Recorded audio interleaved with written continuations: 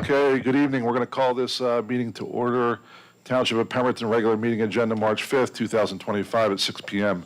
Read the public meeting statement. Pursuant to the requirements of the Open Public Meetings Act, adequate notice of this meeting has been published in the Burlington County Times and Trenton Times on the 5th day of January, 2025.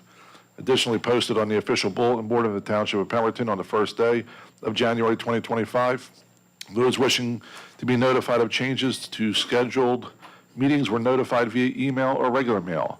Would everybody please stand and respect the flag with me, please?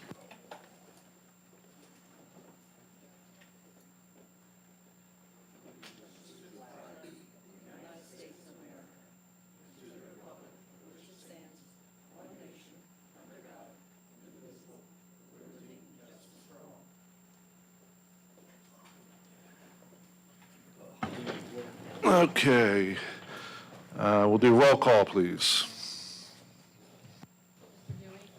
Here. Mr. Harper, Here. Mr. Bianchini, Here. Mr. Doyle, Here. Mr. Ward. Here. All righty, number 3 up on the agenda is a presentation, annual presentation by Hardenberg Insurance for our annual safety presentation. Mr. Joe Henry. Thank you, sir. You're welcome. Good evening, evening. everybody. Good to see you again. It's been a year. As you know, the purpose is, as a JIF member, you have to have something safety-related on the agenda at least once a year, so we pick a topic, let you know where your safety committee is and how they're doing. You have all departments active, doing very well.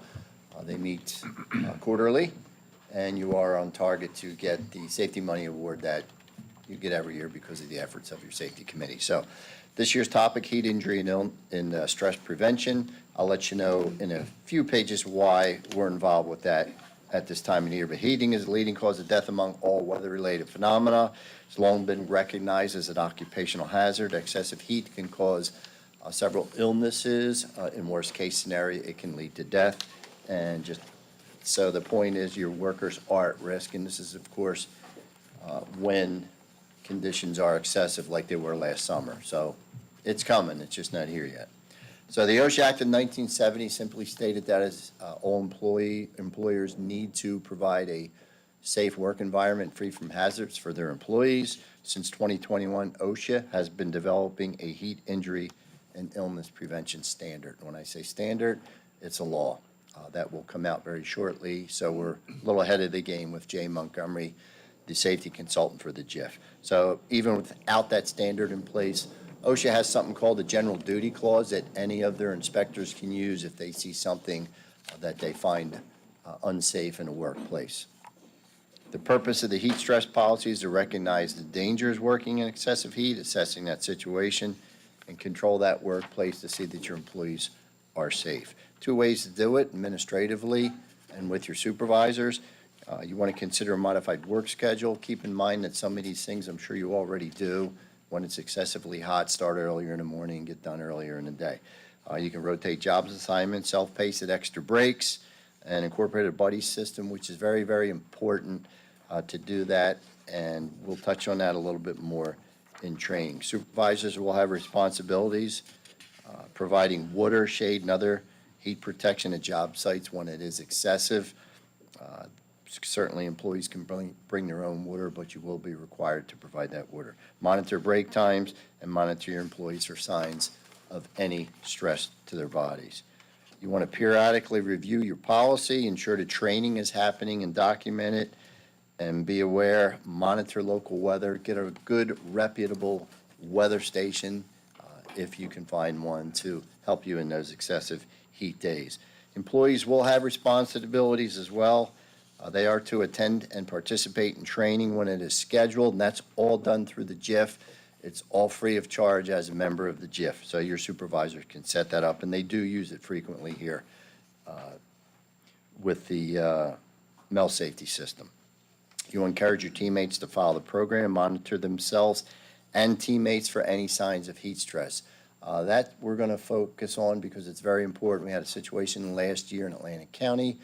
A long-time employee, very dedicated, great worker, excessively hot out. One of the employees looked at him and didn't think he looked very well, said something to the boss. Boss went to him, said, Charlie, sit down, take a break. Charlie didn't want to do it because he's a great worker. They did get him to sit down, get hydrated. As it turned out, he had a mild heart attack. Had he continued on, in all likelihood, it could have been a lot worse. So the teammate effect approach is very important, and we'll have that in the training. You want to designate an employee to schedule that training, ensure the training conforms to the heat stress policy, and deliver the training. Hydration will be important, as always. You have to have access to drinking water, as I mentioned earlier. Recommendation is 2 gallons of water per employee per shift should be available, and give them frequent breaks in excessive heat conditions. Cooling mechanisms, I'll just buzz over this, but you can see there's some things here. Also, you can utilize your optional safety budget money that's provided by the JIF to buy some of those items. 3 types of heat illness that can develop. We're all familiar with cramps. We get cramps, we go ahead and we hydrate. In all likelihood, you're going to feel better. You can have heat exhaustion. This is where training comes into place. Train your employees to recognize when these things occur. That can be headache, nausea, dizziness, weakness, and heavy sweating. If that isn't taken care of and addressed right away, it can result in heat stroke, which could be fatal. So if your supervisors will be trained with the information given to them, if they suspect any of that at all, simply call 911. So in conclusion, from Safety Committee's standpoint, and we will review this in the Safety Committee, health and welfare of your employees is paramount. Their objective is to see that each employee goes home safely to their family every day. OSHA standards are designed to make that happen. And as a JIF safety consultant, J.M. Montgomery is your partner in achieving this goal. They've already developed a policy that will be what OSHA is looking for.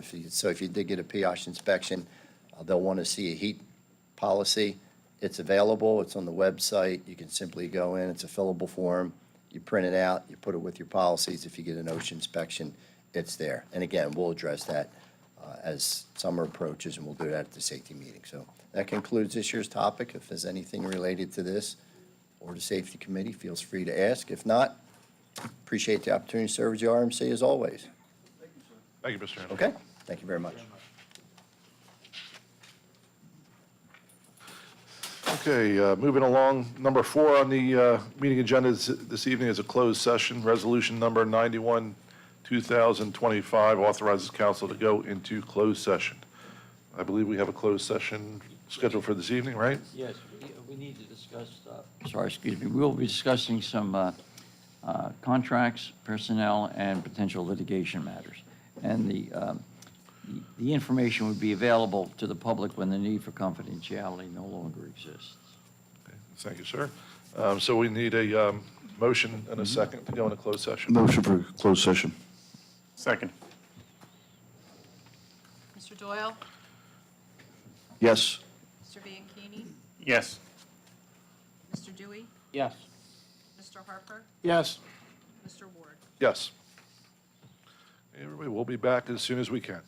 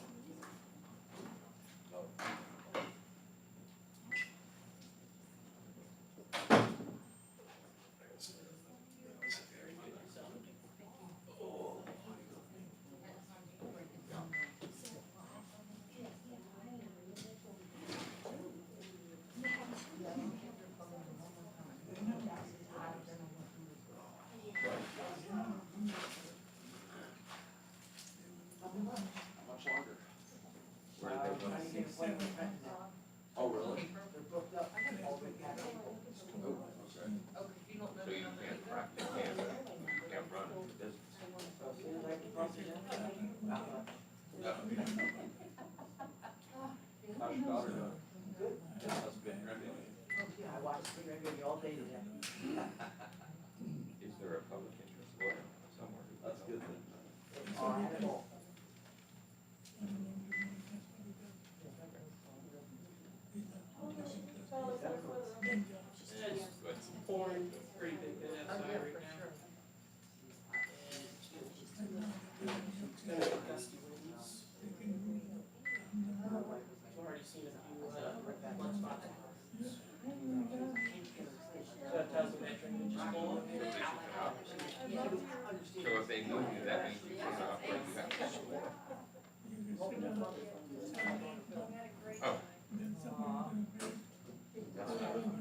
That won't put you out of business. They have to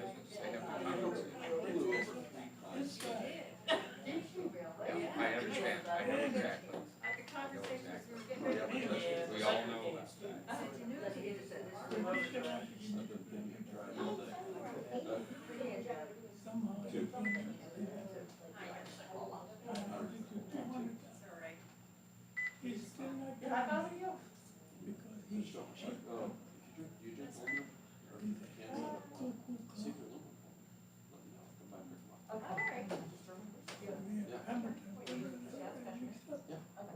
That's why, that's why, that's, believe it or not, I've been here 3 years. that's why I paid for the division, that's why I told them to pay for the job.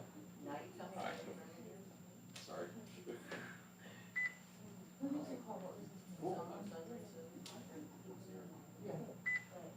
Yeah, I was like, taking them all. Doesn't matter, whichever.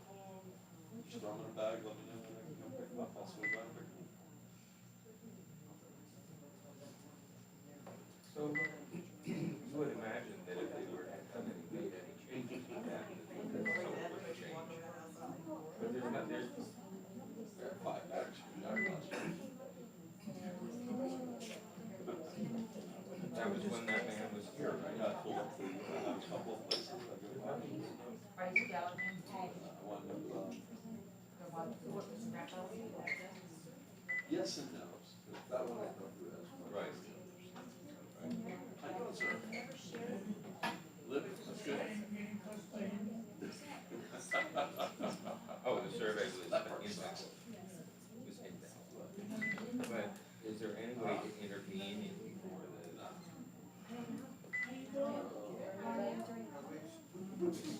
Is there public, so can you comment on anything that's before discussed?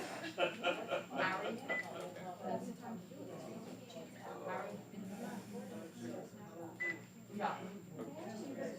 Oh, either you or me, whoever goes first? Yeah. Okay.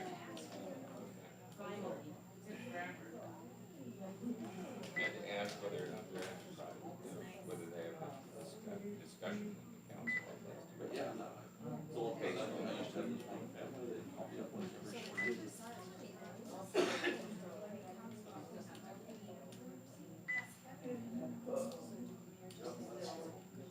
Years ago, Should never have that power.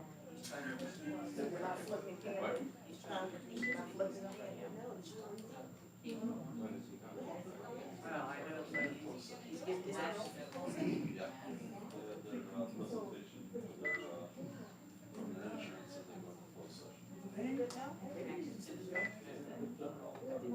Oh, it's always on the agenda, that way they don't normally have it. So is this on for his request?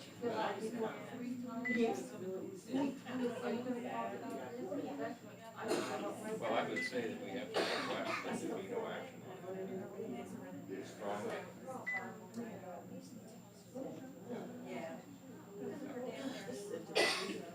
The public hasn't had any chance to comment.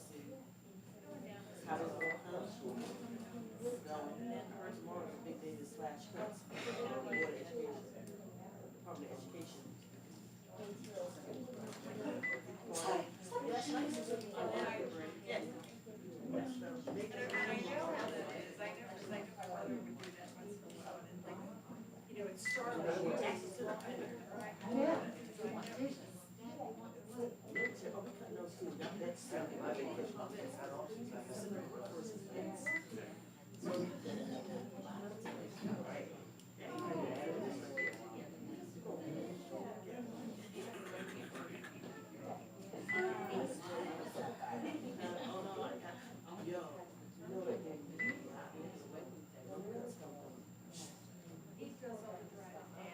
Where is West End Park? Is it country limits?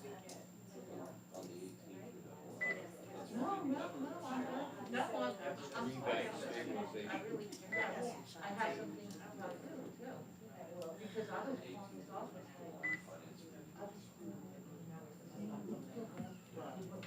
This is this. Yeah. Well, there's 99, so it's 99 to 2025, it's 5 years to teach.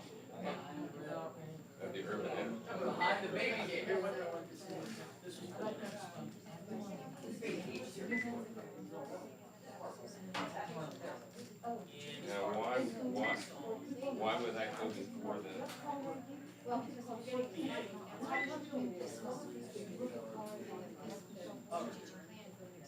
But we have to, if we adopt, aren't we required to adopt it before we accept the funding for it? Oh, I see, okay.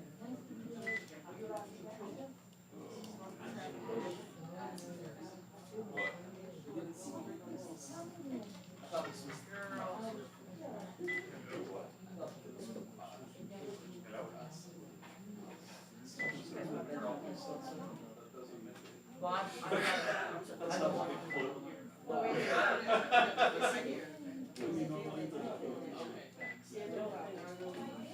I highlighted most of the stuff I wanted to.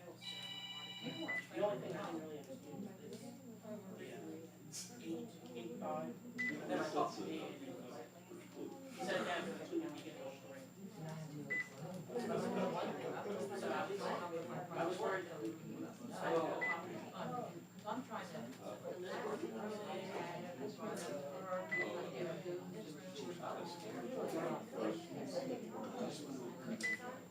They didn't put a list in the mail of how much he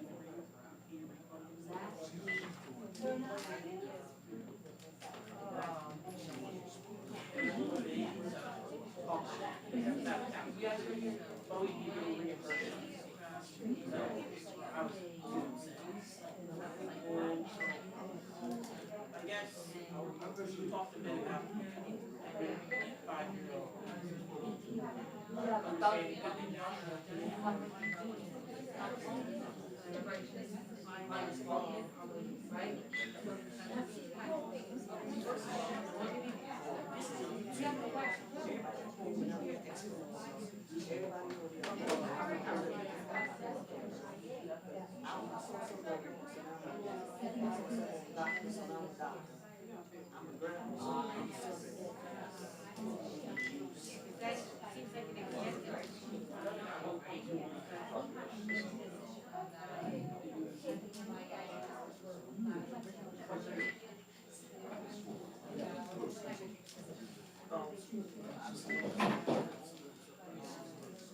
Does that not need to be approved?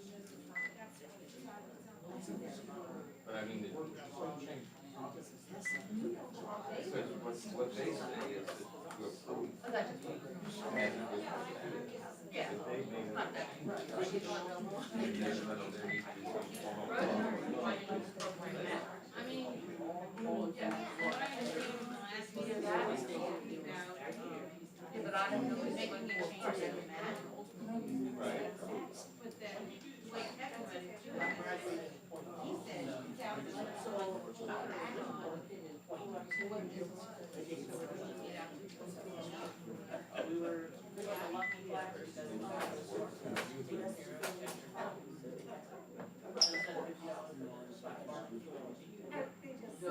had a presentation.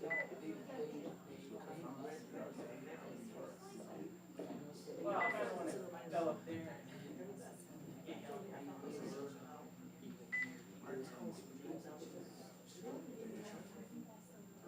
I know, well, it wasn't, but my, with my mother until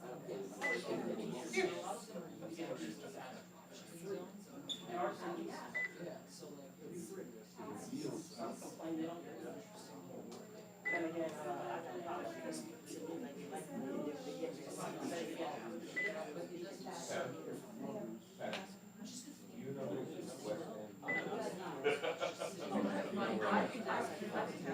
this is West End.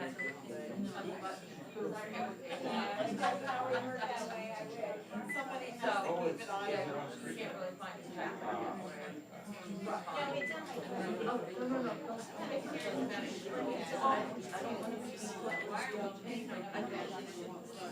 Rosemary got me like that. Does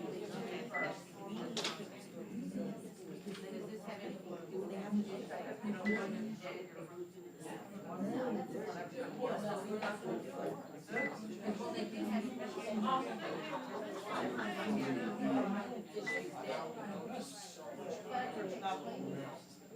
yeah, what I read online, if it had to do with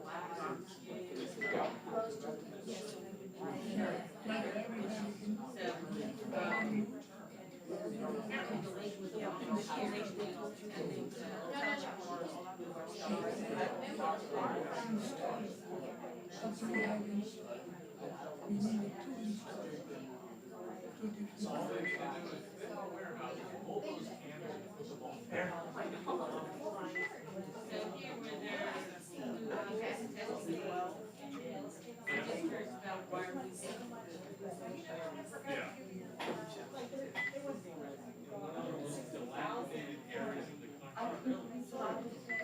Well, because there's a lot of violence.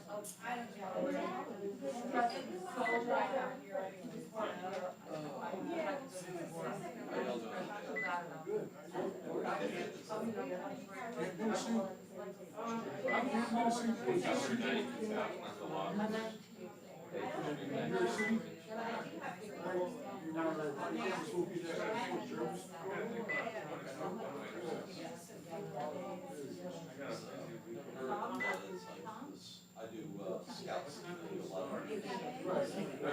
Yeah, I was in Scouts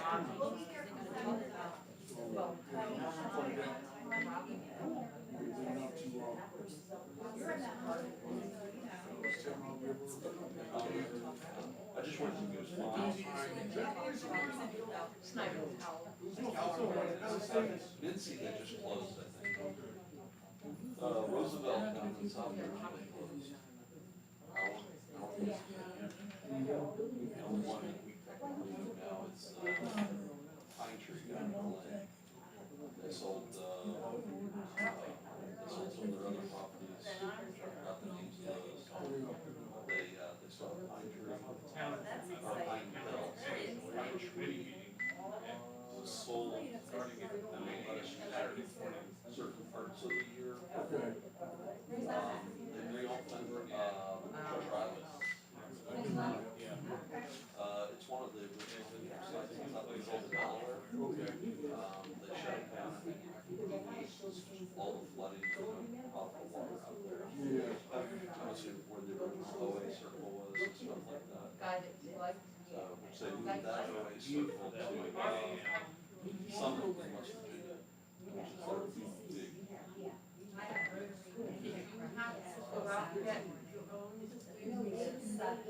That's what I did.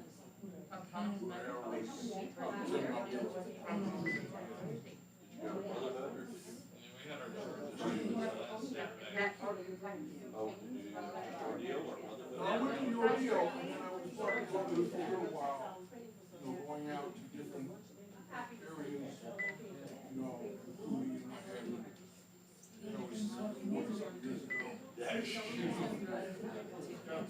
It was fun. The ordeal was fun.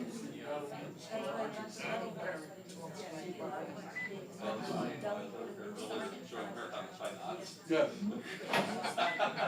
And he was like, try this.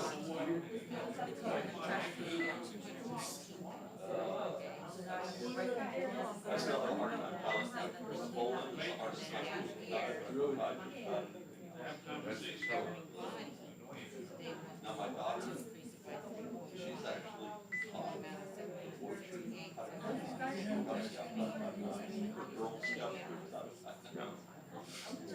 I mean, she used to sit in class, so they're practicing.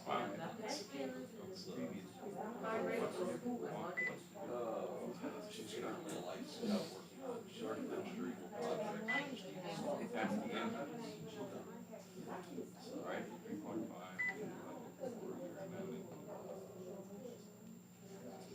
And they just came out with a brand new. That's why I want,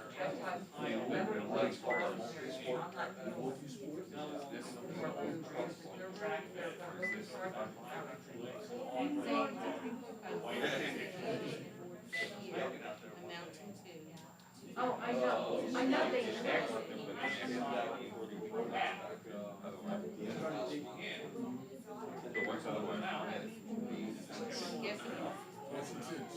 Yeah, very intense.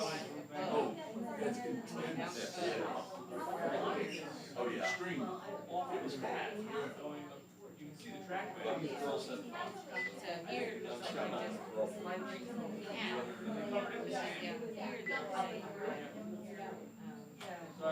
So 900 pounds of parts. Taking the original with my card I had, I'm still like a while.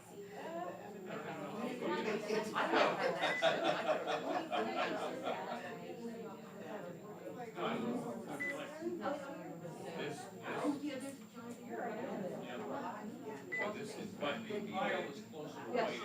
That's the fact that the pine woods, those two came back there.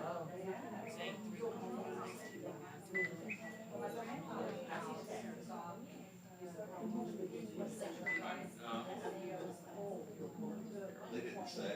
That's one thing, one of the school board meetings. He said,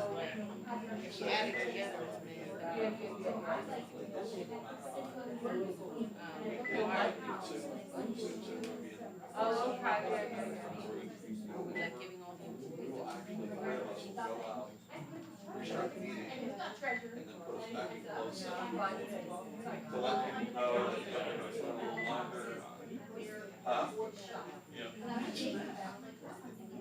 So basically, this is the law, this.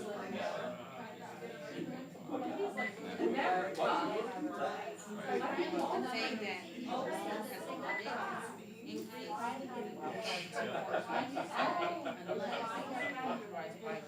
Yeah, so that's what they're doing.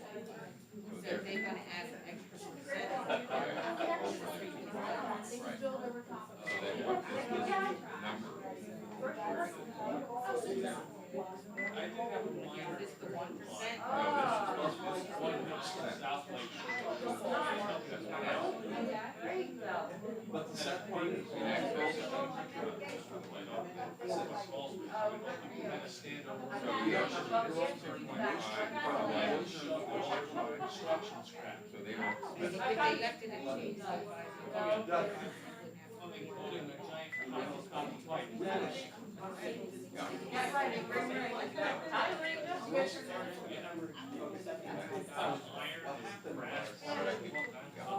So that's Girl Scouts. We do Boy Scouts.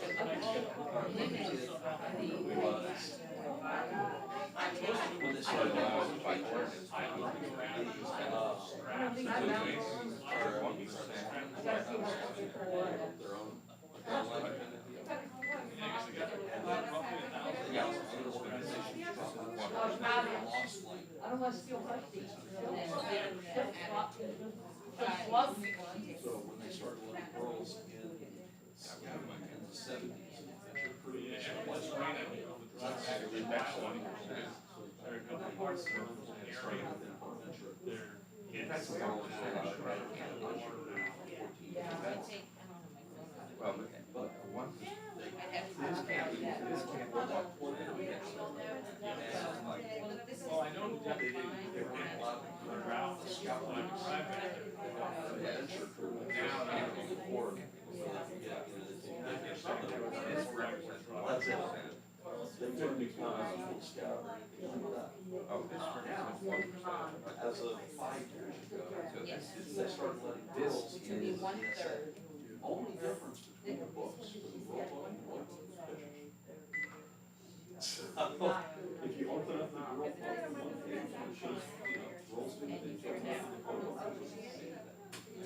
And there's a lot that are changed, and I got so you don't understand. That's the only difference. Right. All the way for work. Yep. Yep. Yeah. No, yeah.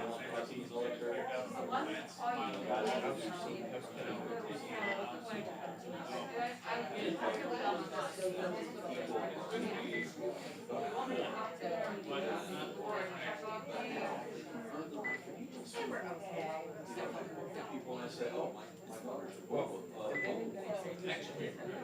They were sophisticated.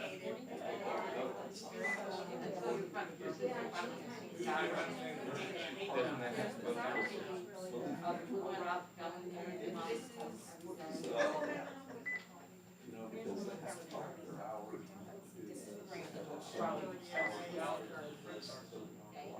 Yep. interesting parts. I saw two big rails connectors. It's probably more solid steel iron, not that big. Commercial. You can tell that the connectors smashed to the side with it. And I don't know, it's warm now. I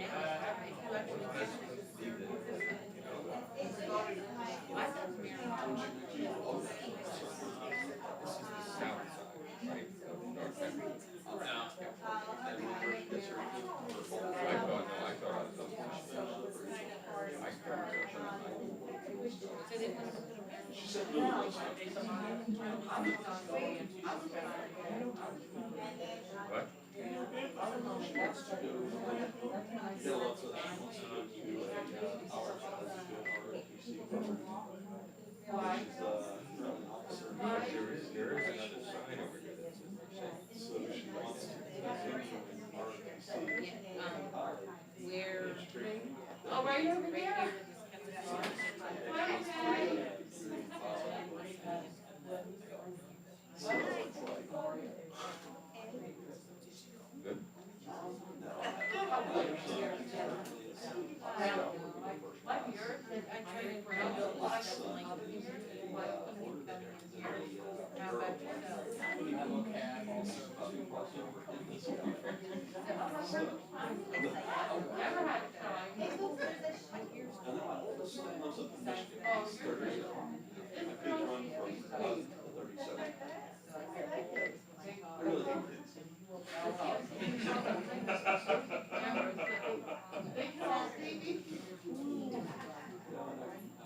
And I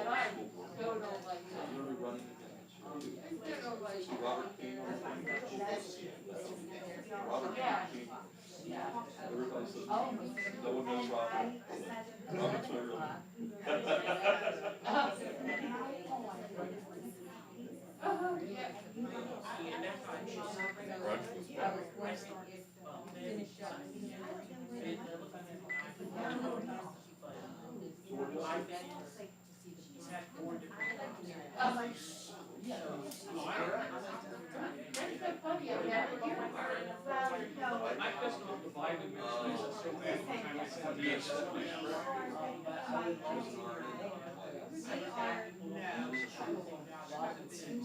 oh, yeah, yeah. My wife, she works down. She's retired. Yeah, I'm dad.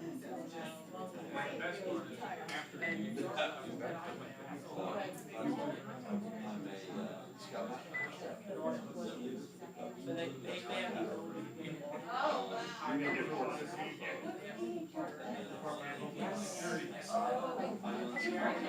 Yeah, because I was insulting the media and insulting the Biden administration. And I'm on the school side. You're trying to accept. No one fearless means. That's what we have been.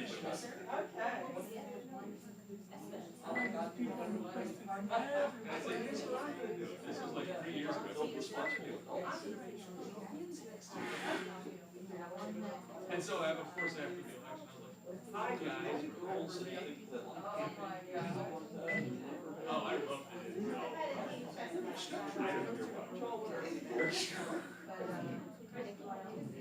Yeah. This, our church, this week, we're going up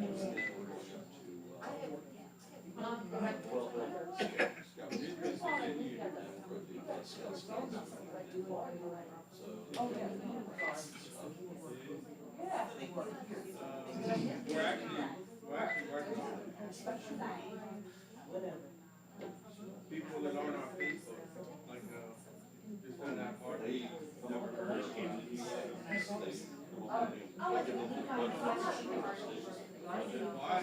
Yeah, I heard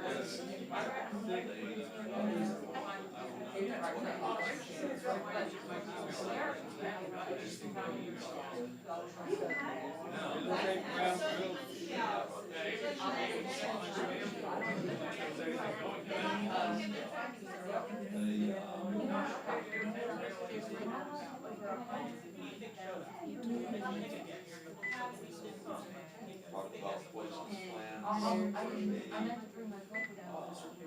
we just did, second class first aid stuff. Oh, God. Okay, okay.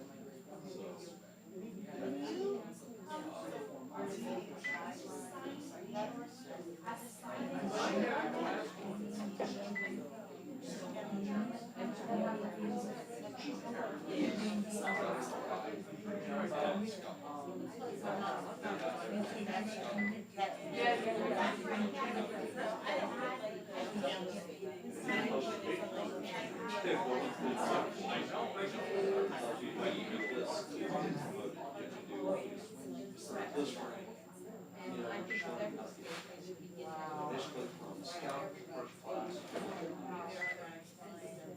Once you get past scout, it's first class and star. That's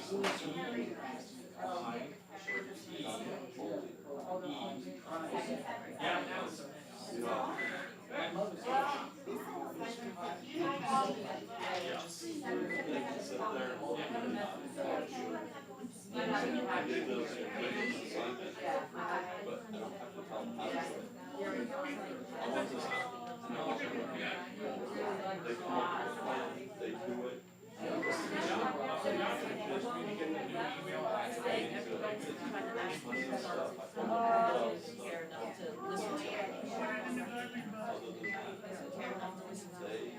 We're there to make sure they don't kill themselves, kill each other. It doesn't become Lord of the Flies.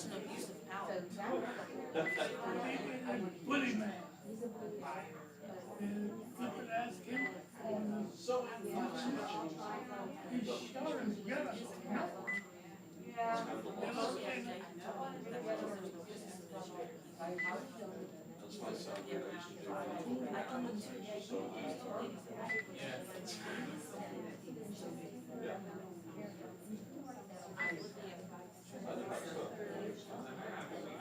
I was talking growing up.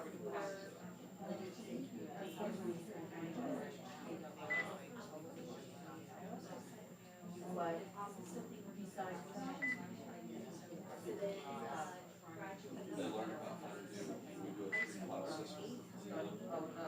Wash.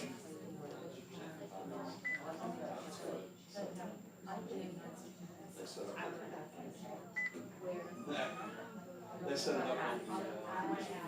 They set up their kitchen and stuff like that.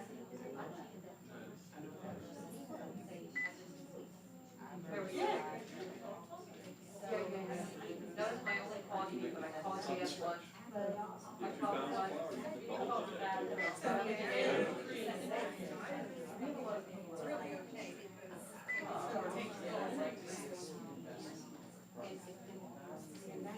Oh, yeah. Hey,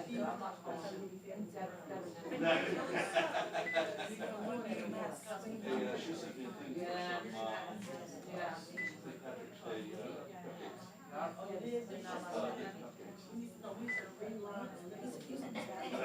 yeah. It took a little bit of an accent. There they are. Step in the right direction. No, not yet. And believe it or not, papers on patches, without burning themselves. Yeah.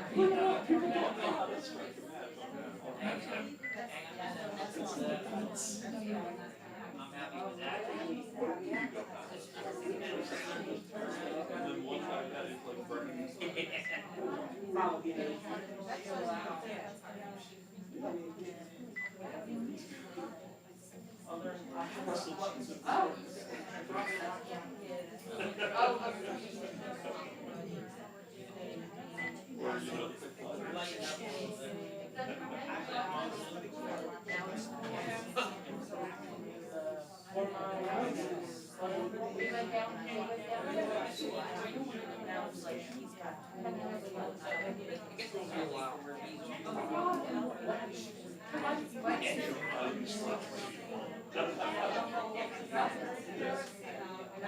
know if there was a drain there, but I said,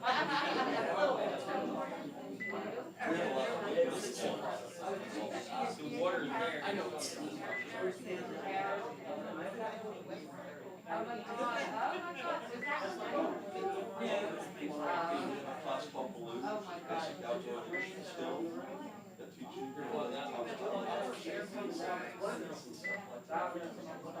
Then we have an IELTS class, which is introduction to outdoor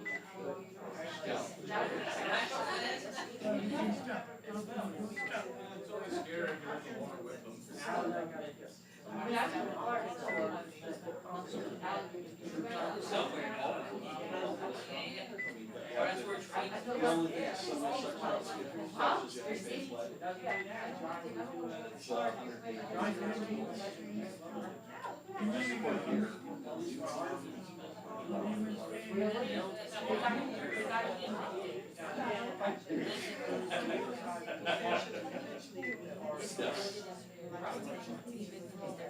Now I tell everybody, it's like, don't go to sweatpants, go to Walmart and buy olive green cargo pants. Yeah, you got me. But-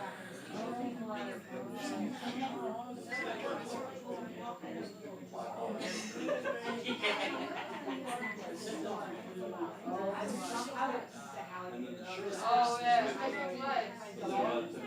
Showing this on.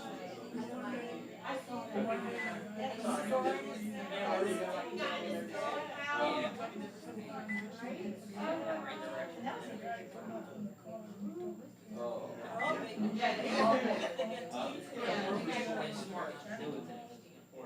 Remember showing you. I had some of those guys about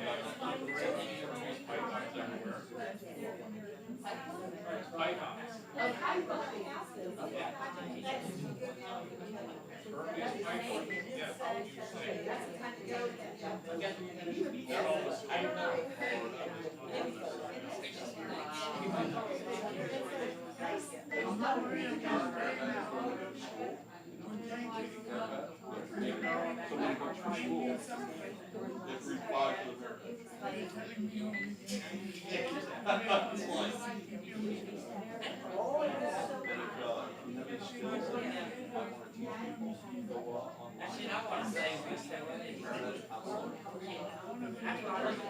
okay, great. He says it.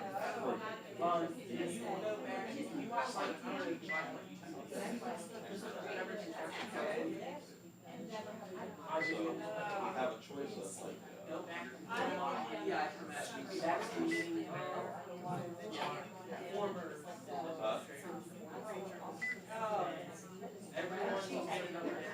well, normally you just go with the existing firms in the area. So, because we have such a hard time getting out.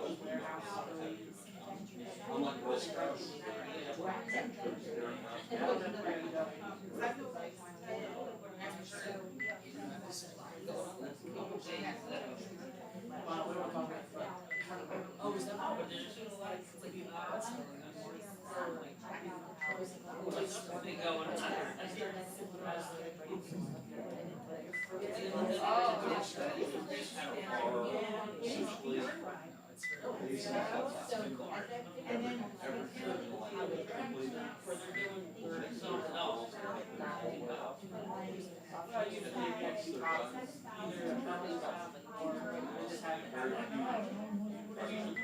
Whereas this,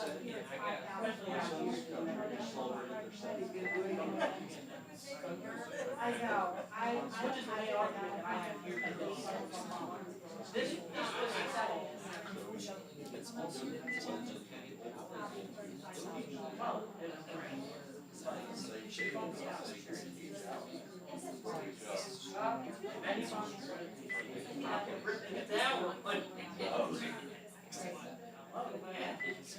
our friend Russ, he was an Iowa leader,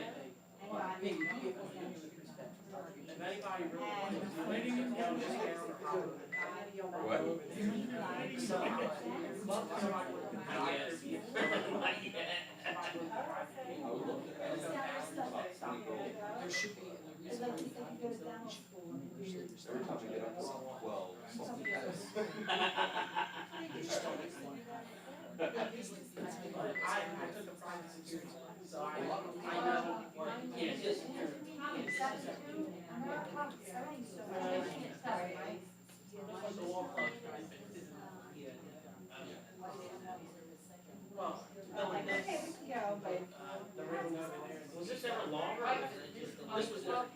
No, I mean, the bench is right now, we can't plan so far ahead. We're trying to schedule a surgery for a hernia that's been a while. It's been getting worse. It's not getting worse. It's, hiatal. Yeah, but it's probably complicated with diaphragmatic tear that goes down this way. So, no, especially not since it pushes, it doesn't push out, it pushes up against my heart. Yeah. It causes chest pain, arrhythmia, and blood pressure spikes. Yeah. No. Just when these just pushes up again.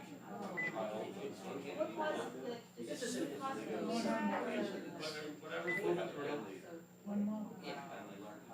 But I've moved a lot of very heavy stuff. Apparently I have one thing I learned that was just a little too heavy. Yeah. I had a hiatal hernia for 20 years, but it was very small. And when I first had it diagnosed, I didn't want to do anything because the surgery for a hiatal hernia, the little implant that lasted 20 years, it's in here 40-something years. Well, now I'm 20 years, I'll be 68 years old. I don't know if I'm going to be 50 years old. Never know. I don't know.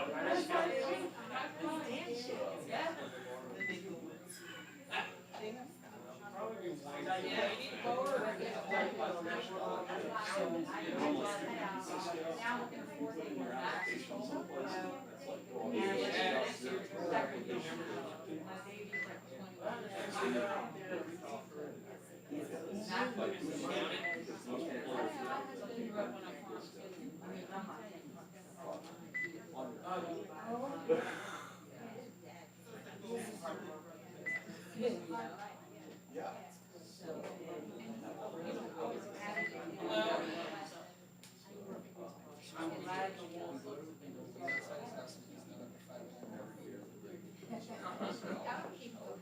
First time it happened, I went to the emergency room. I was having a heart attack. My blood pressure, I woke up in the middle of the night. My heart's throbbing. And it's every now and then skipping beats and everything, so I went down and got my blood pressure. 185 or 115. I'm like, okay, going to the emergency room right now.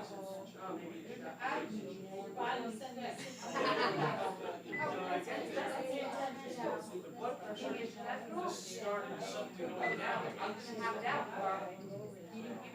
the EKG, nothing.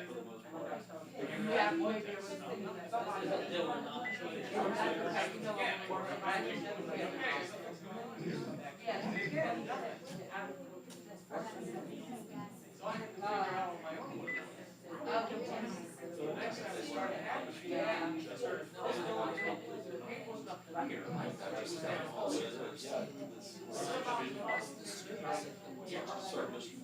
wait up. I have no pain. What happened was, as I started feeling and shifting and moving around, and I could feel lumps moving on the inside of my rib cage. My chest is in there. That's the problem. As soon as I get it scheduled. Sorry, excuse me. There's a watch in January. Yeah, there is that one,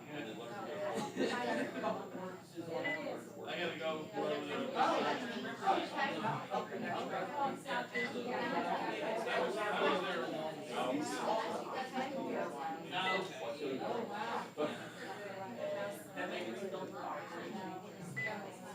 I was there once in 2019. Yeah. I'm not ready for it.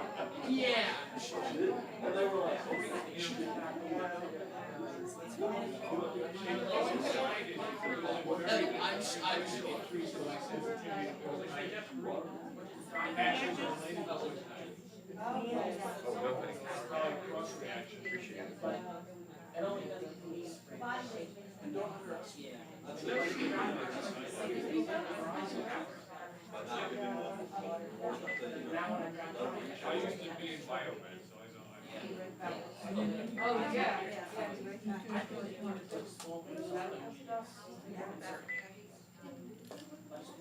Yeah, like when I had MRSA, I created my own antibiotic resistant to fight it. No, antibiotic. I mean, I don't know what, we have, but. I got it when I first went over the attack, go to the I just got to do Starlinks. they resect the affected area and they're like, okay, here's a week of antibiotics, go home, you'll be fine.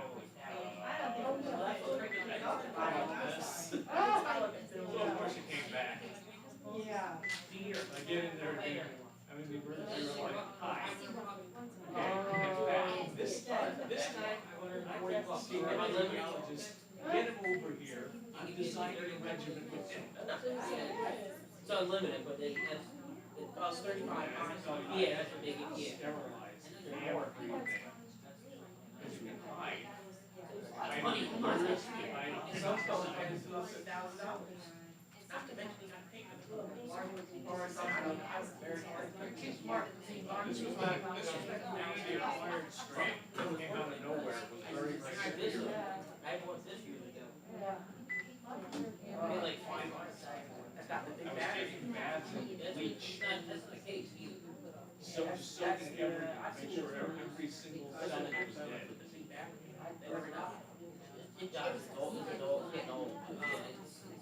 That's what It doesn't it's really like, update twice. anymore. It still works sometimes. I think the work has power. Every time I would get a little red dot, I just immediately start slapping it. Anyway, I get mad at everything.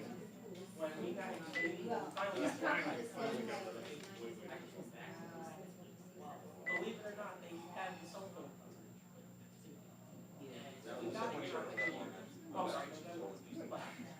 3 weeks later, on the special emergency, and cell phone was created, unlimited data. Yeah. I was so, it's a brand new phone. no idea where I picked it up, or put it anywhere.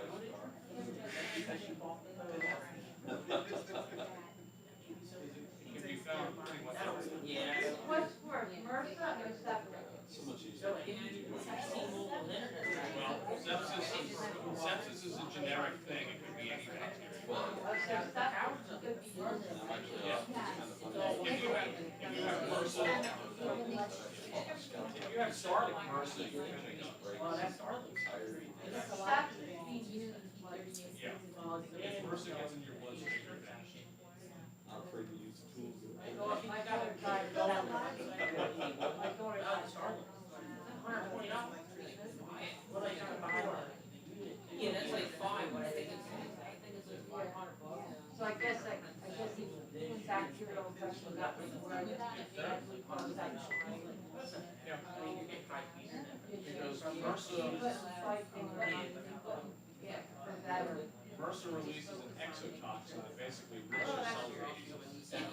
That's what we dealt with for over 15 years. Down the aisle, somebody else. It releases But I an will say, if exotoxin. you watch any It forms a complex that opens a pore in the cell membrane, so that everything inside the cells just spills out. It's a very complicated little biomachine. That's cool, yeah. I like her.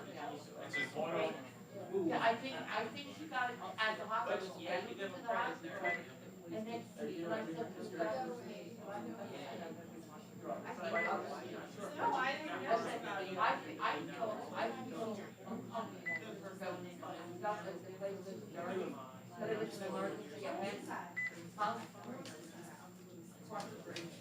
Well, I mean, yes and no. I have to look up, And this is my. I don't remember, I've never been there, I didn't think it was a regular place I go, But we can. so, I said, I feel uncomfortable. Would you rather our soldiers have music when they're not here? I want to go. I'd rather do it work. Well, 30-year-old ammunition, it's not that kind of sketchy, it's just, I mean, I watched it now last week. Well, this is true. Should invest in better schools. I mean, now. But, you know, it wasn't Mercer, that ain't Mercer stuff for recent. It's doing the police week. Let's go test it out. We have to get something. I mean, I've seen the apron. Is that what you thought? Pseudomonas aeruginosa, Staphylococcus, Streptococcus. Now they work for you. They built themselves. From there, and they found it. That's their entire family. And I worked in Children's Hospital for 17 years as a research technician. 2004 and 2021. Well, we're not over there, we just, but we gotta make sure that we don't have Europe. Because if Europe's Yeah. The research hospital. and that's the whole council. That is shocking. Students spend a lot Top of. is Children's Hospital. Sure. Yeah, but they said. But. University of Pennsylvania is an extra job. Entire continent of Europe. Let's not have a, But not as bad anymore, it's stopped. yeah, we'll be lesser. You mean the veterans thing? No. No. Oh, that's part of job. Yeah. That question may be big, but put it this way, there are certain towns that don't even have some. They That's still when have, my, that's when my brother they still have went. one, they don't even have the sewer and water. Late 80s, early 90s.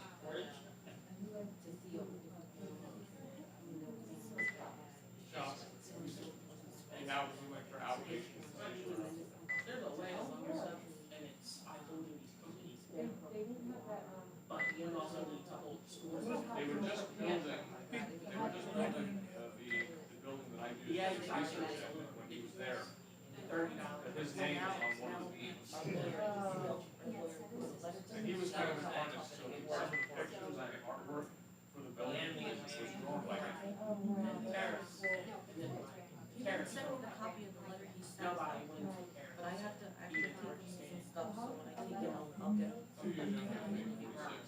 You didn't email it to me, tomorrow. He got very lucky, and just discovered Christina Plastic, which raised the survival rate for his type of leukemia from less than 10% over I gotta 90%. give him a lot of things. He was in the phase 2 clinical trial. And he got in there because when he was diagnosed, they didn't tell him it had become so severe that in another 2 weeks he was dead. Almost, he had a very strange presentation. It presented as rashes on his ears. Come on. And you have to figure out, that was rash.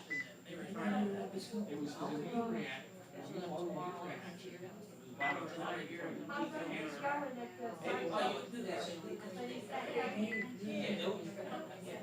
He went for My son he was went for a the other day to pay, And my then my son David, tall guy. I said, did you see Lori there? he was so severely anemic, I said, I remember. almost all of his Did you blood see him? was cancer. A couple weeks ago? It was all cancer. Did you see Lori? They thought he was going to. Well,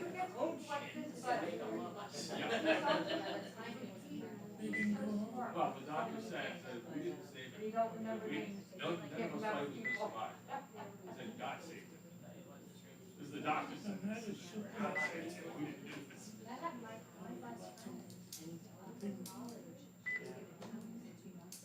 Yeah.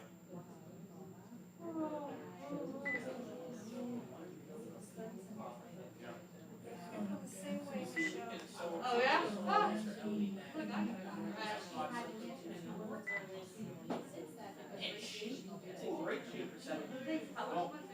One of my friends, his ex-wife, escaped from that. They said, oh, 3 years ago, they said she was gonna be dead. Yeah.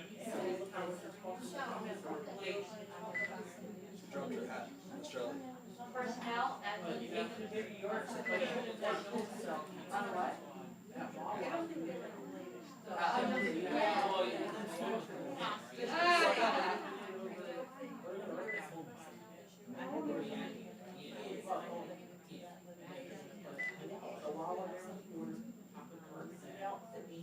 Okay, right. Yeah, that's like every work.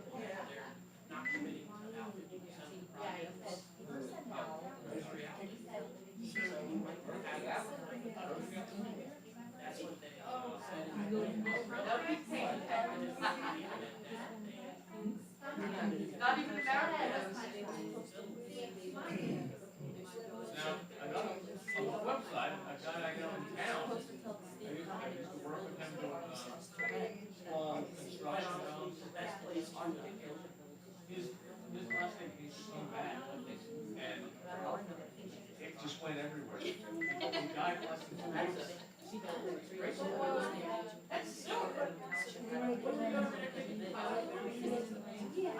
Yeah, we did. I can't hear my station, Even though you don't see that,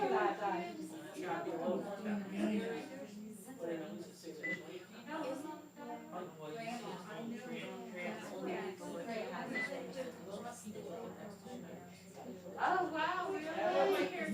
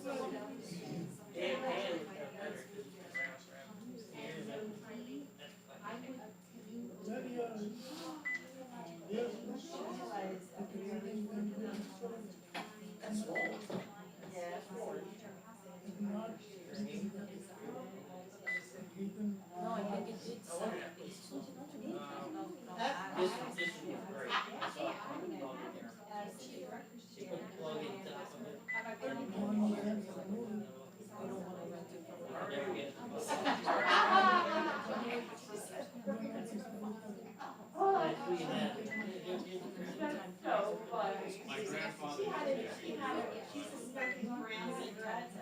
They call me this.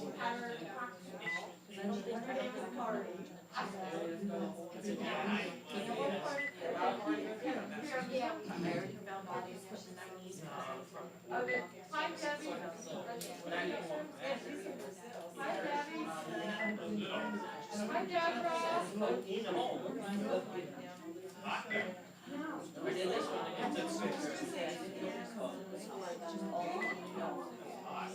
I wouldn't be able to take it. Come on.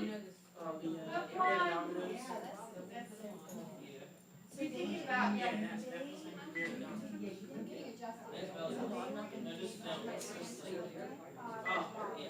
Oh, I know. It's like so many weird cases.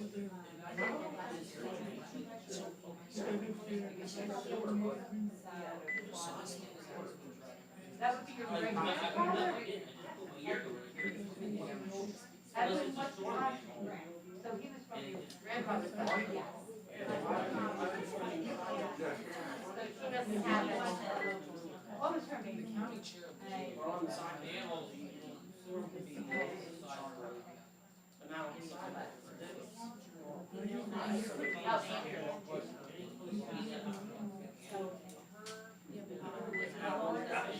But I remember, that's why I'm curious, because it's sewer. Oh, wow. Down there a couple years ago, yeah, sewer board. Possibly from the military.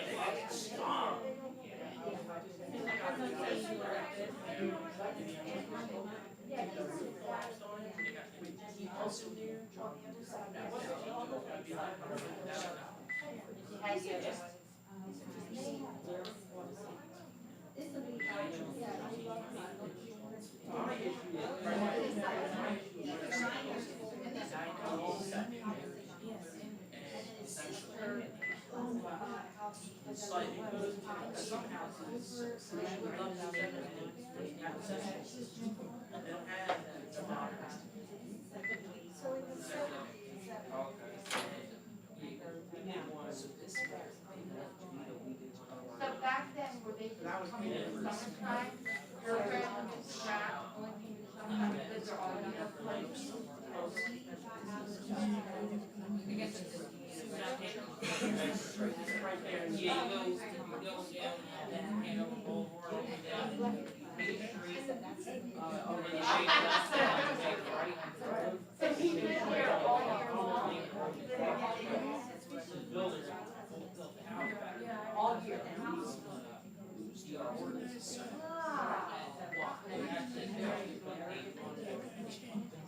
Oh, how?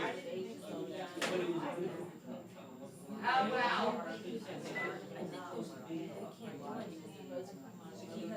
Oh, my God. Yeah.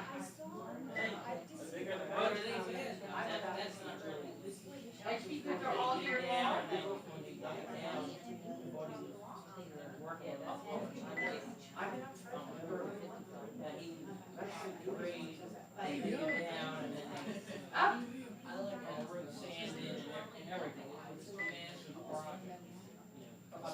Up. All out and then fill it in, leach field in the field, the leach field right there in the street, and then the box. And then as the area. Don't listen to me, second, have the area. These were. I can't even imagine her.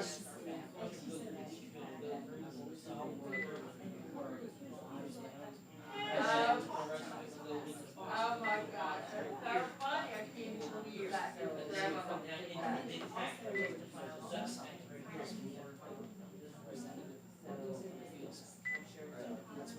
Our house is about. We saw it here. They still want it. So I sold stuff. Much better than this.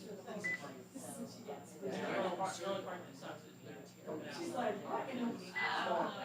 Just scared. And it's all, every 3 weeks. Oh my God.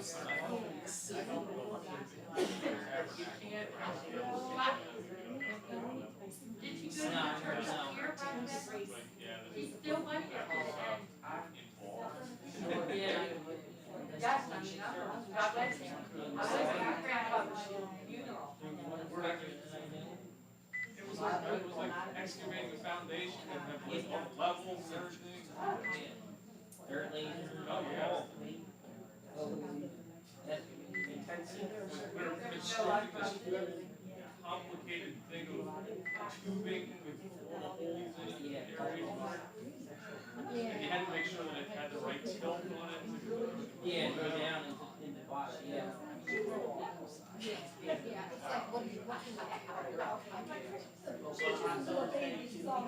Aww. Of course, out in Tabernacle, lots of flies. So did definition of deer flies above flying around, the little black flies that go up to your ankles. You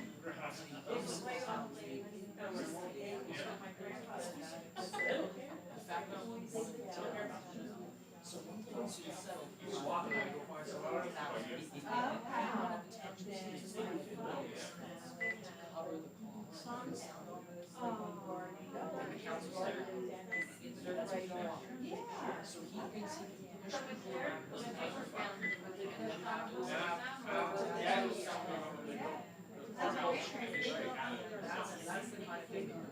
Because their house is gigantic.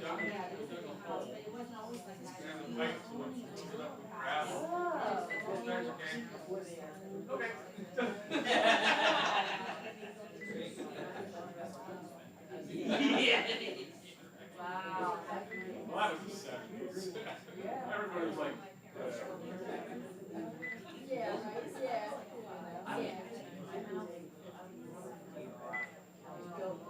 He's ours.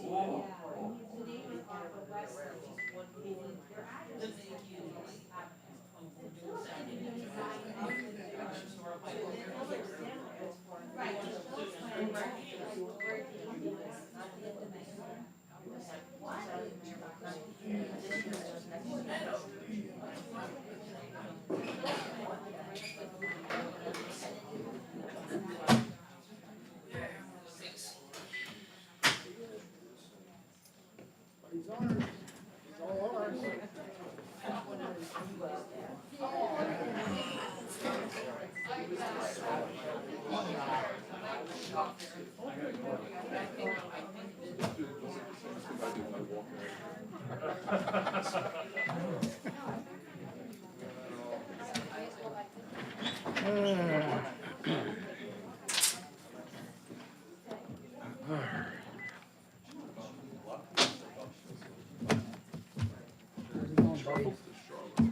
Good.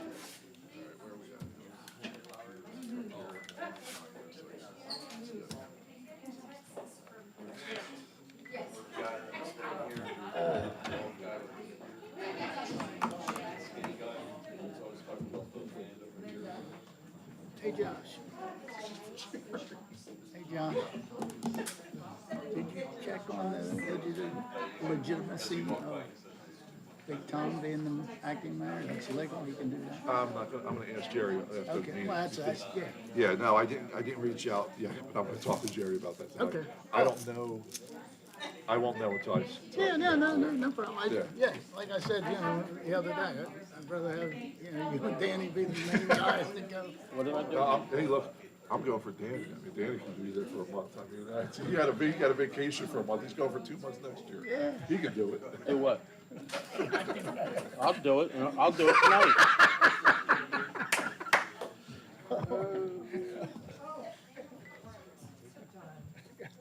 Wait on you, baby. Wait on you. I've got something in my office I gotta do, I'll be back. Yeah. All right, we're good to go. Okay.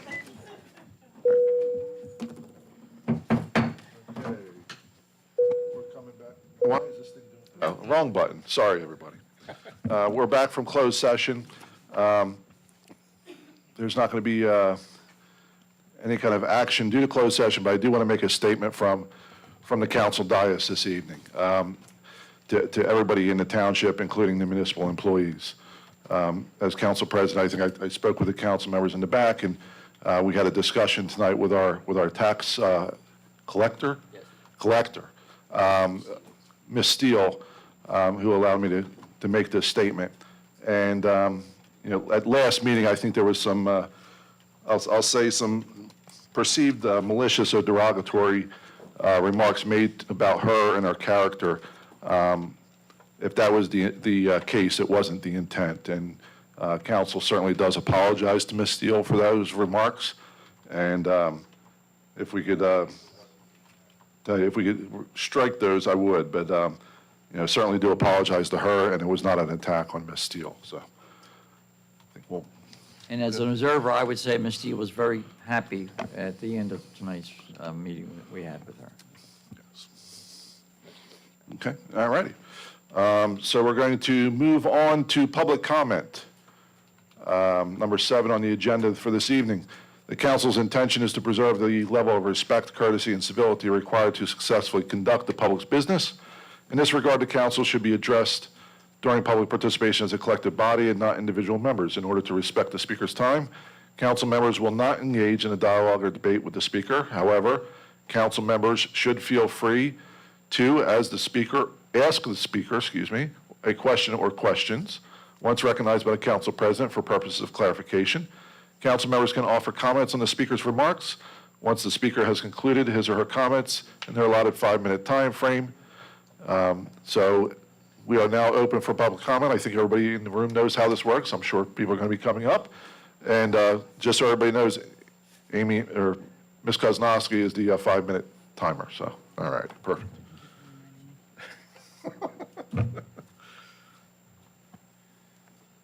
Mr. Costa, how are you this evening? I'm doing pretty good. Yourself? Fantastic. Oh, that's good.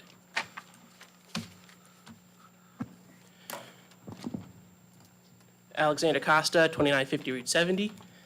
Dan, I'm glad you're back. I'm glad I'm back. I'm glad we were able to discuss the resolutions last night, and Mr. Ward also, thank you as well. Harry Harper, also thank you. I would have talked to you guys, but I don't believe in bothering two gentlemen past 9 o'clock. Well, we've been dealing with them for a while You now. got to bring me Freddy's in order to get past 9. Well, somebody's got to go get their burgers. I just wanted to touch on the resolutions, 82, 85, 86, through 92, I think should be passed. 93, Mr. Ward, you and I both talked about this last night. It was about $1,000 we would be refunding. And then we would be getting refunded back, right? Something, yeah, so I do think that we should have put the amount on there just to be a little more transparent with how much we were going to be sending back to the disabled veteran gentleman. Definitely yes to 94. I think we need to accept the $1,000 donation.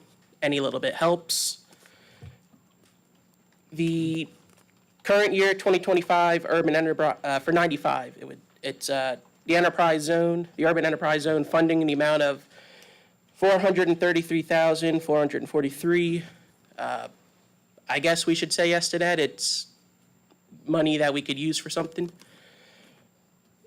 The shared services agreement and this is for 96, 2025. The shared services agreement between the Township of Pemberton and the County of Burlington for Operation Helping Hand funding. How much money would that be for funding? Just a dollar amount. You can answer that when I'm finished. $15,000. Oh, 15? Oh, that's not bad. And would that be out of ours, or would it be like a grant? It's a grant through the county, I believe it is. Oh, so, okay, definitely accept it. Now, the urban enterprise zone, I was under the impression, did we shrink that down to just downtown? We did? Okay, so we will be accepting the plan then tonight? The resolution, if it's approved, accepts the plan that's on file, which was talked about 2 weeks ago, and it includes 9 pages of lot and blocks that are being taken out of the plan. So that's how it's being shrunk down. Okay. And on the ordinances, I would say no to ordinance number 4, 2025. I don't think we need to pass it. From my understanding, it would raise taxes if we don't use all the money, potentially. And definitely yes to ordinance number 5, 2025. And I also understand the BMIA also had a hand in helping with this. So definitely, if they're in support of this, I would definitely say yes to it. For the new business, I would definitely say yes to A, 1, and 2. I think those are needed. The Senior Citizen Center is in bad shape, so let's get on that. And please vote yes on it. I wouldn't say yes, and for new business, letter B, I wouldn't say yes to the motel license budget in. From my understanding, the living conditions haven't improved, so Let's not have people living in crappy conditions. And letter C, Mr. Bianchini, I know you're a gentleman from Presidential Lakes, and I hear they have a good 4th of July parade every year. So I think we should give Mr. Bianchini a good 4th of July parade this year. And yeah, that's about it for the resolutions. And now I understand you're also on the Veterans Advisory Committee, and you're also working on the parade. Can we please get some military equipment strolling down the road for our parade? No? Come on, I want a tank and some helicopters and some, So we did reach out to the base. The mayor is directly involved with this as well. A lot of effort's going into this parade this year. It's going to be a very nice parade, but the base cannot support us with any formations or any vehicles just because of other obligations they have between the air show and other Memorial Day things. So they're going to provide us an honor guard. I did get notice of that today. okay. So we'll have that. But aside from that, and the guest speakers coming from the base as well, but nothing else. We did try. We did try. Okay, thank you. And I also sent you all, and I sent you in the text message, the original YouTube page for Pemberton. Did you get it? Yes, I also sent it to all of you guys in an email. I thought it was kind of cool looking back 10, 15 years ago, seeing what was going on in the town then. And I'm glad that we are now recording the meetings, and I record the meetings as well, so please don't be jealous that my quality is a little bit better. Just saying. And if I can, I hope to record our parade this year for the veterans. I think it'll be nice to finally get something on the page of events for our community. All right? Oh, and can we please sell the emergency squad building for Mr. Ellie? The man needs it. All right, thank you. Thank you, Alex.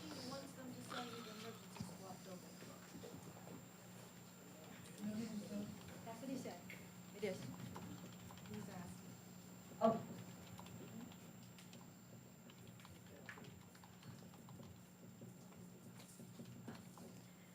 Good evening. Good evening. Hi. First of all, Mr. Ward, that was really nice. In all the years of covering Pemberton Township and in attending Pemberton Township meetings, have I never heard anyone do what you did this evening for Ms. Steele. And as a long-term employee, she just, thank you. That was very upstanding and very forthright, and I appreciate that. And I know that you don't like, that you're not used to hearing positive things from me, but I must say also, driving here tonight, I was in Mount Laurel at 5 o'clock, and coming here, even 38 was like really flooded. And I recalled yesterday hearing a noise for several hours outside my house, and I realized what was happening. The storm drains were being cleaned on my street. If they had not been cleaned yesterday, I would not be able to drive home tonight because my street would be totally flooded. Over the years, when the storm drains haven't been cleaned effectively or for a few years, my street floods really bad. So please extend my thanks to Public Works for that great job. The UEZ plan has me really confused. That presentation that we saw here 2 weeks ago was like a little bit of a lot of nothing. I don't even understand, we talked about the area that it encompassed. He mentioned the survey that they did, but, as far as the public sitting here, and I'm sure that you had something more comprehensive in your hands at that time, but he didn't say what came out of the survey that he did for the public. What's now encompassed in the new plan that we're going to approve for 5 years that we apparently don't need because our designation as a UEZ is done in 2027. So why we hired someone for 5 years, I have no idea. And I also have a question about what the enterprise zone funding, the $433,000 is going to be used for that we're accepting in UEZ funds. What is that going to be used for? That's it. Okay, well, I'll try my hand at it, Marie. Okay. And if Jerry wants to cut in, he can do so, so. Yeah. So, I'll answer the second part of your question first, Marie. So theoretically, right? So we don't want to jump the shark, so to speak. So if by the slim chance that 10%, 15% that the UEZ funding does get extended by the new state administration, Right, right? When right, they come yeah. in. There's a possibility, right? And I'd say probably 50-50 maybe, but I don't see it, I don't see that, right? Right. But as of right now, yes, it has a hard end date. Right. So we don't know, I guess, members that participate in the UEZ plan would keep their fingers crossed and go, places like Newark, like you heard the presenter talk about, what was the beach town, Jerry? That was It's in Long Beach. Long Beach, Yeah. No, was it No. Atlantic Highlands or something? Atlantic Highlands, yeah, I think it was Atlantic Highlands, right? So they would use that. They're more condensed populations, Right, right, Marie? I get that. So they're going to utilize that money in a situation that's better for them, because they have more businesses, even though it's seasonal in nature, but then they take that money, even Cape May, I think Cape May, I think Cape May Borough utilizes UEZ funding as well, right? So they have a captive audience, and they know they're 100 Days of Hell, or, summertime, whatever they want to call it, right? They're going to be able to go, okay, well, guys, we got a month before Memorial Day weekend. Here's your money, right? Yeah, And then yeah. they go and they splurge on new facades for the businesses and whatnot, right? So, whereas we don't know, we don't have that kind of a business here in the township. So I guess to not get long-winded in this situation, it could possibly, and it looks like it's going to sunset, absolutely. It was given I think everybody in the state probably back in 2017 was like, whoa, wait a minute, what happened? Everything was like, it was going to sunset then. Yeah. And they just continued it because the Yeah, the lieutenant survey governor's showed that, I mean, efforts. the statewide survey showed that it was. Right, so effective. I don't believe that, me personally, my beliefs are, I don't believe it's going to continue, but that's, we'll see, As far as the UEZ plan, what I would do is refer you to the clerk's office, or it might be listed on the website. Well, after you approve it. this After we evening, approve it. probably will be. Yeah. But you pretty can, it is very thorough. Right, what, about maybe 170, 75, it's pretty big. And it does reduce the amount of area in the township that's controlled by or designated UEZ. And in my personal opinion, that's a good thing. And I think there's a lot of, folks up here that think that's a good thing, and I think Right. there's a lot of folks in the audience that think that's a good thing. Is it primarily town center? Is it primarily primarily town town center. center? Not, I- no, it basically, like the gentleman said at the last meeting, right, it has to follow businesses, and it behooves the UEZ to incorporate as many businesses as it possibly can, right, because that's how it gets funding. So that's why you see it, I think Mrs. Guthrie came up and asked why Birmingham is Right, right. But there's other things that are happening at the same time that'll kind of, secure what the residents of Birmingham and the west end of town want that to be. So they work hand in hand, just ultimately, I guess, again, I'm getting long-winded, but just because there's a UEZ zone down in the heart of Birmingham doesn't necessarily mean that there's going to be more businesses, right? Does that make sense? Yeah, oh, yeah, it does, definitely. I mean, for the existing businesses, it does, unless you're going to say that, everything in Birmingham is now up for redevelopment. It's an area in need of redevelopment. And, it's happened in the past, so who knows? Yeah. And then what is the $433,000 being used for that we're receiving right now? Well, Is that- that would be the Community Development Department, UEZ Department, and then the administration would be in charge of that. However, that funding would be budgeted money, right, for that UEZ? The gentleman who was here last time from CME Engineering indicated a lot of that money would go towards fixing up business buildings, for instance, that are in the U. And by the way, don't forget, it's half the sales tax. It's 3.5%, not 7. So generally speaking, that's it. I don't think there's any specifics as to where the money's going to go and what businesses. But generally, and the plan is very thick, and in a general sense. Yeah, a lot of boilerplate, though, right? I mean, I didn't let's write be it. honest. I didn't write it. Okay. So anyway, Yeah. it's to help Right. promote the businesses in the UE zone, either aesthetically or maybe some other ways. Okay, I guess we wait and see. Thank you.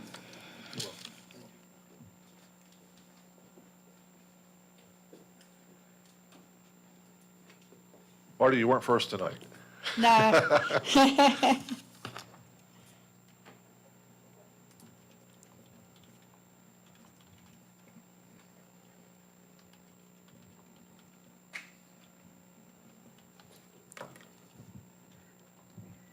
Marty Graf Blanker, Mount Laurel, New Jersey.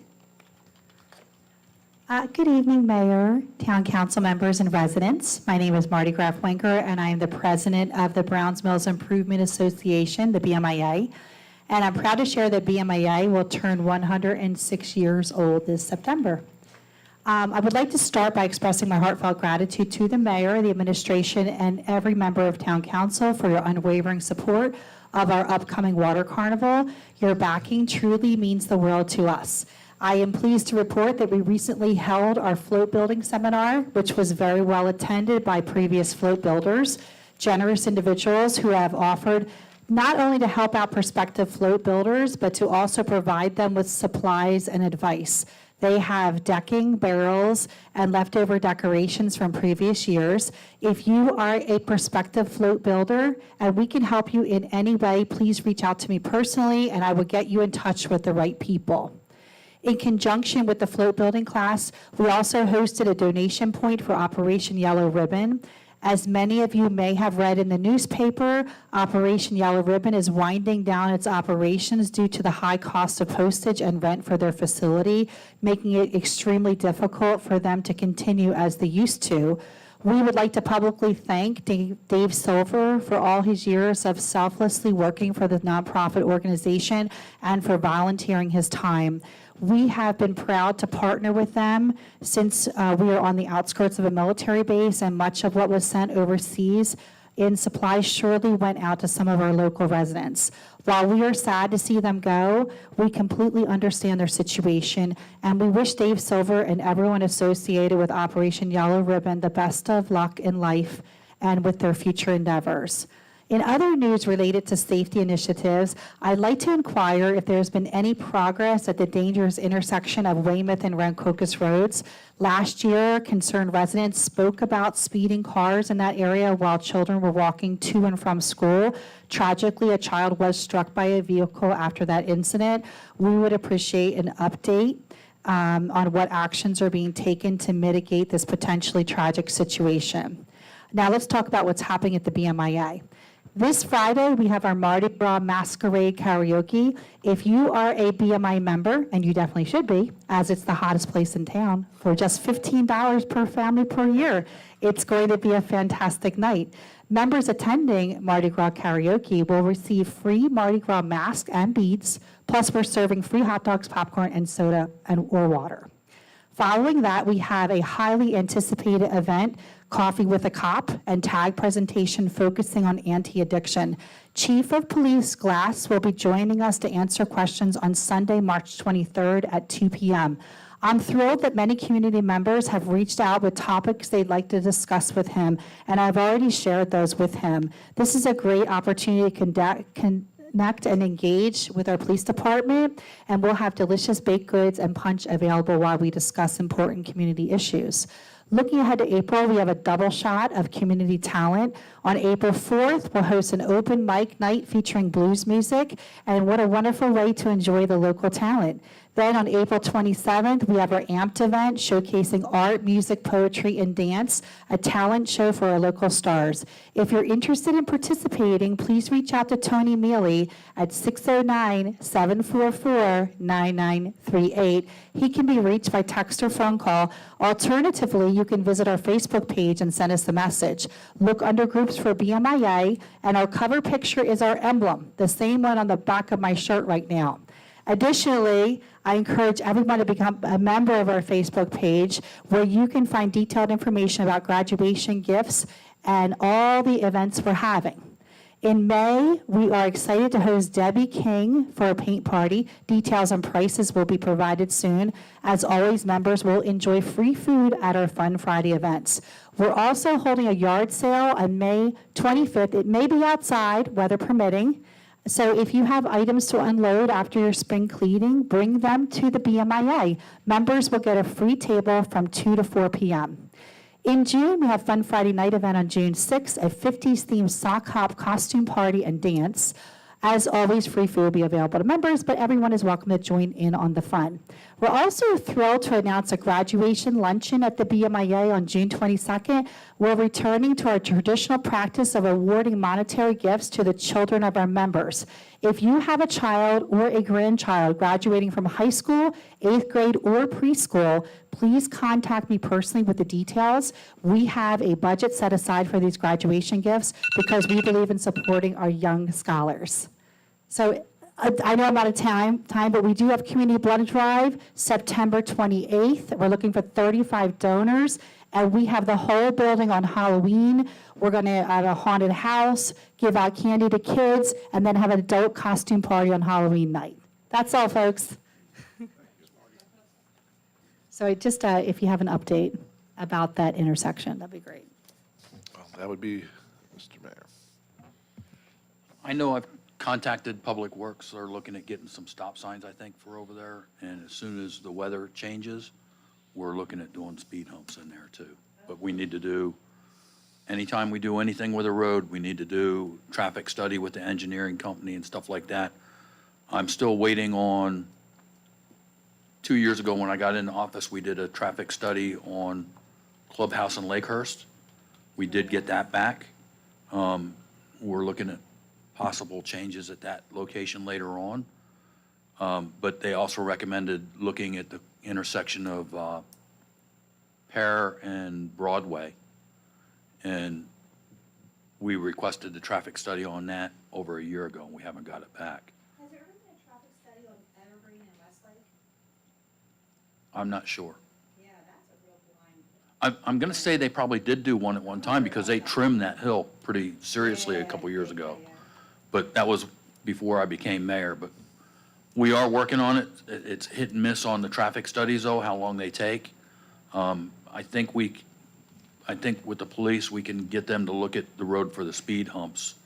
I don't know what other measures we can take other than that and some stop signs. And the one road there is a private road, Yes, we're aware, yeah. so, Yeah, and we're going to ask him about that when he comes to visit us. So, thank you. okay.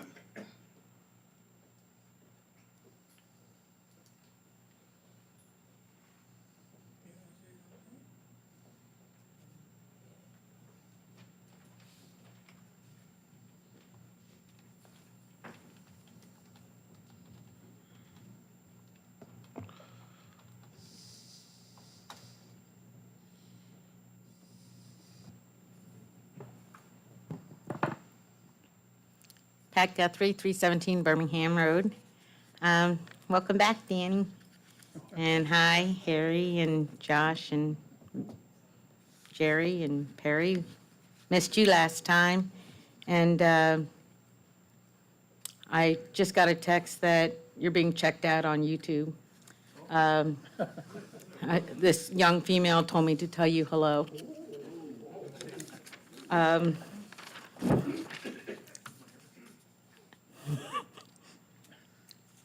I have a question regarding Resolution 99, 2025, and 100, 2025. With this 5-year strategic plan, now the UEZ was supposed to go away in 2027, but with this passing, does this extend it out to 2029?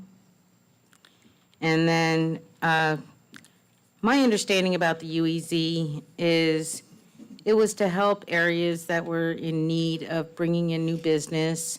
It offered the businesses to be able to charge a 3% tax to bring in more, patrons to shop in their store, which I believe is, helpful for the residents to not have to pay the higher taxes. But I do believe that it is being spread too far along through Pemberton, that it's in areas that it shouldn't be. I pointed out some of the areas during the last meeting, but on here, it doesn't go into specifics, and I don't see a map to see which areas were removed. I understand that the residential part of where I live was removed, but because I don't see anything in writing, I just would like to confirm that Birmingham has been removed from the UEZ.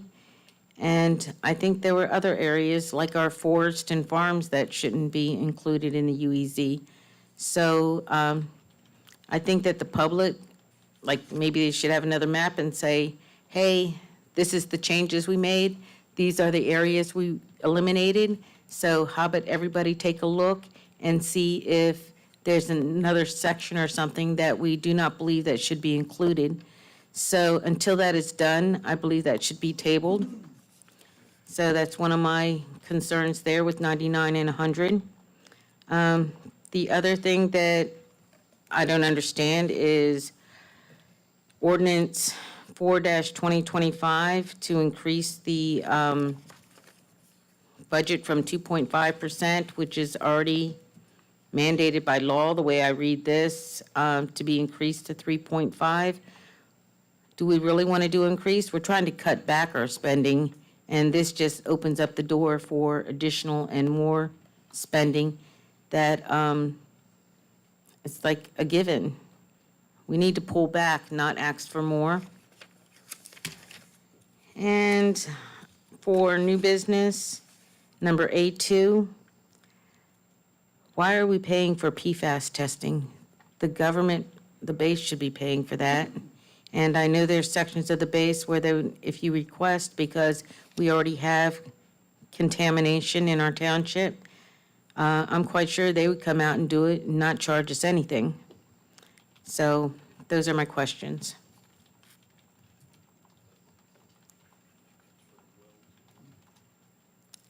There's 3 questions. 1, can we see the map of the UEZ before you vote on this? 2, why are we needing to increase our cap by 1%? And 3, why are we paying to have PFAS testing done? Sure. Ms. Gunther, let me try with the first 2. In terms of the map, I don't necessarily disagree with you. I think that CME could have done a better job. They had the big old red designation as to where the UEZ was before this new plan, but they don't have it visual, excuse me. What they do, what on the resolution that is on tonight, there's 9 pages of lots and blocks that are no longer part of the prior plan. I don't know the geography, but I'm sure if you look at it, you'll see what is or isn't, how many of Birmingham areas are being removed because you do the lot and blocks. I think that CME could have given us a better map as to what it's going to be, but here we are. But the lots that are no longer going to be in the prior area, prior UEZ territory, are listed on the resolution. That's number 1. On the 3.5% ordinance cap, the statute requires you can't go up more than 2.5%, except you have the right, there are certain things that are exempt, of course, but you also have the right by the statute to potentially increase it up to 3.5%. So I don't know too many towns who don't adopt the ordinance. That doesn't mean you're going to go to 3.5%. But as the budget is being created, things happen, and you may or may not need to, so it gives the town some flexibility. That budget still has to be voted upon before the public, and it's published in the paper ahead of time, and you would know ahead of time, generally speaking, what the increase on a percentage basis is, and so you still know that. But the statute allows the flexibility, just if necessary, for some unforeseen circumstance. And do you really feel that it's necessary? I'm sorry? I mean, do you feel as the council that it's really necessary to do that increase? Well, you're asking me, I'm not voting, but I think it's necessary to adopt the ordinance because it gives you flexibility in case, you just don't know what may or may not happen. You might need that little bit more. That doesn't mean it will happen. It still has to be Now, part if it stays the way it is and an emergency comes up and you need to spend more money, at that point, if it comes to council and you guys vote, okay, yes, we need this and we need to approve it, can't it still be approved in that manner? Or does the budget have to be increased to be able to take care of, if something comes up? Well, from the guy who doesn't even balance his own checkbook, let me try to help you out here. And I'm not exactly sure once the budget is approved, if it has to be for some unforeseen emergency purpose, the town has the right to adopt what we call emergency appropriations. That gets much more complicated. And what happens with those is you have to increase your taxes the next year to wipe out that emergency appropriation. And it's an emergency because you don't plan on having that money. You've got to dip into your surplus to get that money. But the money has to be taxed in the following year to put it back. It gets more involved. And it's a bigger tax jump for the following year because you got to make up that money plus whatever else. This does not mean that the budget has to go or would necessarily go to 3.5% more. It just allows, it's a planning tool that frankly, almost every town that I Okay, know. so me and the residents, we're not going to get a 3.5% increase in our taxes next year. I didn't say that. Can I jump in here real quick? So Pat, so that extra 1% isn't real money. It's there, to Jerry's point, as an emergency if needed. It's not real money. It's just, you don't have to go through that. I kind of get it's what-if money. Yeah, exactly. So it's not, so if we have to go the other route, to Jerry's point, you're guaranteed a tax increase next year, guaranteed. A big one. But with this, there is no guarantee of a tax increase. It's just an extra cushion. If something comes up, that 1% extra is there. Every town, including Pemberton, has surplus. And sometimes, when you're preparing your budget, rather than pick out the taxes too high, you can, if you need to, dip into the surplus before indicate you're going to take money out of the surplus before the budget's adopted. So there's all kinds of different ways that the CFO, the mayor, and your auditor put this baby together, so to speak. And all of it is subject to public inspection, public input, and a public vote. And back to your answer to my first question, so they don't have to go through the expense and all this, because I know it cost a small fortune to pay for all the maps and everything that were drawn last week. So they wouldn't have to pay anymore, just to use the same map and put it up for the people and say, okay, X, this is gone, this is gone, this is gone, just to show the people what's gone and let us see in black and white.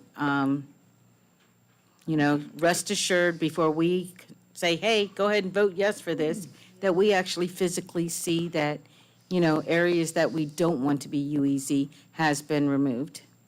And Pat, to answer that question, I think Chris was trying to do his due diligence at the last meeting by staying here so late. I think his name was Chris. Yeah. Chris, yeah, Docker, yeah, really nice guy. He spoke with me. But, yeah, the maps were a little small. I definitely agree with that, you know what I mean? But I think Chris did a very good job of sticking around and kind of answering questions when honestly, he didn't even need to, but he did. He was very forthcoming and, very presentable, I thought. And I'll answer your question while I have you on the PFAS out on the fields, right? So we dump sludge on the fields. That's why we have to pay for it. So we're utilizing the fields to dump treated sludge out of our sewer system. So now the state's mandating that we have to test that for PFAS, which you might quite possibly find in sewage water. And later on down the road, there was actually a study down in, I forget the place down in South Jersey. But pretty soon, you're going to start seeing different municipalities in the state of New Jersey that are actually going to have to filter their sewage water as well as put a activated carbon filter system on their water filters, on their water wells. That's coming up, and there's several municipalities that already have to do that. And they're actually trying to take the spent carbon from the water filtration and then putting it into the sewage system to double down and get more of that plastic, those polycarbons out of the water. So that's why we have to start testing for PFAS on those fields, and they probably will find PFAS on those fields, I would assume. Right? The last thing about those wells, thank you, President. I work in Manchester Township, which is on the other side of the base, and some of the wells, home wells, close to the base, were discovered to be polluted from things which generated from the base.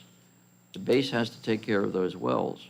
And coincidentally, we discussed last week with our engineer to look into the situation, because if there are wells, homeowners' wells near the base, which show contamination issues, we're going to knock on the base's door and say, you know, who's supposed to pay, who's going to drill these new wells?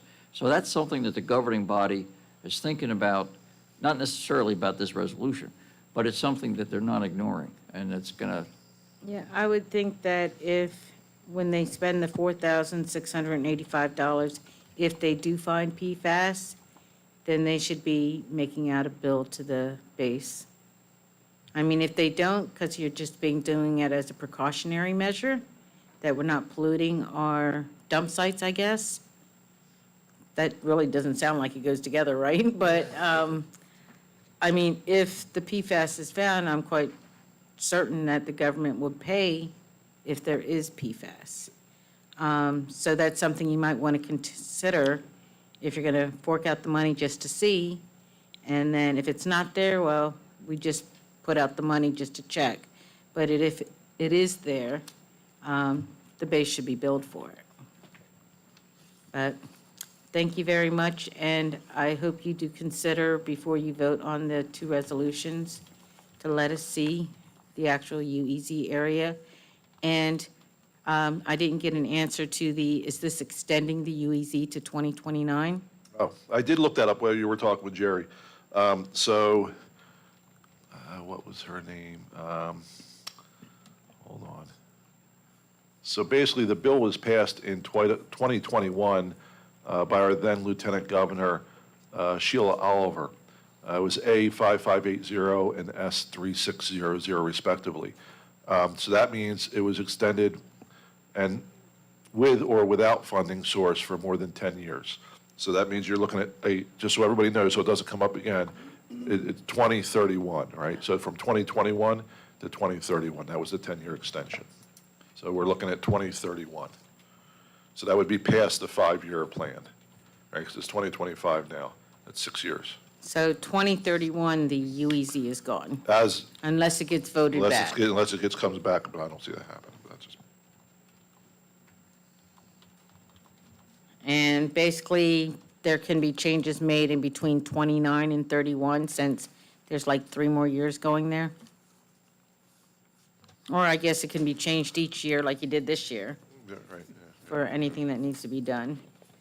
Thank you very much, gentlemen. I hope you have a nice evening.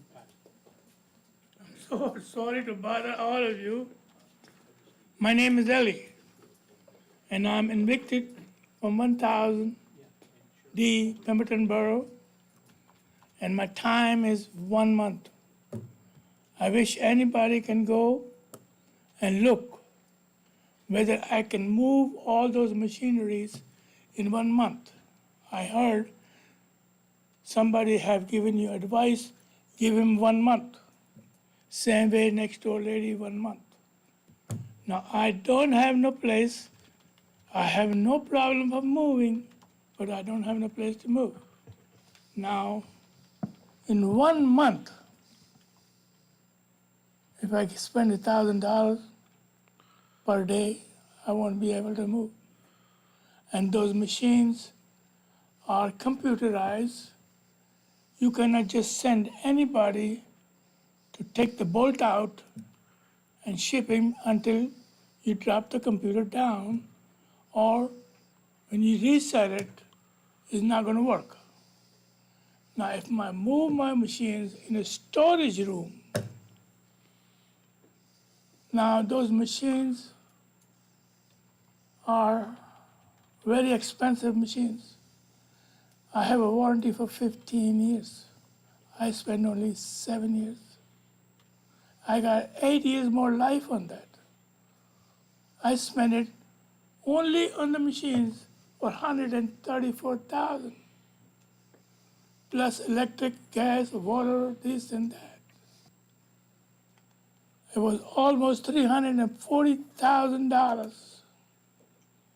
Now, if any one of you go in that building and let me know that anybody can move those machineries in 1 month. 1 month, go and see. It's right there. yeah. You go and see. I appreciate the fact that you keep looking at me, but this isn't my idea. No, I But- know it's not your idea. I know 100% this is not your idea, but I don't want you to say. Somebody has a screwed mind. You know that? Your mind is screwed up. He don't think. No, he's not going to say that. Yeah. I know he's not going to say that. No. He's a very hard-working man. I know him, know his father, know his mother. I know that gentleman too. I used to buy the cars for them. You know, I know he will never tell anybody 1 month because he is a businessman's son. Mr. Ellie, if I could interject 1 second, and you can finish your comments, and I know this is abnormal, but this was discussed by the 5 council members up here this evening. For 1 month? We heard about the 1 month. We're going to, I think I think what we discussed was we're going to get you till 6/1. That's what, What, June 6/1? 1st, June 1. I can do it. I got to have a place to move. I have a building which Mr. Mayor hate my face, and he don't want to give it to me. All of you have requested, all of these people have requested him, but he is not going to say yes. He have yelled last time, 3 people, I heard the sound, no. Now, we're dealing with that kind of person as a mayor. We already have many lawsuits, and many more are going to come. Where is it going to get paid? I don't know. Maybe God dropped some money from sky. Now, I'm here. I need a place to move. So do the next door lady say, we're not going to move. And I'm not going to move, put my machinery in a storage room because with the weather condition, those machines can get mold. And I forgot the word. And those machines cannot be good. If the mold get into the water line, everything, those machines are dump. If it is a new machine, I can keep it 10 years in storage room. But somebody think it's easy. I was not going to take the lawyers. I told everybody, I don't like that. I'm a kind of Christian, I don't want to fight. But somebody forced me to take the lawyer. Now I have a lawyer. I paid $5,000 to him. Now all this money, I'm living in a junk building, no insulation from 8 years. My electric bill is $600, $400, $700. My gas bill is $120, $1,400, $1,500 because I don't have no insulation. And if you tell them, now I'm not blaming the workers of the township because I know them from ages. They are very good employees and they can do anything you tell them they will do it.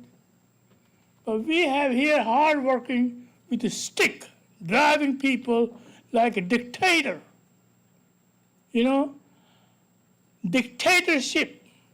Since Mr. Patricia gone, this town, all these towns know, everybody know what's the difference between this gentleman and Mr. Patricia. You know that? That man will come and ask you at your store what's going on. But this man will avoid you. He don't want to put eyes in your eyes. I remember his word. He came to my store after the election. Mr. Ellie, without you, I would have never done it. That's his word. Ask him. He's sitting there. He told me, Mr. Ellie, without you, I would have never done it.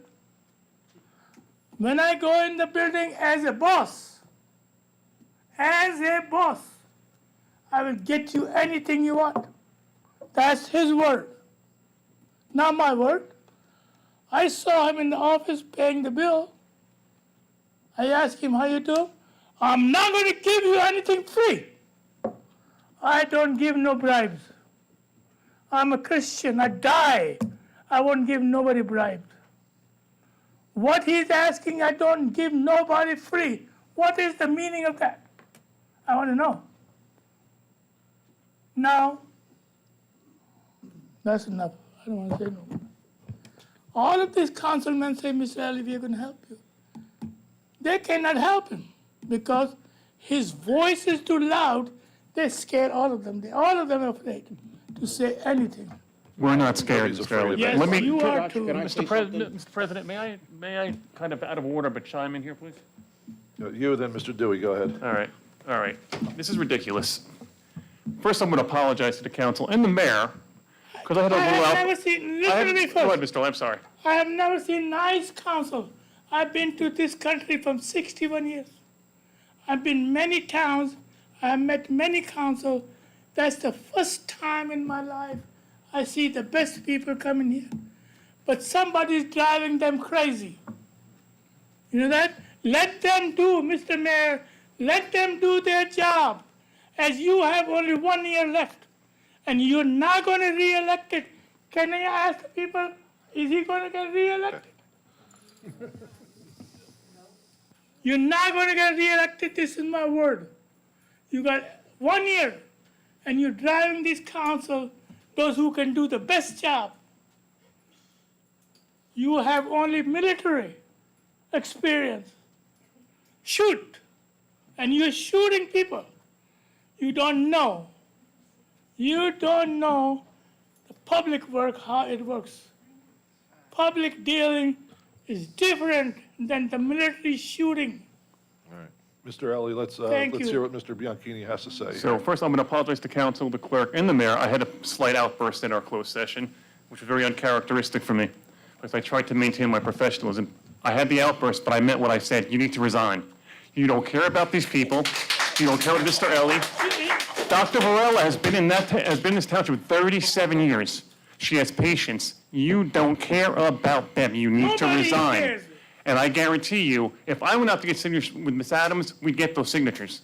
Jack, I sat in a meeting with you yesterday. You are a different person outside of being the mayor. You are not qualified for this job. Yes. You need to step down, period. Right, you're 100% right.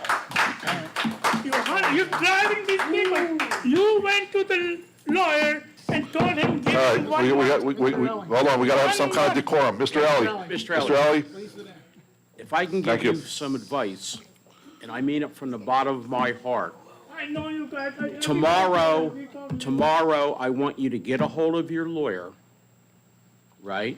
Because that, whatever you want to call him over there, right, shouldn't even be here. And I'll That's guarantee. what I say. And when you go to your lawyer, I'll guarantee you that I could probably get up 5 guys to help you with your deposition. Thank you. Thank you. If I may, Mr. President. Mr. Harper. Yes, I mean, I know you people have heard us tell us many times. And, you know, we've tried to work with the mayor. He only wants to work with us when it's something he wants. He doesn't want to work with us when it's something the people need, the businesses want. You know, he just does not care for the people. He does not care for the businesses. If it's not on his agenda, it's not going to happen. As Mr. Bianchini said, he needs to resign immediately, if not sooner. You know, he does not care. That's all there is to it. We cannot do anything. We want to make this town the best place it can be, but we cannot do it because that guy over there, we try to talk to him privately and in closed sessions, he won't even, when a conversation turns not his way, he shuts us off, turns us out. You know, we had another issue tonight, you know, he's looking to hire people, but we asked for suggestions, and he doesn't want to take our suggestions, so we're not hiring people. Yeah, and at this point on, it's going to be a very hostile council up there. We're going to make sure the town runs, but outside that, nothing else is going to happen. You got fired 3 administrators. 3. He's the worst outsider that ever moved to our town. 3 administrators. The one which was at the Patricia time, he was the best administrator. Mr. Ward, I just have one short thing to say. Councilman Doyle. Mr. Ely, if I may, I've had conversations with you prior to sitting up here, and my views and my opinion of your situation has not changed, and I will stand behind that. You have 5 votes up here to get that building. Unfortunately, the one vote that you need, the only vote that makes a difference, that gets it to us so we can approve you, we won't get. That's the problem we're faced with. It's stubborn, it's rude, and it's disrespectful to the residents, but we are doing our best, sir. And if I can just add one more thing. I mean, he says he's got bigger plans for that property up there, but he has no plans. And guess what? Those plans, even if he does have them, come to council. And I'm going to tell you what, right now, I know there's 1 no, if not 5 no's up there for anything else you think you'll bring up for that corner up there. I heard him Yeah. yelling on Rosemary. Okay. He tried tearing down the building illegally last week, but we're not going to let this stuff happen. All right, sorry, Matt. You're good, you're good. Jonathan Duff, Kingston Way. Hi, I just wanted to, thank you. I wanted to come up and provide a little education to the residents about the situation as well, because the reality of the situation is that the town invoked eminent domain on the property, which means that the town is also required to provide relocation assistance to Mr. Elliott for the cost of moving out of this town. Now, Mr. Elliott has been here. I just saw this woman leave the room in tears over what is being done. Mr. President, the township would rather shill out money to get them out of the town than allow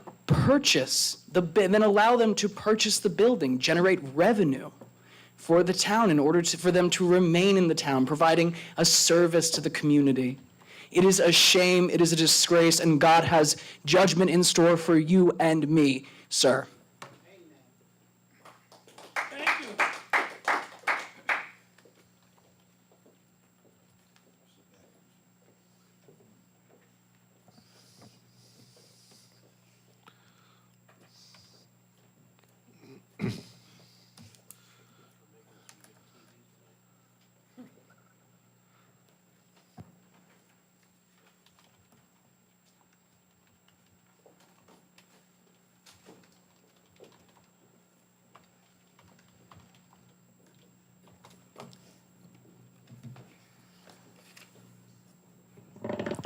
Good evening, everybody in general.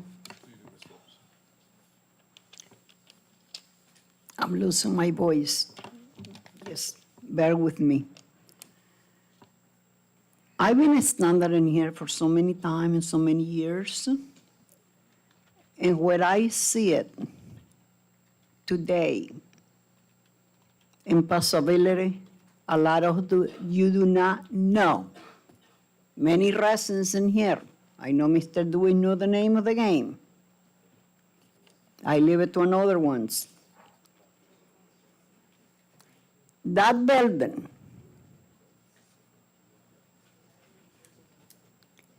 where we want it, where all the residents want it, pass it to Mr. Ellie. That building is owned by all the residents in Pemberton Township. I recall as a firefighter what our previous administration did to us. Be honest with you. That's why we don't have firefighters in this town. Pretty soon we gotta have pay firefighter for what happened. That means that building, the squad, has been sitting in there for many years. No one been got a penny for. Why did that building or the squad building got inside? There is diamond, there is gold in there. Let this poor resident, where he been paid his all rateable all his life. I'm 80. And I know that I'm behind him. Please, take consideration to the older people. He doesn't want the building for nothing. The worst thing did happen to him was when that that shopping center, they decided to go and sell it or sold it, whatever. As a landlord, the township came the landlord. So for example, tonight, Jiffy Insurance for the administration was talking in here. Anybody stop this meeting the way out over there and explain what is going on here? What are we doing? It's said, we should not do that. Please, pass this building. He got the money. He can pay for it, or he can financially just do it. That building has been empty for many years.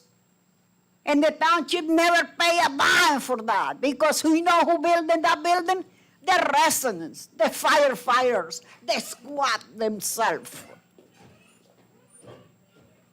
And be honest with you, one thing I can say to Mr. Mayor, we need votes. We need your vote. Let that building go. Whether you think you're going to get $1 million, $5 million, $10 million, $20 million, no. Please let that building go and put this man in there, and he can pay his rateable in there, because he doesn't want it for nothing.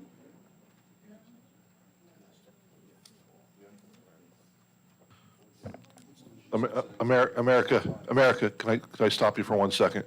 We're gonna take a quick recess because Mr. Ellie's not feeling too good. I want to get him figured out. Can you hold on? We're just gonna take a 5-minute recess. Okay. Thank you. We'll bring you back. Thank you.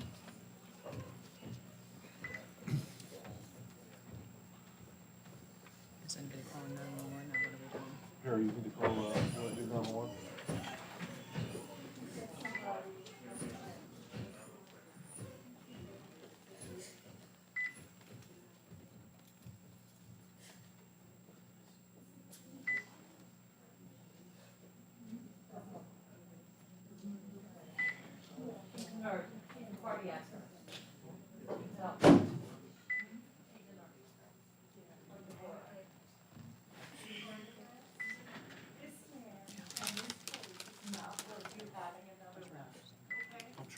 You need to lay down like this. Is there something to lay down? Yeah. I think he should lay down. Did somebody call 911 yet? Yeah.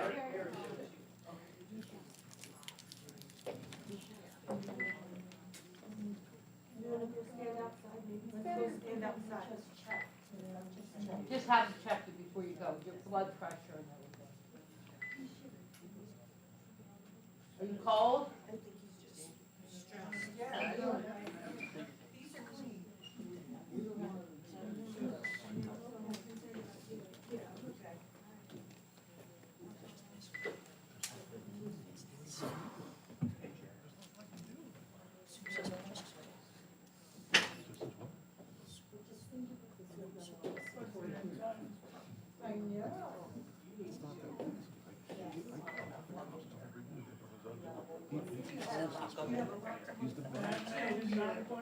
I'm not trying to be rude. He has a choice, by law, he doesn't have to be the meeting correct. However, he controls the keys to these buildings.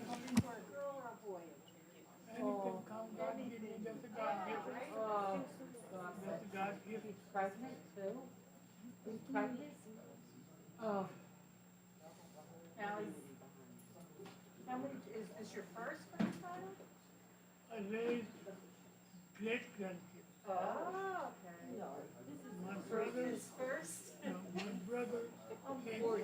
I'm 40, so I waited a long time. Yeah. I brought them here. I had a baby when I was 42, you'll be okay. Where are you originally from? Yeah. India? I have family in India. Yeah. My You children come- are yeah. half Indian. Yeah. Yeah. My in-laws live in Delhi, but they were from Agarwal up in the mountains.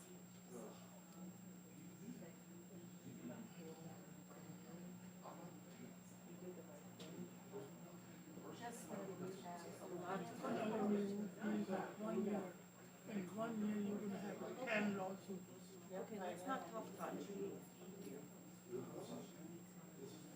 Let's not talk about Does anybody here have any work issues? I usually bring them. Anybody have any issues?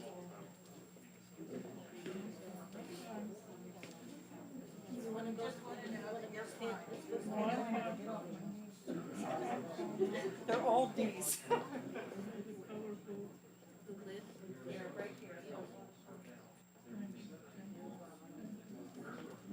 We all need them. Oh, there's, I don't wanna keep them, I don't know. I'll take one of these though. Who? We all need one. Let's go sit out there on those chairs out there. It's cold.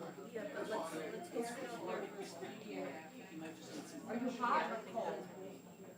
I'm always cold, because I take blood thinner. Are you shaking? I'm okay. We're gonna go sit on those chairs and then when it comes down a little bit. I'm perfectly okay. Okay?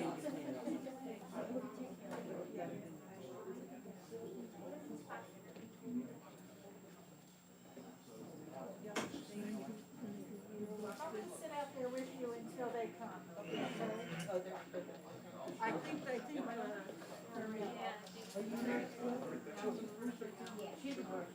know, I wasn't sure. You always be, you always be. Give him some space.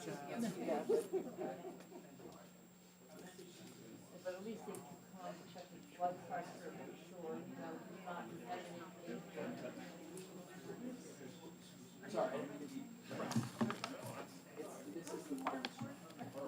I mean, people are literally getting that, oh. People are literally getting sick. They're having strokes. yeah. I'm having chest pain, people. It's funny because I keep getting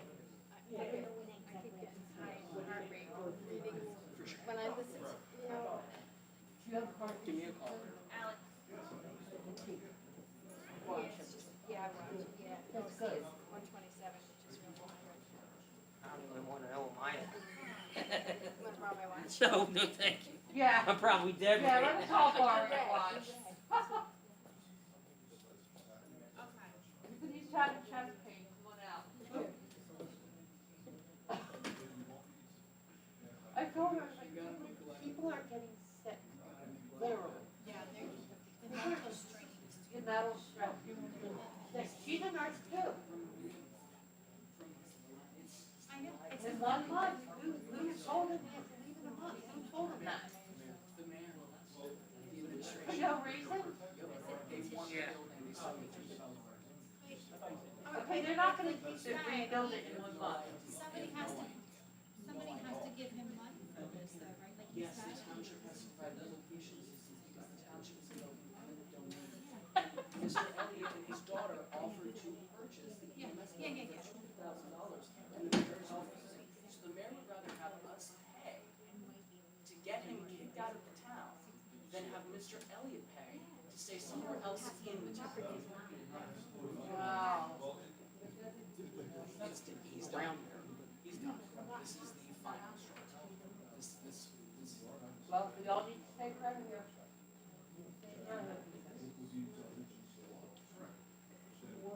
It's not, this isn't right. I'm glad that the council tonight was very courageous. Oh, yeah. I'm proud of them, you're very courageous. Very I'm courageous. not saying that they were surprised, not courageous, it was just surprising what they said.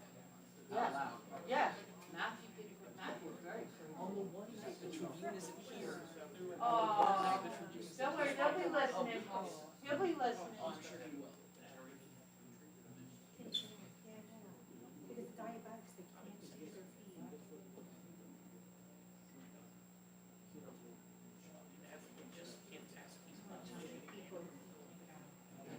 And it's big enough.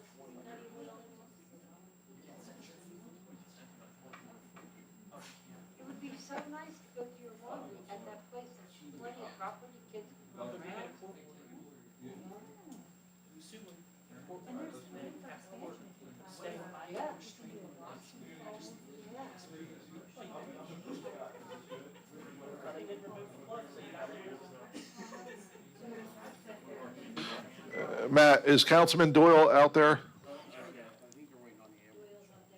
Where's Harry, too, I guess? I just,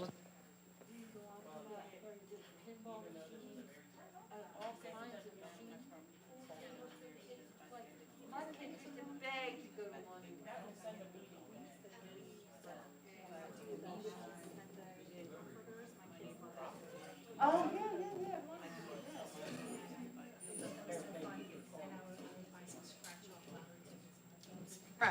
all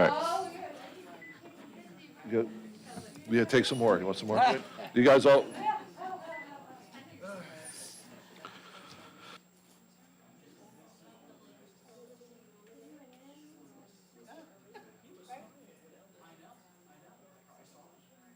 All right, all right.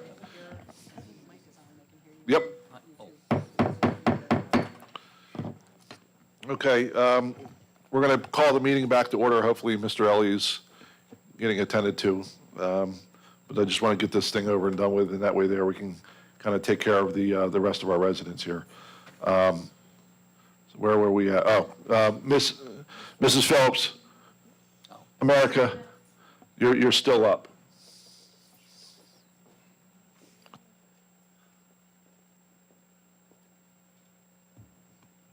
Good evening, everybody in general.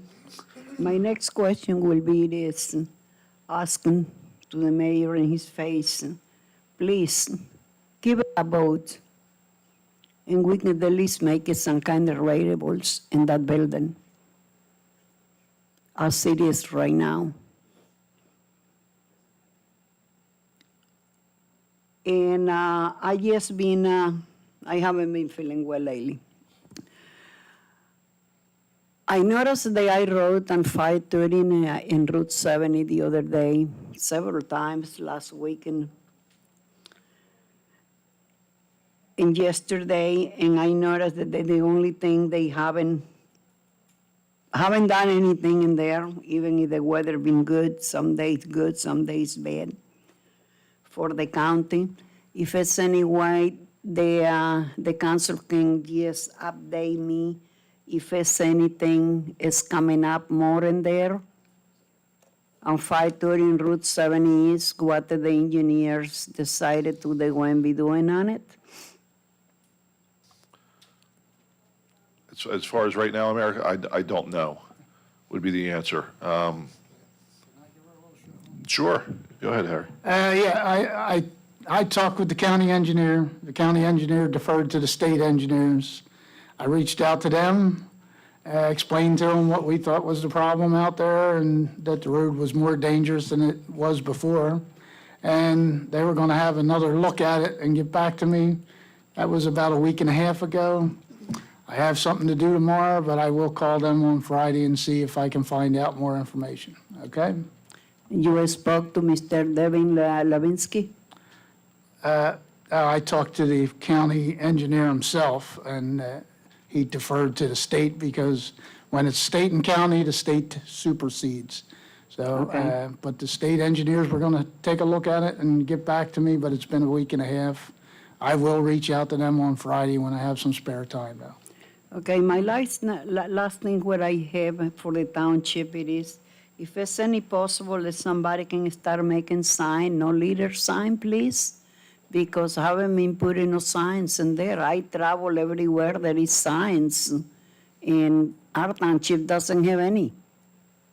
Got only one lousy sign. And there is more garbage, they were tires, they were, name it.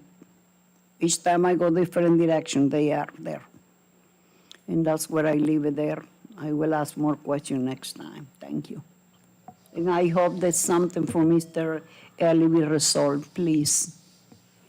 Thank you, Ms. Phillips.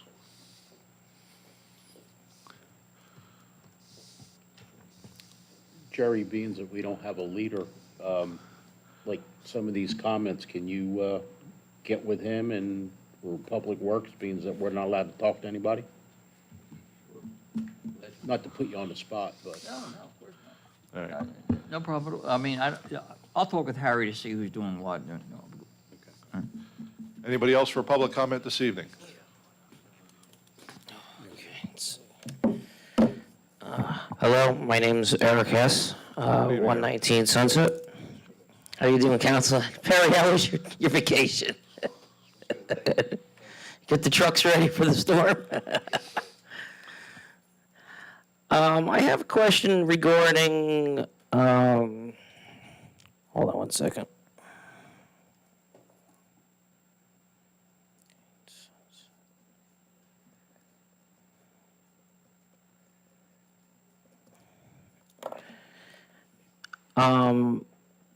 Article 8625, sanitary sewer lining project, relining project. Is that going to be all Lakehurst Road? And if that's going to be relined, and then the pipe is so old, how do we know that that pipe doesn't have holes in it if it's going to be relined? And if it's going to be relined, I mean, it would be a waste of money to reline it if there's trees growing out of it, you know? I mean, it's relining the pipe sounds great, but the issue there is it going to be cost more in the long run to reline it? Because if you reline 100 feet and then you see after 50 feet there's a hole in the pipe, you got to rip it out and piece the pipe back together piece by piece, and then you're just chasing it forever. And then you spend more money fixing the problem than what you had to. Well, first what they do, they run a camera through the whole thing. I hope so. And they look for any such problem. We just did a section under an emergency repair last year, and that's what they did. They ran the camp, found a bad spot, repaired it, and then they relined 315 foot. So that's what they'll do. They won't just, arbitrarily reline it. Okay. Okay? The pipe is shot from Burger King to Country Lakes because it's 50 years old. And you know what poo does to concrete. Yeah, it's not nice, the stuff. To answer your question, it's a little less than 2 miles supposedly, about 1.9 miles. That's a long line. Yeah, it's decent amount of pipe. And now the other issue is, can we please, Mr. Ellie and the chiropractor, or I think it's a chiropractor or it's a foot doctor, right? Foot doctor. Over to EMS building, because I mean, the EMS building's what, 4 bays, correct? Yep. We can have them there and have the doctor there, and we can have another business there. And we'd have a nice business there, and you'd take in a lot more tax money. Or, and if we can't do that, can we look at the bank or the old Rite Aid? I mean, are those options? Well, the Rite Aid was sold, I believe, and I don't know what happened with the bank, but our great mayor running 3 businesses out of town.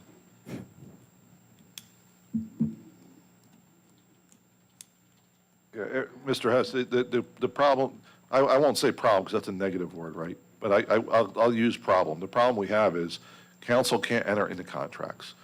So that's an administrative process in our form of government. So as much as we would all like to help Mr. Ellie out, and obviously that would make the most sense, in my opinion, to do something like that, we don't handle the contracts. So there's nothing, our hands, I hate to use the terminology, hands are tied. Hands are tied, right, yeah. Yeah. We've tried. Well, hopefully, stuff will change, because, I mean, that building's a disgrace for a township building. I mean, it's pathetic. I mean, it's pathetic. I mean, you have code enforcement that writes summonses for other things, but they don't write summonses for that, with the buildings falling down, the ceilings falling down. There's drainage that just drains into a parking lot that doesn't go anywhere, and that's... Jones Farms roof had 10 holes in it for 2 years. Well, yeah, You know but what I mean? you're paying rent for a building for crap. You're paying for crap, pretty much. That's going to cave in eventually. That's all. Hopefully, we can get them moved, or, and hopefully we get this guy out. He's got to go. Mr. Hetz, if that's all you had, if I could ask you, the first time I met you, sir, was for a drainage issue on Sunset. How's that going? Currently today, they ripped out a little bit of pipe, and they brought some material and filled the trench in, because today was going to rain. Hopefully tomorrow, you'll rip the rest out and clean the woods up, but, it's progress, a little bit of progress each day, so. I just appreciate you bringing it to our attention. Glad we could get it done So, for you. but thank you very much. Amy had sent us an update on that, that they should send us pictures of the work they did over at your property today. They got called away because some of the trees came down from the storm, so.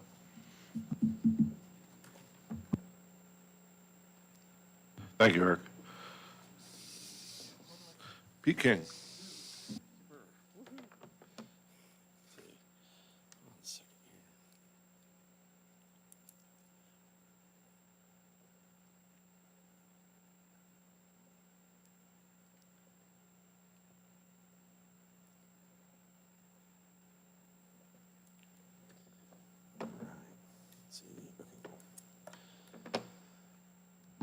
All right.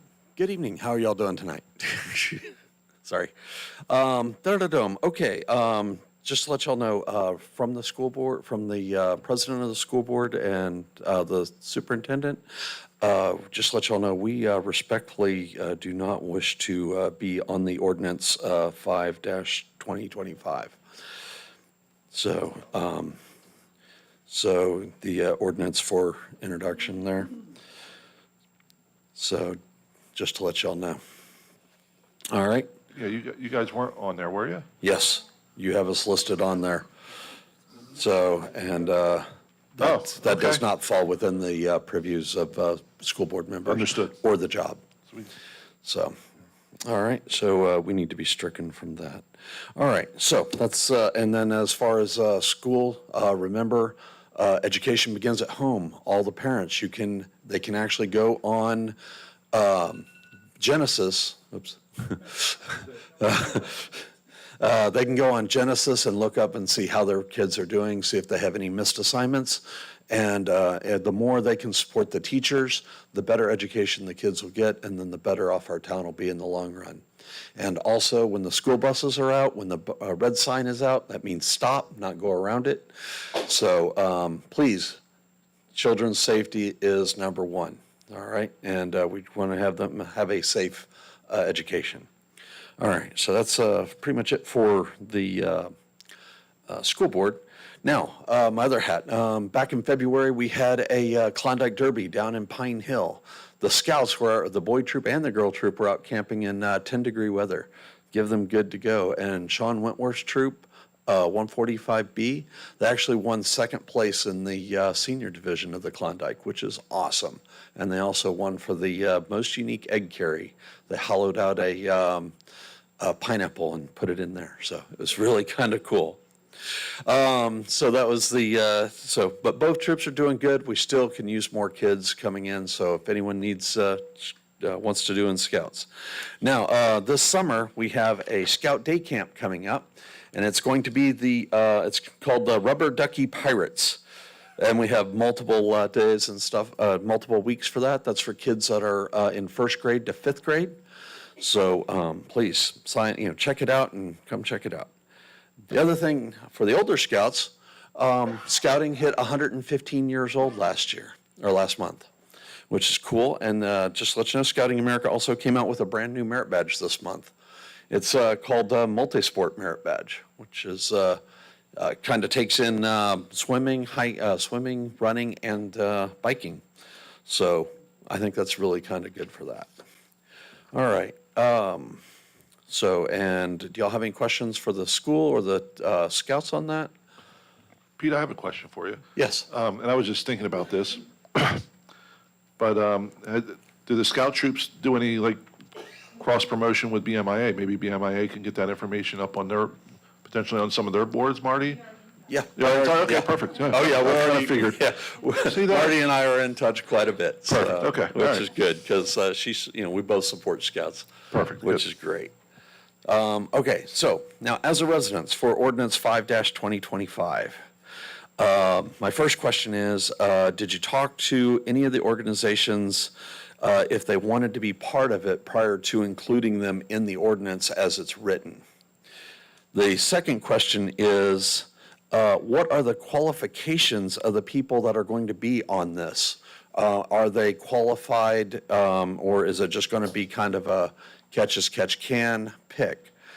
The other question is, will it be residents of the township or will it be somebody outside of the township? Let's see. Da-da-da-doom. And the other question I have is, what kind of training is going to be applied to the people who are on this commission? Because, are they qualified to make whatever decisions you guys are going to ask for them, and are they properly qualified and trained? And then that being said, are they going to be protected by the JIF? Because remember, people, when they start getting very litigious, they go for all the pockets. They're going to go for the people who are on the board. They're going to go for any of the organizations in which you have listed in this project, and then they're going to go for the township as well. Because when people start suing, they start going after all the pockets. So that's a thing y'all may want to look at.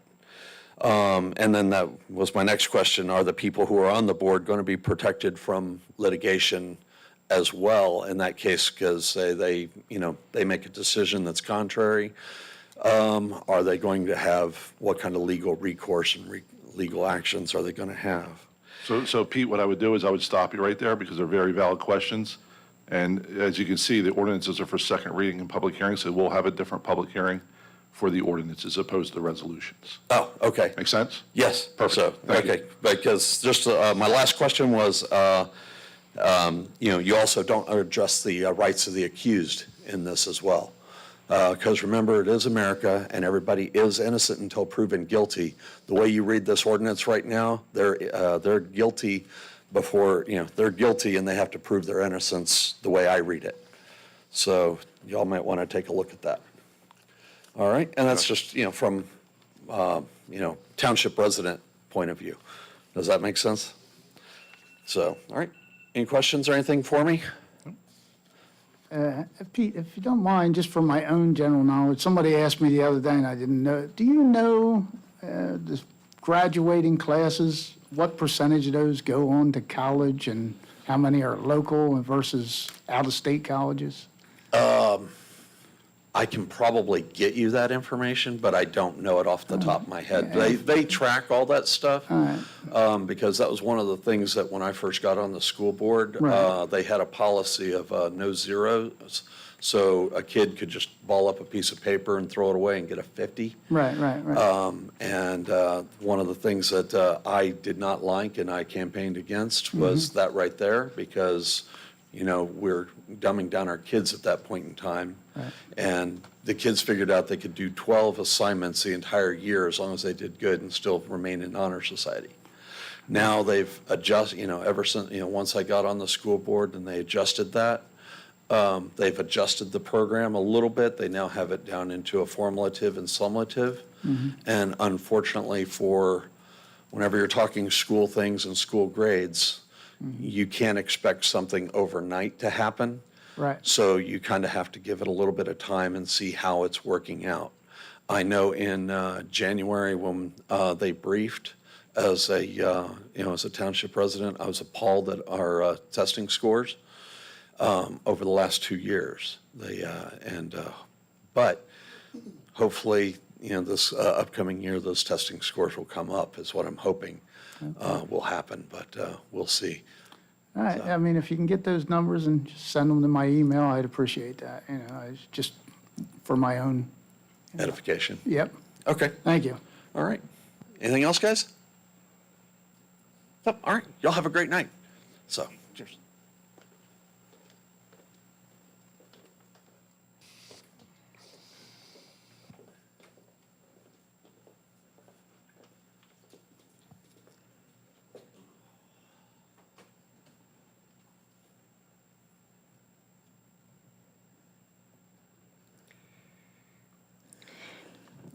Okay, hi guys. Vicki Adams, 613 Sander Drive. I have my list of questions and my observations. First of all, I'm going to just go right to that one that Mr. King was just talking about, 5/2025. I was reading through it tonight because I wasn't here at the last meeting, so I did not have a chance to read it. I don't want people up in my business. This is, you got people coming to my house saying, oh, I hear you have a problem with so-and-so. Can I help you out with that? Is this modeled after another township? Is this something that exists anywhere else? Because I've never heard of an organization like this. So Vicky, I'll answer, I'm going to answer your questions, and I'll give you the time to come, but it's an ordinance, so it's going to be open for public comment. I'd like to leave that for the ordinances, if that's possible. Not to cut you off, I'm trying to expedite the process here, get through a resolution. So if it's an ordinance, it's going to be up Okay. for comment later on. Okay, well, I don't have any comments on the resolutions, but I have comments that I would like to make. So do I wait or do I do them now? Well, no, you can make comments now. Okay. So I want to address what the mayor said about that. The question was, should there be a crossing guard, or could they do something about that intersection at Weymouth and Rancocas? It used to be a four-way stop. When the school did the survey, they asked the parents in that area, because our students now have to walk to school, they promised us as parents, and I'm one of them, grandparent, that there would be a police officer or a crossing guard there. There is not. Luckily, only one of my grandchildren have to walk to school to Denbo Crichton, but my one granddaughter, it could have been her that morning that young girl was hit, because that's where she goes to the bus, and she was running late. My other granddaughter saw the accident. It's not something that these kids should have to witness. And there needs to be a crossing guard or a policeman. They say there is not. Okay, my neighbor walks her granddaughter to school every day. She said, if there's one there once every 2 weeks, we're lucky. Okay, they need to hire a crossing guard for that intersection, period. Okay, so, and speed bumps aren't gonna do any good, because going down Rancocas is nothing but speed bumps. Okay? And it's a private road, and I think that's when the stop signs came out, and it came out of the ground because of the private road. So you can't dictate to them, well, private property, you need to put, they're not gonna listen. Okay, that's what I'm saying.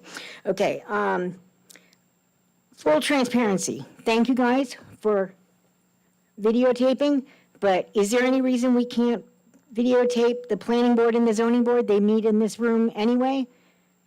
I would like to ask you guys to please start doing that. I can't keep going to all these meetings. I'd like to be able to sit at home and know what's going on, so that I can, know where things are, okay? I know that's up to you guys whether it happens or not. No, it's outside of our It's the jurisdiction. planning board or the zoning board, Vic. Yeah. How is it outside your jurisdiction if you say? Because we don't control the planning board or the zoning board. Okay, well, then I'll go to their meetings and start yelling at them. Okay, Ms. Guthrie asked for a map so that we could actually see. Now, unfortunately, I was not here last week, so I actually would like to see, or at least know, the UEZ zones and what is and isn't in it myself. So I would ask that you table that for tonight until we can actually get something that, as a public, we can see. Okay, I do not feel that you guys should have to worry about raising a tax or whatever that one resolution is about. If certain people, and the person that needs to hear this left, so, it's really a moot point at this point, but I want to get it on the record, okay? If certain people would quit spending frivolously on light socket locks, on gates that don't need to exist, on TVs that are obnoxiously large that don't need to be, all those little things that are under the $3,000 thing add up over time, which therefore takes away from our budget. And I think that there needs to maybe even be put a cap on that. Okay, you can spend that money up to $3,000, but you don't go over 12. Once you hit 12, it's now you got to come to us. Okay, something. There has to be some cap on him, because nothing is controlling him right now. Okay? I also would like to know if there's any updates on any of the lawsuits and the workman comps cases that are going on. Do we have any, do we know where they stand? And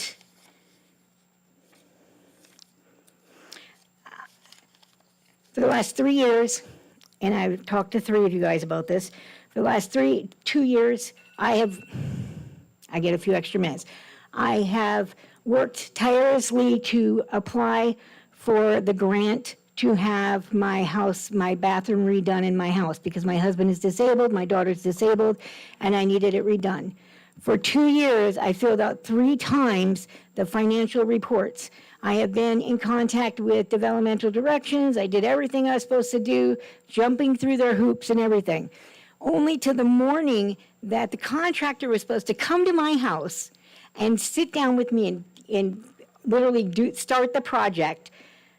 I'm sitting there waiting, and he doesn't show up, and he doesn't show up, and all of a sudden, I was like, well, let me call him. Vicki, didn't you hear? And I'm like, what? The contract's been canceled. I'm like, what do you mean it's been canceled? I was furious. Poor Dewey heard it all the way in Florida, and these other two heard it, and my terminology, I was one blank off Pemberton Township citizen, to say the least, okay? What I was even more upset afterwards, I was told, oh, well, she'll reach out to you, she'll let you know, and that's fine, you guys changed the program. But this program ended December 31st, the contract with them. Why in January is developmental directions, myself, and all the contractors still signing contracts, still doing paperwork, still being led to believe this is going to happen?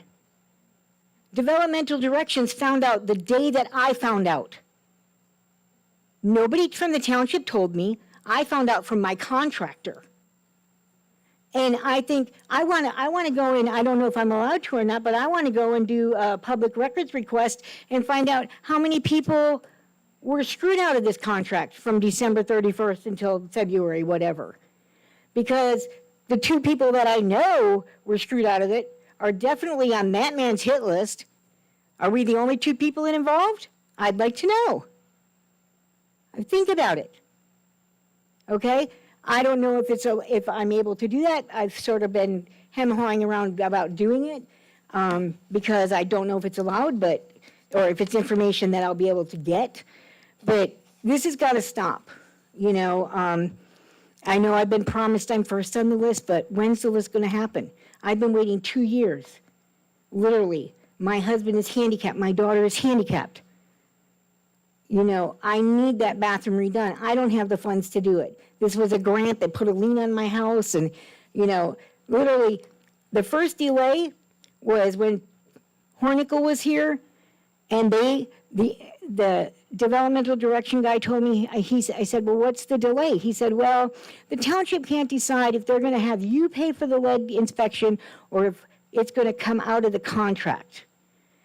You know, well, guess what? The township is the only township that they know of that would not pay for the lead inspections out of this thing. What's he trying to do? You know, these are your people. You're supposed, you know how I feel about them. I'm sorry, you know. It's just, it's ridiculous. You know, I fought. I'm going to start to cry because I busted my butt out there for months to get signatures. Everybody's telling me, oh, we're behind you, Vicki, we're behind you, Vicki. Not a single damn person came alongside me and helped me get those signatures. Not one person turned in signatures to me. I got those 2,500 signatures myself. Busting my butt, taking my time away from my family. This community doesn't want him here. And you guys should be able to find something to get him the hell out of here.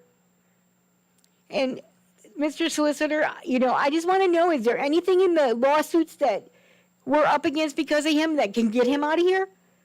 I mean, I just want to know how else besides, you know, my family doesn't want me to do the petition again because it took so much out of me the first time.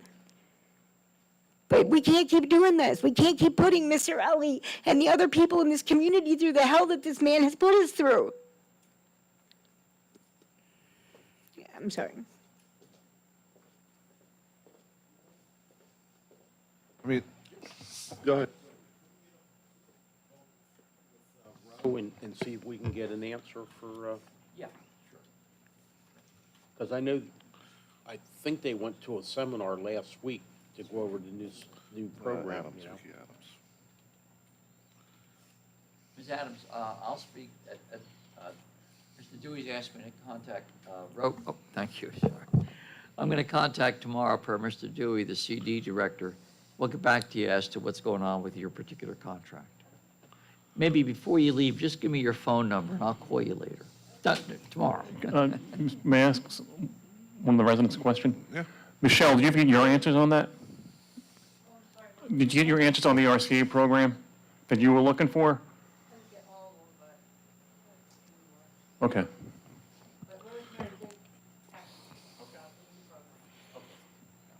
All right. All good? What's that? There is no more RC, so I could discuss this during council comments, it'd be a little bit more fitting. And then we can answer those, because we've been working pretty diligently on a new program, okay? Because we knew that the other one expired, okay? So I'll get to that after we get to the resolution. We shouldn't take too much time at all. Anybody else for public comment this evening? Okay. Seeing none, we'll close out public comment at this point in time. And next up is the, is everybody still? Yes, okay.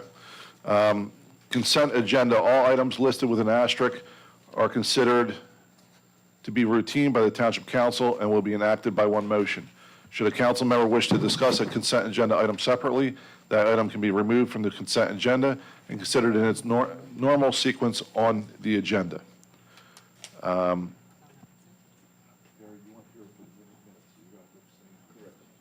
Just so you know. Okay. Did anybody have anything to pull this evening on the resolution list? 97, I'd like to discuss that a little bit. And, I mean, just 100, I just have a few comments on, but I already know how I'm going to vote on it. Yeah. Mr. President, Yes.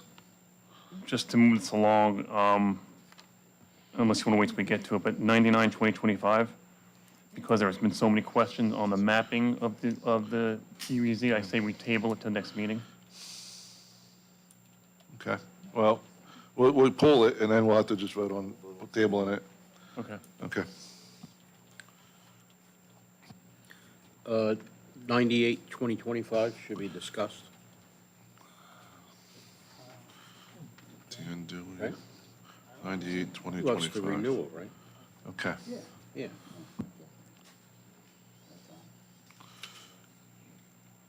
All right, anybody else? Okay. So we need a motion to accept the consent agenda as amended? I make a motion to accept the consent agenda as amended. Second. Mr. Bianchini? Yes. Mr. Harper? Yes. Mr. Dewey? Yes. Mr. Doyle? Yes. Mr. Ward? Yes. Okay, that brings up Resolution 97, 2025. Councilman Harper, you're up. Okay, yeah, it's a grant project for out at West End Park. I just have some comments on that. I mean, we had a grant project for out at West End Park previously.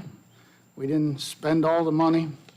We didn't do the proper paperwork, and we lost that grant project.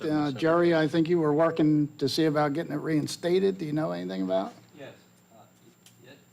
Yes, Councilman, we're going to get it.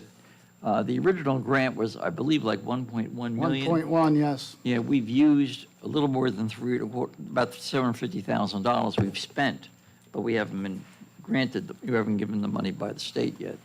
Right. We're going to get it. I've spoken with the state at greater length than I want to.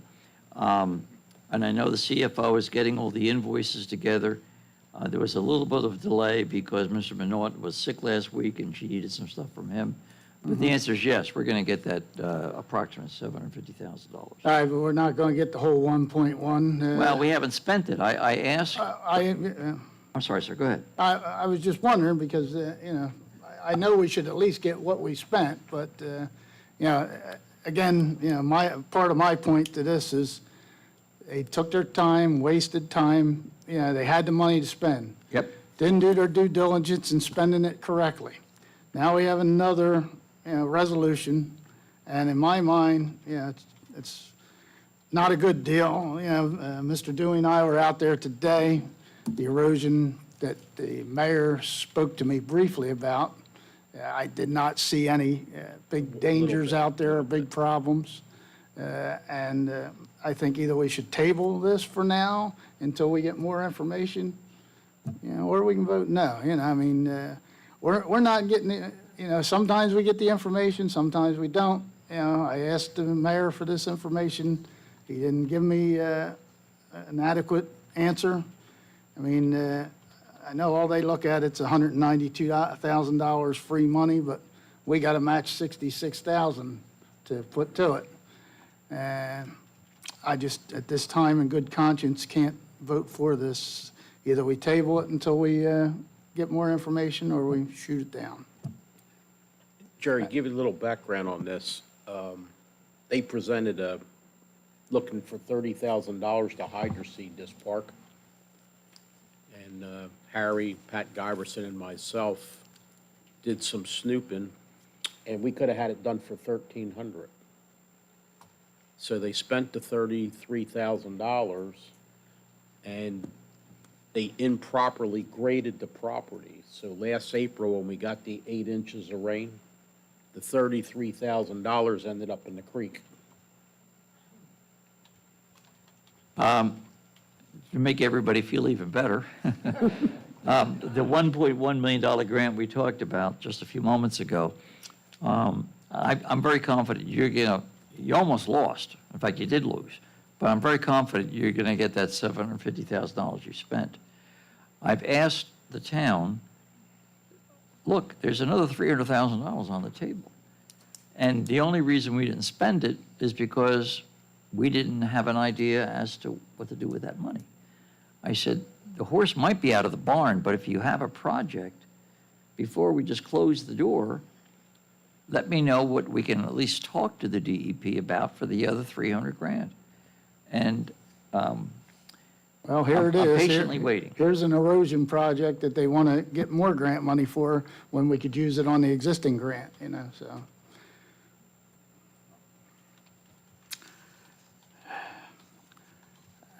There's nobody steering the ship, Jerry.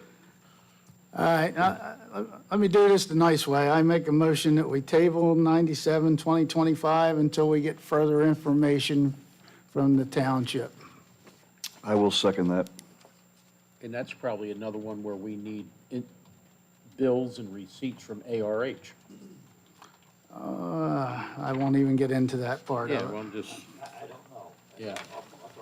But we'll settle that in about 10 minutes. Mr. Harper? Yes. Mr. Doyle? Yes.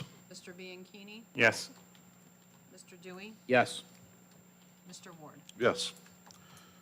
Mr. Harper, 100. 100, and the only thing I just wanted to touch on that is that, in the documentation I got here, I see no problem with it. It's UEZ money, we should definitely take advantage of it. And, the thing I also know is the mayor has a wish list for how he wants to spend this money. And I just, This is with the stipends, right? yeah. Which he's refusing to give Yeah, the girls. yeah. I've heard that, he's, gonna make his mind up to how this goes. So, I mean, I'd just like to, I'll put it in the form of a motion. I make a motion that 120-25 be approved as read, letter per letter, and, we need to see the mayor's wish list before he starts spending our money. I'll second. Mr. Harper? Yes. Mr. Dewey? Yes. Mr. Bianchini? Yes. Mr. Doyle? Yes. Mr. Ward? Yes. Councilman Bianchini, 99-2025, sir. I make a motion that we table 99-2025 until we get a more detailed map and a better answer for our residents before we move before we move forward on it. I'll second that motion. All right, so hold on. So I'm gonna have a comment.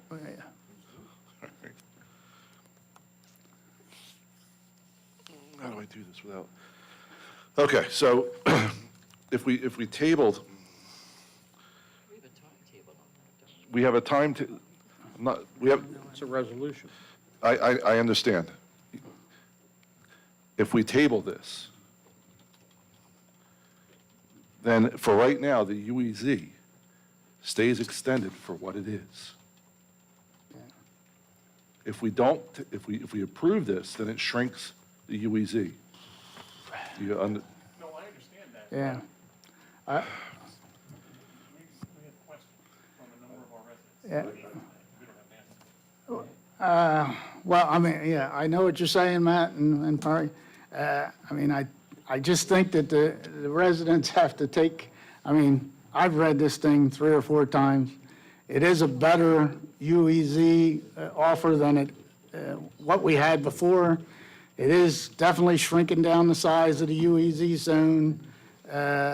Birmingham is definitely smaller area. We had to keep in the commercial properties to get funding from the UEZ.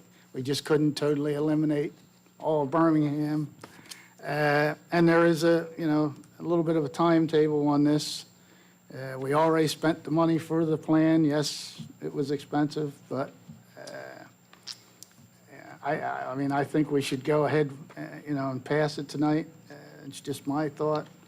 Yeah, like I said, after the meeting, I have 2 copies of this. I give out my 2 copies to anybody who wants to look at it. It's boring reading, but, I've read through it twice, and it's definitely a lot better deal in the UEZ zone than it's ever been. Could it be a little bit better? Maybe. But I think overall, we're going to be better off if we pass it tonight. And I just want to piggyback on what Councilman Harper said. So we can instruct the solicitor to go, to figure out the situations with the payments for CME and ARH or whoever's involved. The situation becomes, we've been working really hard to eliminate, effectively reduce the UEZ area in the township. And I don't want to sound like, predecessors, but I mean, this is the best thing we got in front of us. And I, for one, just so everybody knows, unless something's changed, and I could probably speak for everybody up here on this council, we're not here to sit there and I guess let bad things happen to our community. I hope everybody understands when I'm empathetic in all aspects of the imagination to what is being said. And I think Mrs. Guthrie can sit there and understand when I sit there and take time out of my personal day and my personal job to explain things to residents that come to my establishment, I'm pretty good in doing so, okay? And if anybody has a question about the UEZ or the strategic plan and the map there pertaining to, I would be the first one to be able to answer any questions and sit here for another 12 hours tonight explaining exactly what's going on. We're here to effectively assist and make the right decisions that we possibly can to make this thing work and still keep the funding moving forward. I don't think anybody's here to kind of like, I don't want to say what I want to say, but I think everybody understands what I want to say. It's like, we're not here to do any wrongdoings. So I would be against tabling this tonight. I for one, am going to vote yes to pass it, but that's. May I make it? Councilman, can I make a suggestion? Let's see if we can cut the baby in half. I think you do need to consider adopting this evening because there is a timetable. I 2 weeks ago, when that thing was up on the screen, I said, what's leaving? And he couldn't answer it. And I think Mrs. Guthrie brought it up tonight, and I think you deserve better. My suggestion would be that the council consider adopting it, but don't pay him tonight. He's on the bill list. You can pay him in 2 weeks. In the meantime, I'll speak with Mr. Dockney and ask him to be a little more specific in terms of a map as to what's in and what's out. He'll find a way to do it. Maybe attach it to the GIS mapping on the township tax map. I don't know, yeah. Something. Something that can Yeah. be done. And he'll find a way to do it. So the resolution is one thing, the bill list is another, so. So I don't normally do this, but I'm going to start out by saying I'm going to vote to, or make a motion to approve 99-2025. We have a second on my motion, though. Yeah, you got to vote on this motion first. We have a motion made and seconded. okay. Unless you're going to withdraw.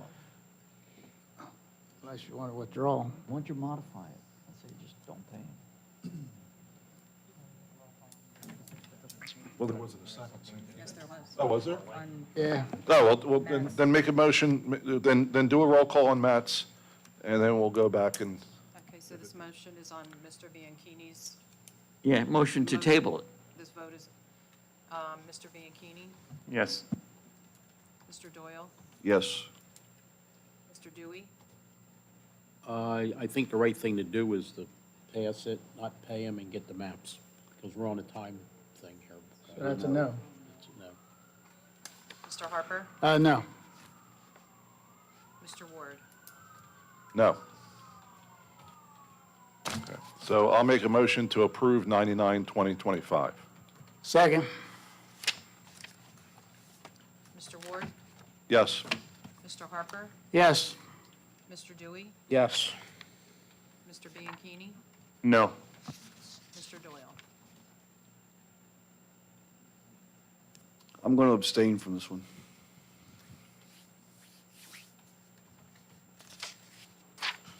Okay, so the next one we have is, and Danny, I'm sorry, I skipped you. 98-2025, you had a question.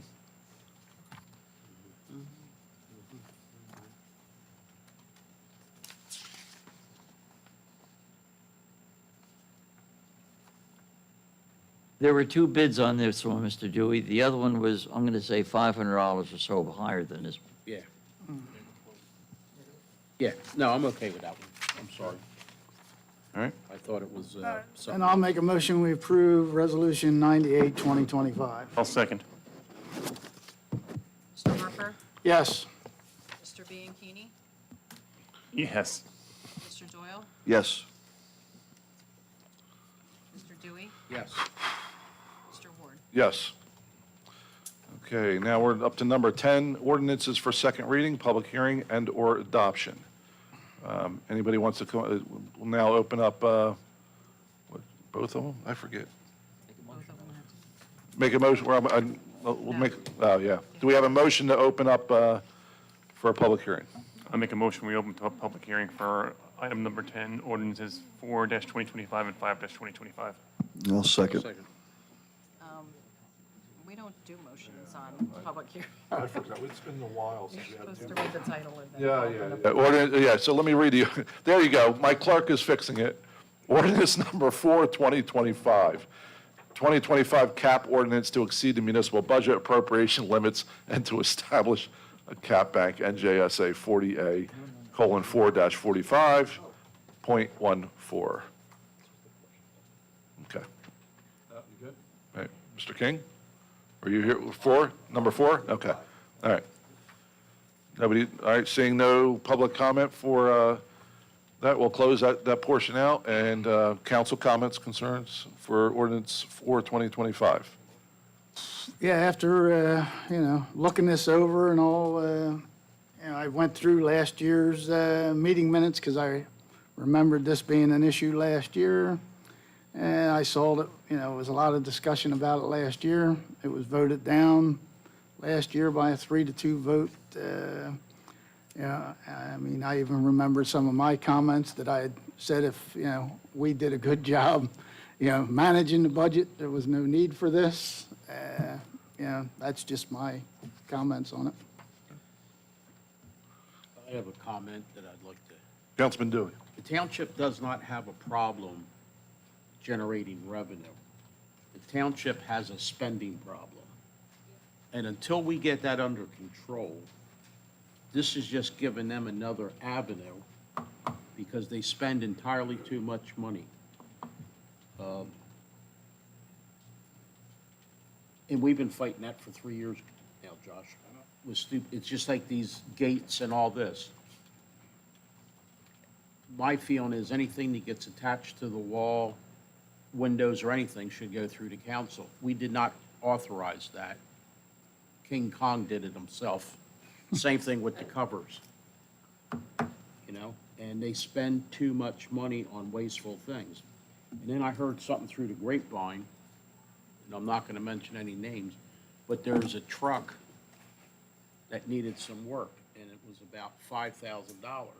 So instead of coming to giving us a authorization to spend the money, they divided it up so it came under the $3,000. Now, I would rather spend $5,000 on a truck than spend $500,000 because it's destroyed. You know, it needed brakes and all this, and they're playing games. You know, and it's, you know, we gotta control spending. I mean, if you look at this bill list, it's about $1.5 million a week to run this down. And wasteful. You know, we spend all that money at the sewer plant, we're not even allowed on the property. How do we know they did what they asked for the money? I know. We can't even follow up on it. You know, and that's all. I'm definitely a no on this baby. Oh, can I make a motion? Motion up. I make a motion to not approve 4-2025, ordinance number 4-2025. Second. Mr. Bianchini? Yes. Mr. Harper? Yes. Mr. Dewey? Yes. Mr. Doyle? Yes. Mr. Ward? Yes. Okay, ordinance number 5, 2025, an ordinance of the Township of Pemberton, County of Burlington, State of New Jersey, amending and supplementing subsection 5 of the Township Code entitled Human Relations Commission. We'll now open this ordinance up for public comment. I don't know if this is a brand-new ordinance, or is this a continuation or an adaptation of a previous ordinance that I believe we've had for years. And I would say probably 40 years. And there were very real reasons why this commission was formed all that long time ago. And I'm so surprised to hear Mr. King's comments about the schools not wanting to participate in this because it came from the schools. It originated with the schools 40 years ago. Whatever happened geographically or with the base, I don't remember the circumstances. I remember reporting on it, but my mind isn't that great anymore. But we had a huge influx of Asian families in Pemberton Township. And we were finding that the children were being isolated, they were not being included. There were some tensions, some real tensions. And so this was an outgrowth of the school board members actually putting together a group of people from the churches, from the various organizations in town. This isn't some big, we're not going after people in this. We're not investigating people. Nobody's going to be litigated. It says, the purpose of the commission is to foster, through community effort or otherwise, goodwill, cooperation, and conciliation among the groups and elements of the citizens of the community. Bam. Who doesn't want that? Who wouldn't want that?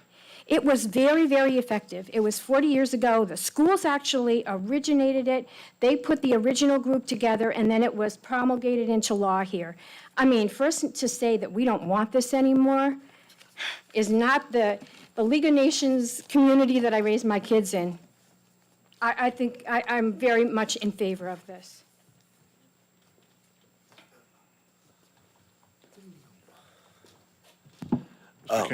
Yes, okay, just to let y'all know, it may have happened 40 years ago, but we've changed a lot as a country and everything else in the last 40 years. We also have a lot more systems in place to prevent anything that may have happened 40 years ago from happening today. So that's why, and I don't know if you want me to go back through my questions and stuff that I did earlier. Yeah, and I'll be happy to answer them, Pete, absolutely. Okay. Because I was the one that, and just to answer Marie's questions first, so we have by way of background, Marie, this has been coded since 1986. So there's nothing changing here. There was some minor wording that we needed to correct so that actually take power, some legislative power away from the commission, not give it more. So go ahead, Pete. Oh, okay. Well, the questions were, did you talk to the organizations that are currently listed to make sure they wanted to still be a part of it? Yes, so, and I'll take your questions one by one, sir. Okay. So what's funny, believe it or not, was, and I don't know, is Marty still here? She leave? She left. Okay, so this ordinance came back around because the BMIA asked for it to be revitalized. So yes, they are all the more favor of doing this and bringing it back to life, yes. Well, I know the BMIA is, but how about like, well, obviously let's see, what were the other ones here? Let's see. You know, like the Presidential Lakes and all the other bodies that are listed there, sorry. Where do you see? They're not Where do you members. see Presidential Lakes? Look under A, that's where the Yeah, membership you're on is. A, 513, subsection okay. A, Pete. Oh, yeah, the Board of Education. Well, the Board of Education was already statutized, so Yeah. that was already there. Oh, okay. So, and then the Township Police Department. Township Police Department was already statuified, that was already there. Oh, okay. And I did speak to, just so you know, I did speak to Chief Glass. Yeah. And the other reason why this was so important, at least in my mind, was, I don't know if you remember, but back when, in the late 80s, and Perry can probably remember this, but when the Bloods and Crips were really bad in Lake Valley specifically, Yeah. we actually had a crime watch prevention system in the township that was very much alive. Lake Valley Acres was at war with Sunbury Village at that point in time, and some other people down in Blueberry Manor. So when I spoke to Chief Glass in my office before I introduced this bill to begin with, if we could potentially get together or bring this back to life, I should say, not get it together because it's not new, was to assist the police department and the chief of police, and hopefully the goal would be to have another crime watch prevention started back up, which you can see, it used to be, there's only one sign left in the entire township. It's actually on East Lakeshore Drive, South Lakeshore Drive. It is the only one I know that's still there, and it's disappointing because I drive past it all the time just to look at it. And we did have a very vibrant crime watch prevention program that we can get funding for, grant funding by the federal government to assist the police department and hopefully revitalize that situation for the township. So they were there already. They were codified. Okay, well, I didn't get here till 96, so. No problem. And then I was asking, what are the qualifications of the people on the council or on the committee there? Yeah, and I'll answer that one for you as well. So this isn't a committee that's going to be making or designating legislation at all. This is an advisory committee that would basically come up and say, hey, council, this is what they're not even going to hold minutes. Like, they're not even going to put their meetings. It's just like the AAC. They don't have to report minutes. They don't have to, report agenda items. They're just here on a quarterly basis to go, hey, council, this is what the commission came up with, just like the environmental commission that we have. And I don't think there's any, Tom, correct me if I'm wrong, but there's no requirements to be on the environmental committee, right? Yeah. Right. So it's just be a person in the township or the likes thereof. Like Marty doesn't live in the township, but she's the president of the BMIA. Would we want her opinion? Sure, absolutely, if we possibly could, yes. Concerned citizens, yep. The lady that came over from Mount Holly during the whole warehouse situation, she's another one. She loves Browns Mills. She loved walking through the community and through the forest. Would we want somebody like that on this committee? Sure, absolutely, and we'd open them with open arms. Then my next question was, are the prospective organizations, and I'll go ahead and combine the next one too, and the people protected from litigation for anything they may or may not suggest? Well, look, I think you said it earlier, everybody can be sued. This commission, or this body, will have no powers. They're not going to decide anything. So I don't know what they would be sued for. They're not going to be doing, does the environmental people on a commission, are they potentially to be sued? Sure. If the planning board denies an application, because they're planning board members, can they be individually sued? Yes. But if they're doing township-related business and they're not doing something that inappropriate, they're covered. But these That's people- just my question, that's all. I'm just trying to make sure that people are safe, because I care about the people, it's, and then the last one is, because, like I said, when I'm reading this, it does read like the people are guilty before they're even, and What more. people? Anyone who, Clarify anyone what- can be brought up in anything What according people to are- this. what- Can you specifically sort of? I mean, you can say, it's like someone can come up and say, hey, Joe Schmo here said something sexually thing I didn't like. And now he can go to the commission, they can take him to the commission. So, well, where is it in here, sir, where there's a presumption of guilt, so to speak? So, well, they're going to be talking about it, so, there's nothing in here saying they're not presumed guilt, they're not presumed innocent either. Who are you talking about? Anyone. So, Pete, I'm lost, so you have to clarify. I really Before we go any understand that. further, I want to understand exactly what the implication is he's making here, because I want to make sure it's invalid and it doesn't apply to what we're talking about. Absolutely. because, like, say if someone, you don't like someone, the people on your committee don't like someone, then they can just all agree and go, yeah, that person's this, and we recommend censure or something of that nature. There's no, But they can suggest, and by the way, I'm addressing them, not you. Thank you very much. And Mr. President, that's one of the things you did say is for us to address you and yeah, not for the absolutely, catcalling. absolutely. in the Decorum, back. definitely, please, So, thank you. But I'm just trying to make sure that it cannot be weaponized is what I'm worried about. Right. Because so many things these days, they sound innocent until they're weaponized. And then once they're there, they cannot, they can also be used against the people who voted for them, as well as everything else. So that's all I'm worried about is I just think it's a piece of legislation that's not needed. So. Well, I would, and here's what I would say, Pete, and I always welcome, discussions, but I mean, if the legislation, no matter what, if it passes tonight or doesn't pass tonight, right, it's still on the books. Yeah. Because it's already there.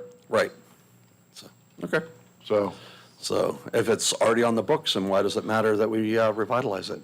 Well, because the issue there was some light wording that needed to be addressed to bring it up to our time. Okay. One thing then, in that case, whenever you're doing these things, might I suggest italicizing or bolding or putting in another color the portions that are changed? Then that way it would make it a lot easier for people who are reading it prior to coming here to know what is already in existence and what is the proposed change. I'll definitely. Or the strike-throughs. I'll definitely let our solicitor know that. All right? All right, thank you. Cool. Thanks, Pete.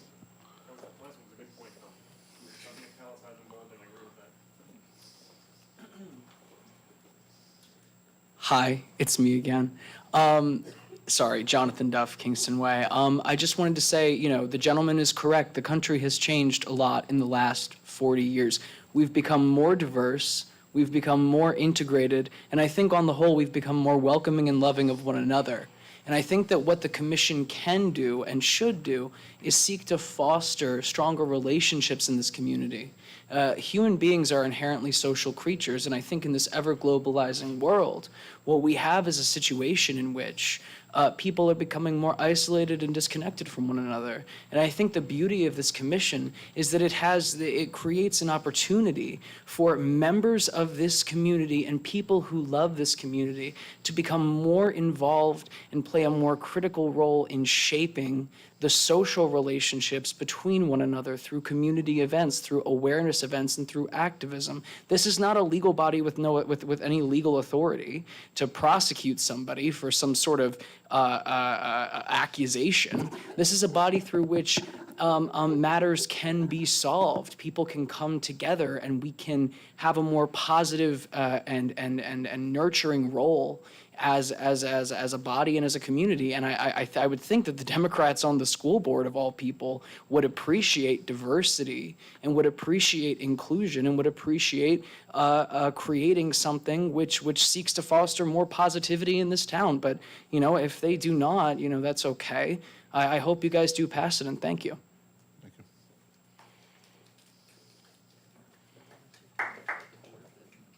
Yeah, we'll strike it. It's fine. I'm split, okay? Sure, Vicki, what do you got? I read this and I see words like study problems in the township relating to relationships among individuals and groups of all kinds. Well, why are you studying if I have a problem with so-and-so? That's like a personal thing. Do you understand? I'm an individual. I'm not a part of a group.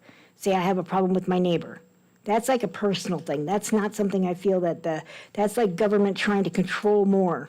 Just bear me out, okay?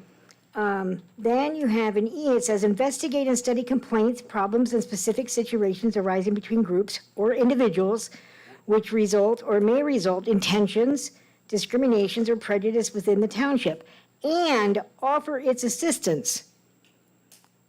You just said they weren't doing anything. Why is offer their assistance in there then? No, what was said by the president is that they're not making any decisions. That's what he said. But but you're giving them the power to offer assistance by the way this is worded. Okay? The next section, investigate and mediate private sector affirmative action. That's an action. You're allowing them to act on their investigation. Okay, now I agree 100% of community watch. I always watch out for my neighbors, and when I see stuff that, driving down the road the other night, my son-in-law saw a guy, a naked lady laying on her car. They called the police department. It was like ridiculous, but it's a community watch type thing.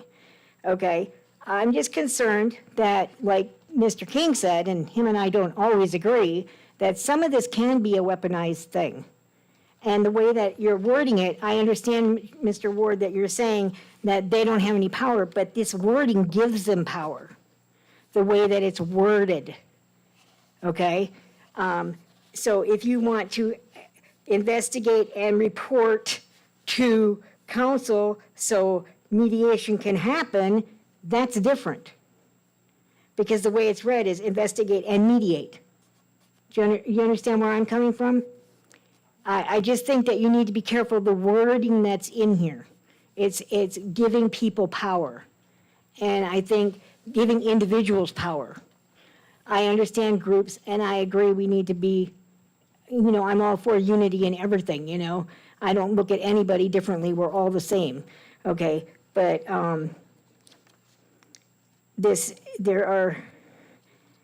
okay, and it says, and that, like up in the top A, it says that they'll help you form programs to eliminate all types of, that's different. They're helping you form them. But down here, you get into the individual's actions, and that's where I have a problem with it. Okay? Thank you, Vicki. Would that be like, let's suppose in your neighborhood there's 100 houses, and let's say MS-13 moved in 2 streets over. And with this committee, they could work with the, saying, hey, could we put cameras up so we could watch this house? To get, That's all. enough evidence to go in and do what they got to do. I mean, Next person, come on down. Pat Guthrie, Birmingham. I agree with Jonathan, and I agree with Vicki. So I think that there should be some kind of more consideration put in the wording of this. But the one thing that kind of threw me off a little bit was number H, make a comprehensive annual report to the Township Council and the Township Administrator concerning the activities, involvement, and comments of the commission. That's like once a year, the commission's going to get with you guys and say, hey, this is what's been going on and this is what we're doing. I think that should be done more on like a quarterly basis So if there's something that you guys do need to address that happened between January and March, they're not waiting till the end of the year to make you guys informed of the situation. Maybe just a quarterly, even if nothing happened, it's like, oh, we had no meetings or involvements, everybody's just loving one another. But if there is something that is being addressed, it's nice to let you know sooner than just doing a report annually. So I do think that should be reworded so that, you know, and is there a council member on this committee? I didn't see that. I just see like, Yes, there's a councilman at large on the committee, yes. okay, so you guys are, I guess, are being then informed, because I see 2 people from the BMI, 7 residents, a police officer, so that's 10. And then, what I read, a council appoints. Let me read this right. And I think, Pat, Appointed by if the the- township council, there's going to be one, okay, of the respective bodies, so I guess the respective body is one of you guys. yes, One of your, yeah. one of you guys, the council's going to vote which one of you is included in it. So I guess you guys would get the information We'll anyways. flip a coin and see who gets So, on I there. mean, at that point, Jackal point. is an annual report even necessary? Because you're getting updates as the meetings get met. Well, that's what I was just going to say. It So- says about an annual report, but if there is a problem that exists, because there'll be a council person, a member of the police department, it even says in there, the administrator, if we ever get one, can participate and stuff. So if there needs to be something brought up, it Something will be addressed. brought up, yes. Okay, so in reality, the annual report is That's kind of just mute. a, hey, everything's great. Yeah. Statutorily, Pat, to be honest, every committee, commission that we have is supposed to come into council and give at least an annual, if not biannual or quarterly report. That hasn't happened here in quite a long time, so. So, and Maria, you're kind of amazing to know the history of this stuff. I didn't even know this existed and that it had anything to do with Asians.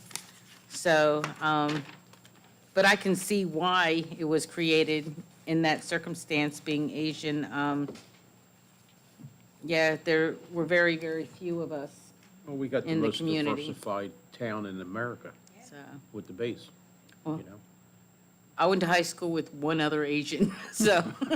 But it's just like, if a community wanted to start a town watch, you know, one city block in a development, you know? It gives those, you know, they're out walking their dog, if they see something, they'll have somebody to call and say, hey, can you come check this out? You know, it's, in the long run, it should be better for the community. I mean, I think it's great. I really do think it's great. But I can see also Vicky's points. But, so it's something that just to think about. Okay.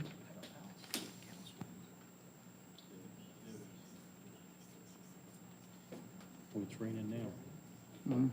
Or it's windy, one or the other. You better pull the truck right up to the door. Mrs. Foreman, I haven't heard from you all night. How you doing tonight? Hi, Hi. Mr. President. Now, don't call me Mr. President, please. Please don't do Wait a that. minute, I don't, wait. I, Aren't you the, Right now, he's the head guy in the room. yeah, but I- isn't he called the council Council, president? you could do that. But you're the third person that's done it tonight. It bothers me really bad. Please. Oh, I wouldn't want to bother you. No, yes, no, it's okay. I didn't mean that in a negative sense, Michelle. Go ahead. What's your opinion on 5/20/25? Okay, so, by the way, if I can just say this real quick, you guys were really brave tonight. Y'all really impressed me. I'm afraid to say too much to him because, you know, next thing you know, I'm getting tickets and stuff. Excessive being cut out of programs and such. Anyway, about this, okay. Is this going to be like an open meeting, like the Environmental Commission?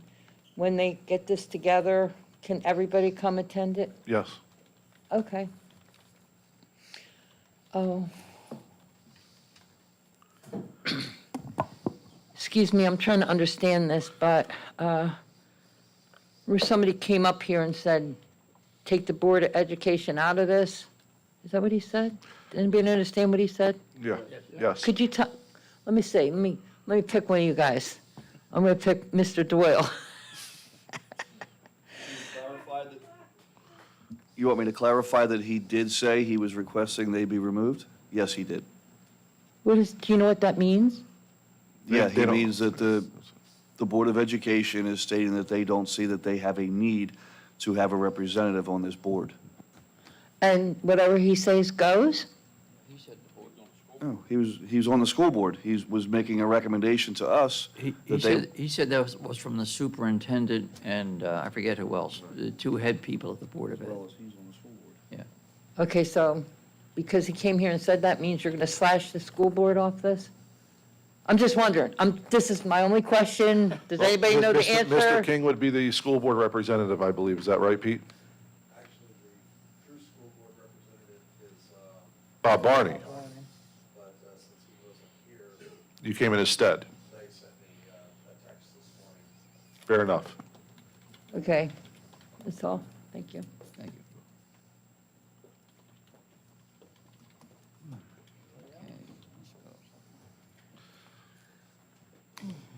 Anybody else for public comment on 5/20/25? I really didn't think it was going to be this big of a deal. Yeah, if you don't mind, Josh, I guess I'll start it off. Yeah.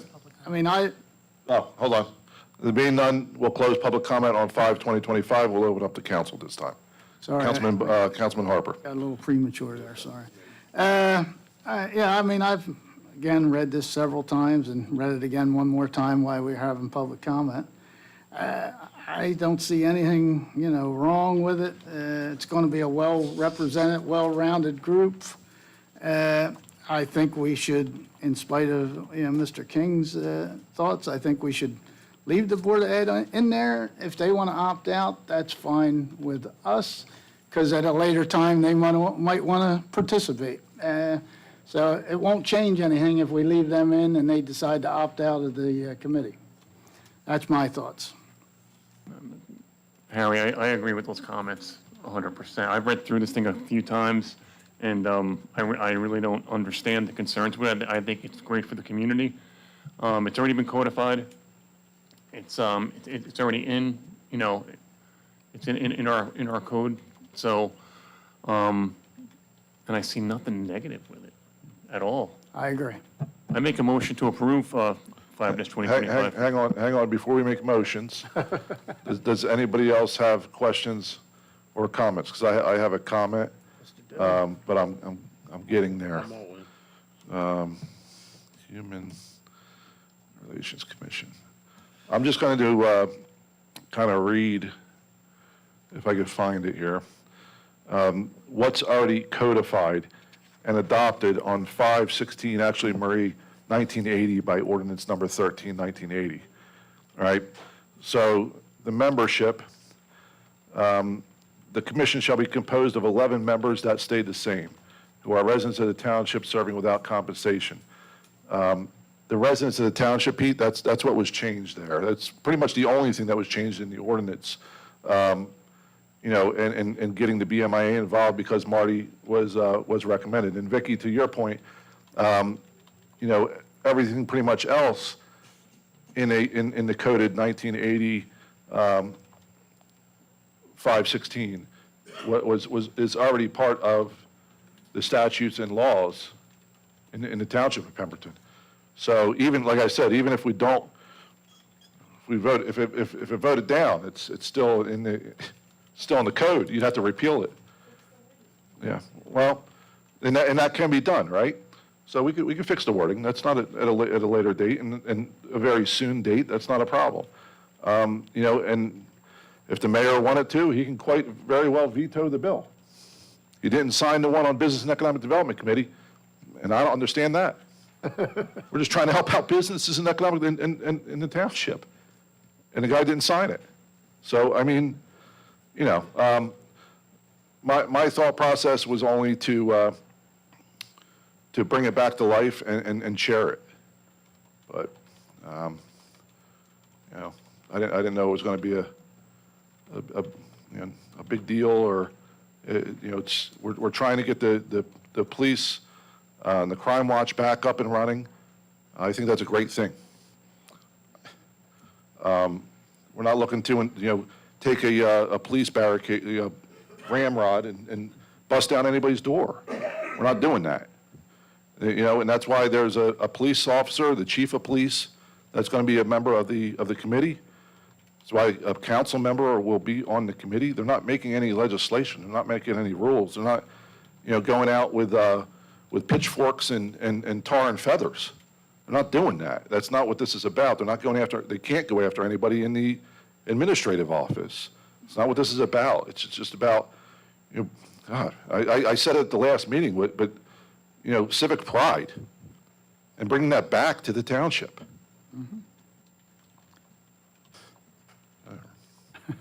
Anyway, that's all I have to say.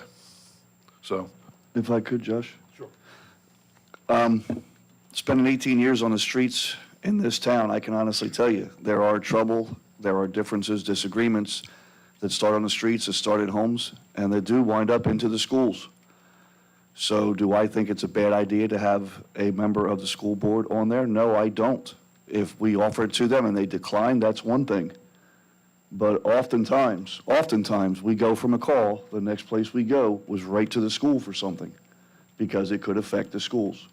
Hoping it never does, but the firsthand knowledge by having somebody there to know what's going on ahead of time would only alert everybody that much quicker to a situation that could or could not unveil itself. all right. So, you have a motion? I'll tell you what, I'll make a motion to approve ordinance number 5, 2025. I'll second. Mr. Ward, Yes. Mr. Dewey, Yes. Mr. Harper, Yes. Mr. Bianchini, Yes. Mr. Doyle. Yes. Okay, next up on the agenda is new business, number 11, purchases over $3,000. Public Works and the pressure washing, repair and painting of our senior center building from Certa Pro Painters in the total amount of $14,800. Questions, comments, concerns from council? If you remember, Josh, this was supposed to be done last year. I I don't do. know why it got done. It was already approved.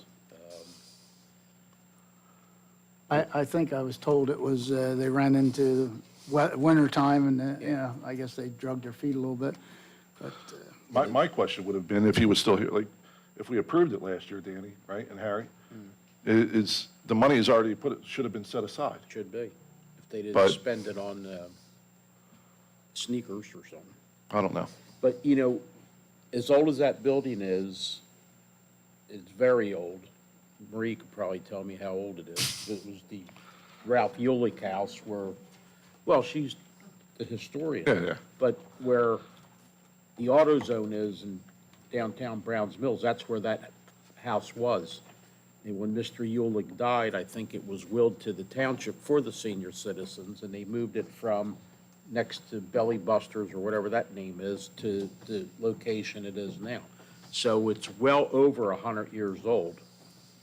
Solicitor's house, his family gave it to the town. Yeah. Mark Williams, right? So over the years, who knows what kind of paint's on that? And they're responsible for the environmental, the caulking and all that, and for $15,000, get at it, Yep, I agree. I'll make a motion to approve under new business 11A1 for the repairs and the improvements to the senior center. I'll second. Mr. Doyle, Yes. Mr. Harper, yes. Mr. Dewey, Yes. Mr. Bianchini, Yes. Mr. Ward. Yes.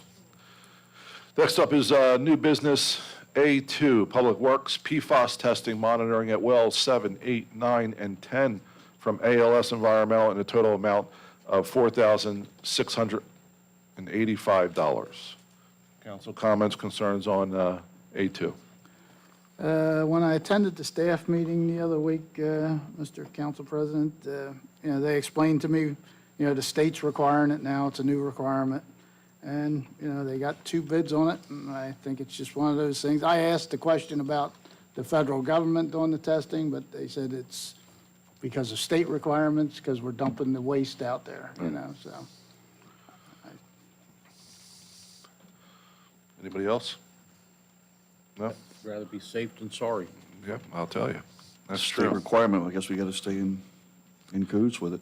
Yeah, just by, I don't know, were you you weren't at the PFAS seminar, right? No, just so everybody understands how it works, with the sewage water that we have, when we dump it on the field, there's plastics in the sewage water, right? So, toilet paper, other things, baby diapers are actually a big one.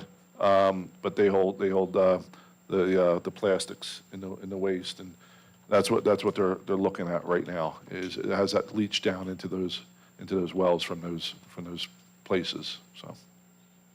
Yeah. Need a motion? I make a motion, we approve new business A2. I'll second. Mr. Harper? Yes. Mr. Dewey? Yes. Mr. Bianchini? Yes. Mr. Doyle? Yes. Mr. Ward? Yes. New business B1, yearly renewals, a motel license for Budget Inn. Council questions, comments, and concerns. I'll start. I've heard through, we'll use the Mr. Dewey word, the grapevine as well, that we have some outstanding citations on this property. Yes. Do we have any idea how many or where the status is? I mean, if we had administration here, we could probably get an answer to that, but since we don't. Roe put an attachment on here that there are several outstanding violations. She doesn't say how many, and also there are outstanding violations for fire alarm activations out there. That was all brought up at the staff meeting, but I think, if I may have misinterpreted it, but the way I understood it, they needed us to bring this up tonight at the council meeting to, not pass it, so we could get some teeth in the, am I correct, Amy? No, that is correct. It was discussed at the staff meeting. I've actually had this application, but knowing that there is no way the council should approve this. So do we actually, Amy, do we actually need a motion to turn it down, or if we just don't have a motion, it dies? I would make a motion to deny it. Very good. To make Okay. it clear. And that's not mentioning the crime that we have downtown comes out of that building. The Community Development Department is working on this property, and this would just give them something else in their packet when Yeah, give them they go some to teeth, court. yeah. I make a motion, we deny the renewal of their license. I'll second. Mr. Dewey? Yes. Mr. Bianchini? Yes. Mr. Doyle? Yes. Mr. Harper? Yes. Mr. Ward? Yes. New business, C1, parade permits, public hearing required. So we got to open this up for public hearing first. C1 is Presidential Lake Civic Association July 4th Parade on New York Road from Washington Boulevard to 703 New York Road on July 4th, 2025, from 10 a.m. to 1 p.m. Is now open for public comment. No? Okay. I make a motion. Seeing none, hold on, Dan, let me follow some decorum here. So I don't want to get in trouble. Seeing none, we'll close that out for the public hearing out for the required parade permit. And before I pass it over, I just want to mention, I'm sorry, working in restaurants, I have to work every holiday. I really want to get down there one year to see it. Maybe I get down there this year. I can't make any promises. America, please tell the Presidential Lake Civic Association. I do try my best, but everybody can tell you, if it's a holiday, I'm usually. Even if it falls on your day off? I'm still a holiday, I'm with you. Salary, buddy. Anyway, but.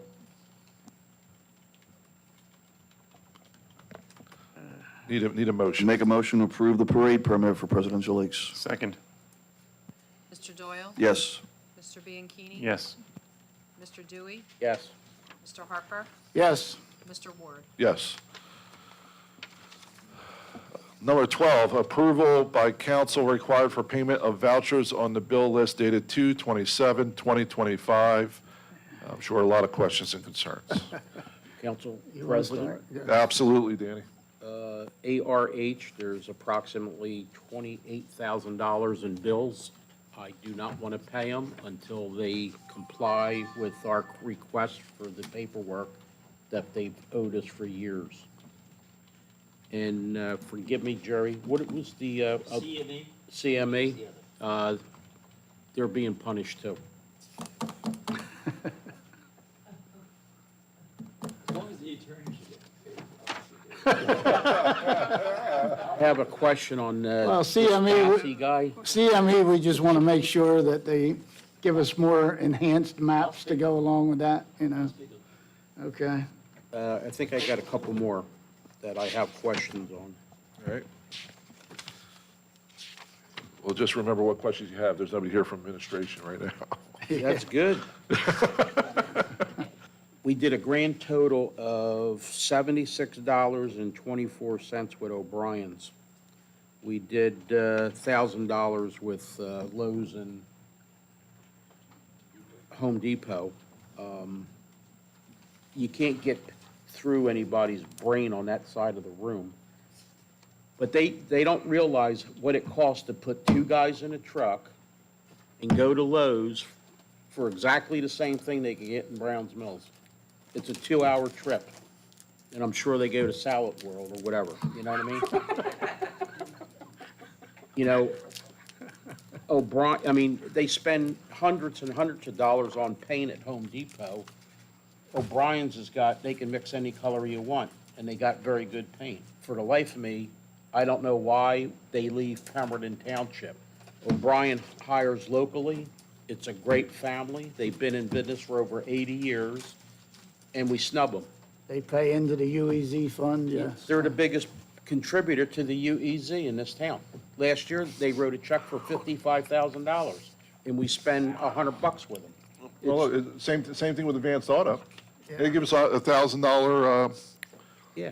$1,000 grant, yeah. yeah, and we don't do any business with them. You know, and it's, like I said earlier, it's wasteful spending. There was one more, I think. You want me to refresh your memory? Sure. I got a question on page 18, or 14, I'm sorry, for the tax assessor. Oh, yeah.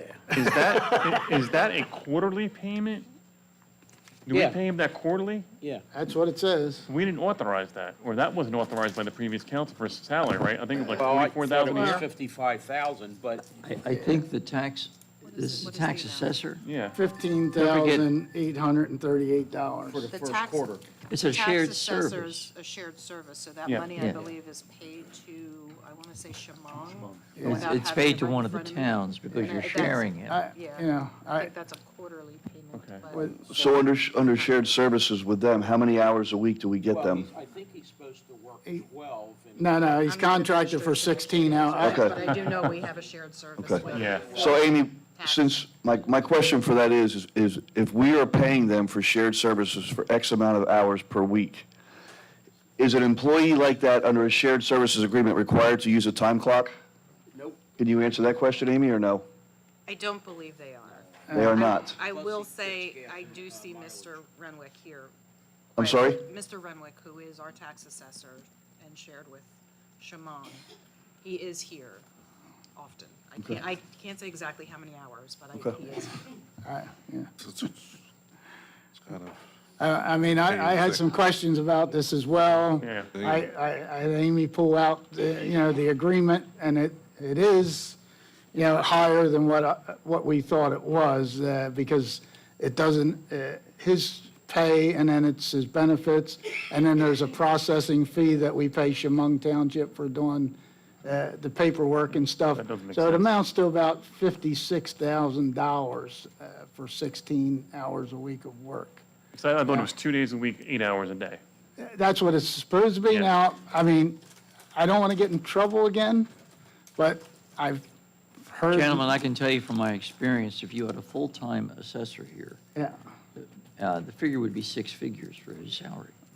I mean, I guess the websites I looked at got to be updated because, the one I saw said the average pay for, tax assessor is about 78,000 a year, so I'm sure there's lowers and there's higher, but, that's what they said the average pay is. I mean, it's a shared service agreement. We signed this deal in November of last year. I guess if we have further questions on it, we need to look it over, and if we think we can get a better deal somewhere else, maybe we should look at it, but, or, maybe we ought to go, I noticed some of our contracts, when we appointed people in the beginning of the year, it was on an hourly basis, and maybe then we'll, if we want to do that, where he does clock in and stuff, and then we have a better way of tracking if it's good or not, but I guess right now, we can't do anything about it. It is his legitimate quarterly payment. Yeah, I was just curious because it didn't add up to what, Right, Yeah, yeah. It's so, the way it's clear broke now. down, It's yeah, clear. yep. You figure if you got 3 towns, you got a $250,000 paycheck. Well, I don't know if Shamong rents them out to anybody else, but, at this point, it's a contract that we agreed to, and we have to honor it and discuss it further down the line.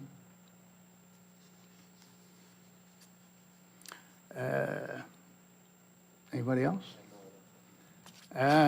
Danny, you wanted to make the motion, or? Well, does anybody know when the sublet dog catcher's over with?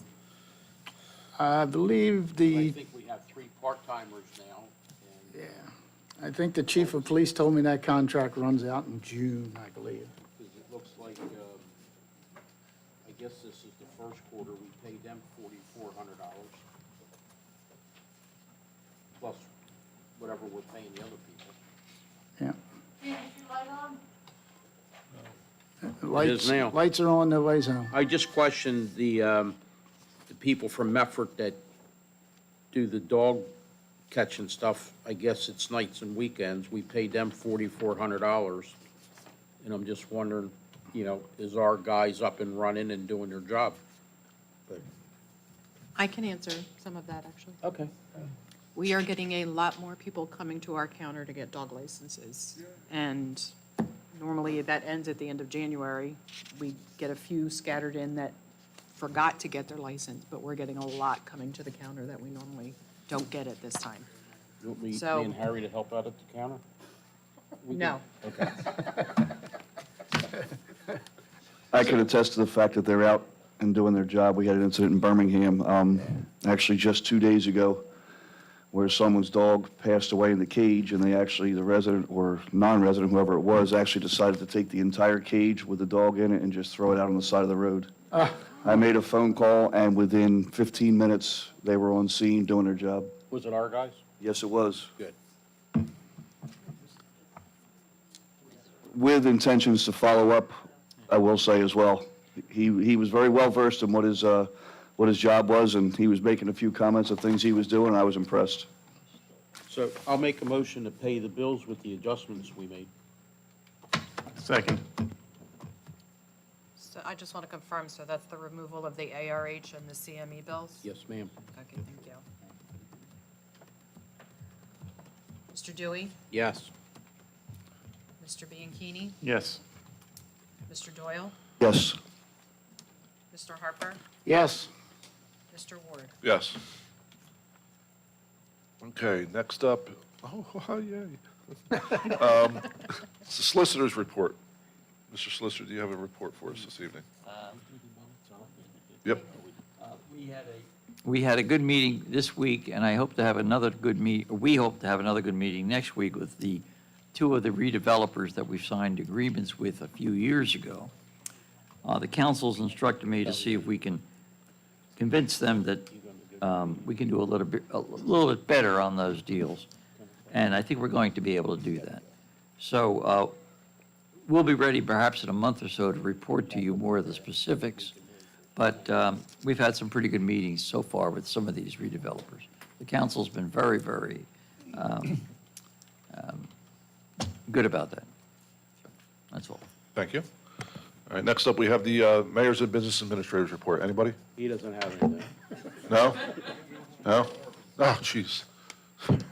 We need a cardboard thing up there.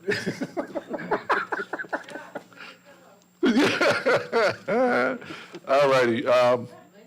Next up is the council members' comments. Since Mr. Dewey was away in sunny Florida, we'll start with him.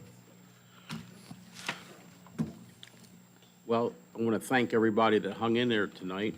You got a little brief of what we've been going through, Josh and me, for the last 3 years with, and hopefully something happens soon. We can't move the football because of him. And we're doing everything we can. And it's an embarrassment to the town, it's an embarrassment to the county. And we've got a great crew up here, and we want to pour our hearts out in this town, but it's like trying to run through a block wall. So we're not giving up, we're going to fight, and hopefully when it's all over with, you guys will be very, very happy with us and your town. But we will fight for you every day. Have a good St. Patty's Day, and we'll see you in 2 weeks, I guess, right? Yeah, 2 weeks. Thank you very much. All right, thanks everybody for coming out. I had a couple of questions for the mayor, unfortunately, but I'll pass them on to the solicitor. I was going to ask how things were going with the upcoming budget and the audit that was being done. And, you know, when I was going through doing some homework and some of my other paperwork from last year, I came across something that I was, as part of the budget, we usually have to do a salary ordinance sure. for employees and all. We haven't had that come before us yet. I was wondering where we stood with that, because you can't have a budget without a salary ordinance. Well, if I can, It that's, was approved in May last year, just before we approved the budget. I went through but you my. will need a salary ordinance as part of the budget, Yeah, a yeah. resolution, but, you Yeah, know, yeah. Well, that's. not my job. That was just some of my questions that maybe you can pass along to him. I apologize to you people tonight. I got a little intense here for a little while, but the frustration level is just up over my ears right now. And I can't remember the name of that movie, Weatherman or whatever it was. I'm as mad as hell, and I'm not going to take it anymore. We're all fed up, and we're going to start pushing back. We're going to try to do it. We've been trying to do it in a respectful manner, but he's just not, hearing us. So we're going to have to do what we have to do. But everything we do is in the best interest of the residents and the business people in this town. Yeah, well, respect is earned, not given. Respect is earned, not given.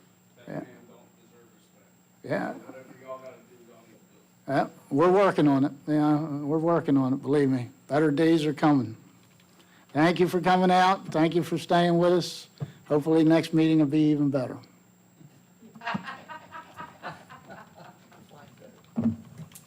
Councilman Doyle. Yeah, why not? My apologies for missing you all 2 weeks ago, but unfortunately, I could not do the Skype in like Mr. Dewey does from the airplane. They wouldn't allow that to happen, so I was unfortunately in the air when the meeting happened. Before I took this seat, I was elected in November by you people, and I didn't take my oath until January. And I was met at the door, leaving here at a December meeting, by a very well-known man in this town. I'll leave it at that. And he took me aside and held onto my arm, and he spoke to me for 15 minutes, and he asked me personally, to be the voice of reason for these 5 gentlemen up here with the mayor and be the one to bridge the gap. I can honestly tell you from my heart, I have done everything I can do, and I was the last man to proverbially turn my back. And I can tell you, you guys deserve better for a business administrator. We interviewed, we asked him to sit on interviews, and he allowed us to do that. Interview. I cannot in good conscience put somebody at the helm of this township with your money and our money unless I put him against other people to show me he is the best choice for you. He absolutely, the mayor, refuses to allow us or to himself to interview anybody else for the position of business administrator. So with that, giving us one person to interview and being told tonight to take it or leave it. We left it in your best interests. We're not going to do that to you. You deserve better. You've asked better of us, so we're going to do better. And I can wholeheartedly tell you tonight, after what I saw, I'm not going to be forceful about it. I'm not going to be arrogant or ignorant about it, but I am going to politely appeal to the mayor and ask him to please step down from his position. He does not have the best interest of our residents at heart, our businesses. We have 2 businesses right now that are literally going to be, as they said tonight, out on the streets, and zero reaction. His reaction tonight when we had a medical issue here with one of them, I'm sure because of the excitement in his life, he walked out on us. He took the time to look back at me at the door as he exited so that I saw him leaving. That's a disgrace, and that's not the way you leave your residents. But he's turned his back. He took a position he is not qualified for. He wanted the title, but it's a little bit more work. He's over his head, and I would really, really appreciate it if he would step down. I hope you all have a wonderful night and get home safely. Thank you.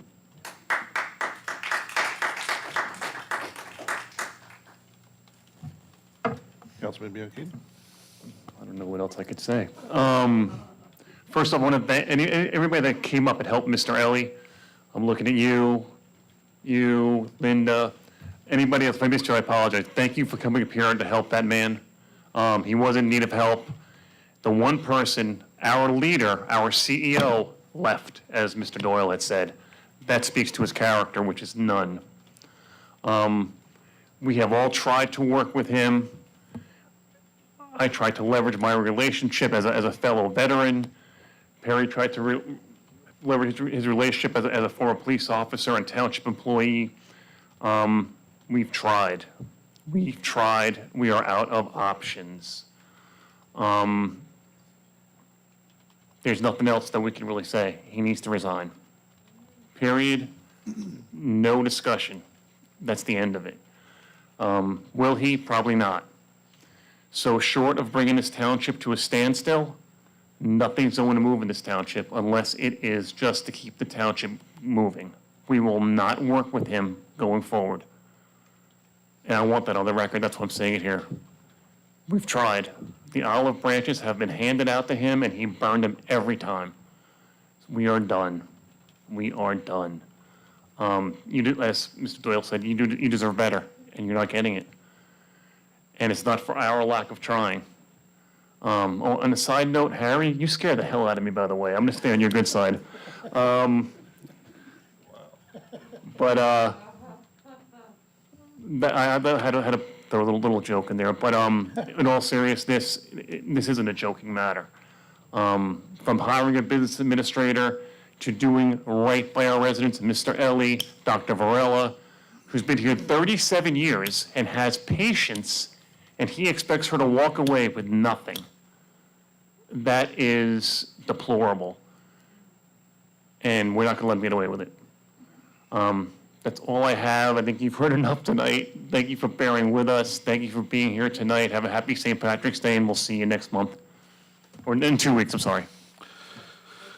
There we go. And yeah, this isn't a record yet, but I'll just say a couple short, brief words. Number one, to the community that's here and on our vibrant YouTube page. Again, I'll say the same thing I said after we approved the ordinance that was in question tonight by a couple, and I get what everybody's concerns are in regards to that, but I'll go back to the last meeting and say that it's civic pride. We're not trying to. This piece of legislation, the people that hopefully will reach out, and I've had a lot of people reach out and say they wanted to be a part of that new body, but it's here for you. It's always been here for you. It's always been here. Same thing with the Economic and Development Committee. It's always been here for you. Council can't do anything, and I shouldn't say we can't do anything. That's the wrong words. We can't do too much to assist in the community. We certainly can't do too much to the mayor that's sitting over there right now, and get done what needs to get done.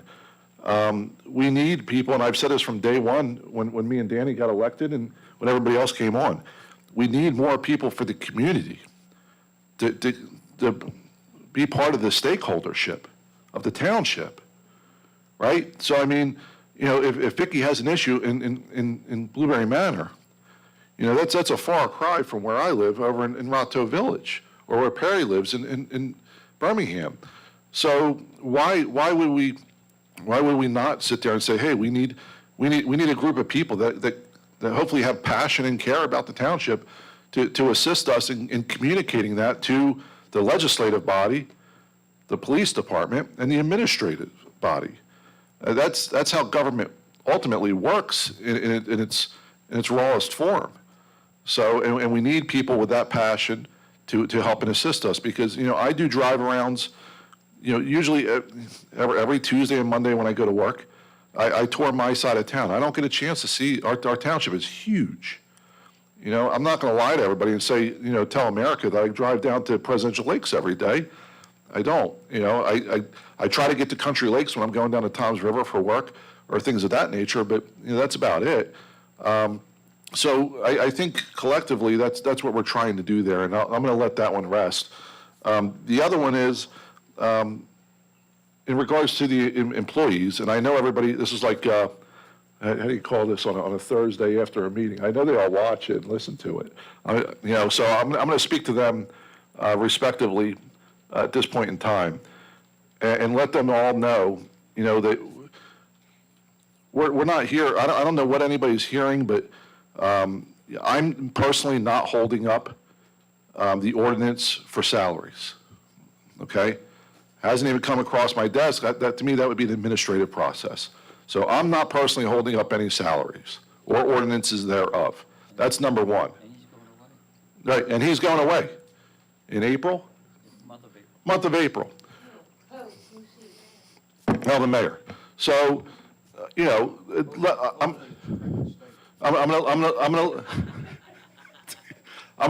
gonna leave that one alone. Number two, because I'm not allowed to associate or discuss anything with the department heads directly, so I'll do it through this media as well.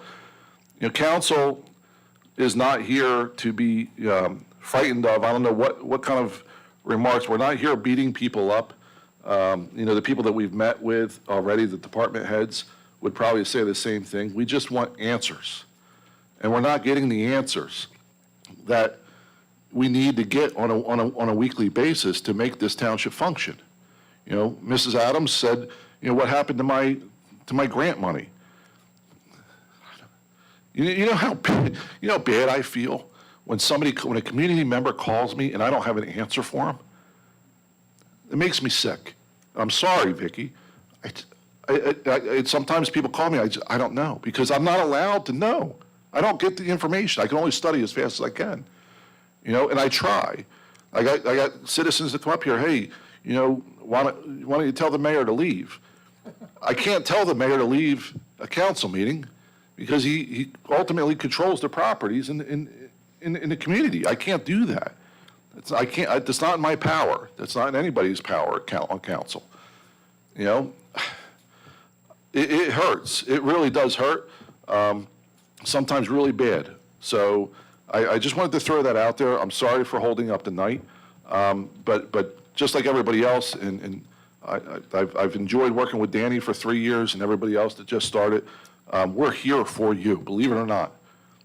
And I will be the first one to answer my phone or do whatever I can to personally assist you in a time of need. And unfortunately, we're not getting the questions answered that we need to have answered by administration, and that's annoying. And it's just a roadblock, and the guy, he needs to resign. The Republican Club of Pemberton Township asked him they pretty much said, get out. So he's no longer a member of the Republican Club. Or the county. So, okay. There's not too much else we can do. So be that as it may, I hope everybody has a great night. It's 10:15, and we'll get, I guess Amy's closing up, so we'll get her out of here. So thank you very much, and we just need a motion to adjourn. Make that motion. There we go. All right.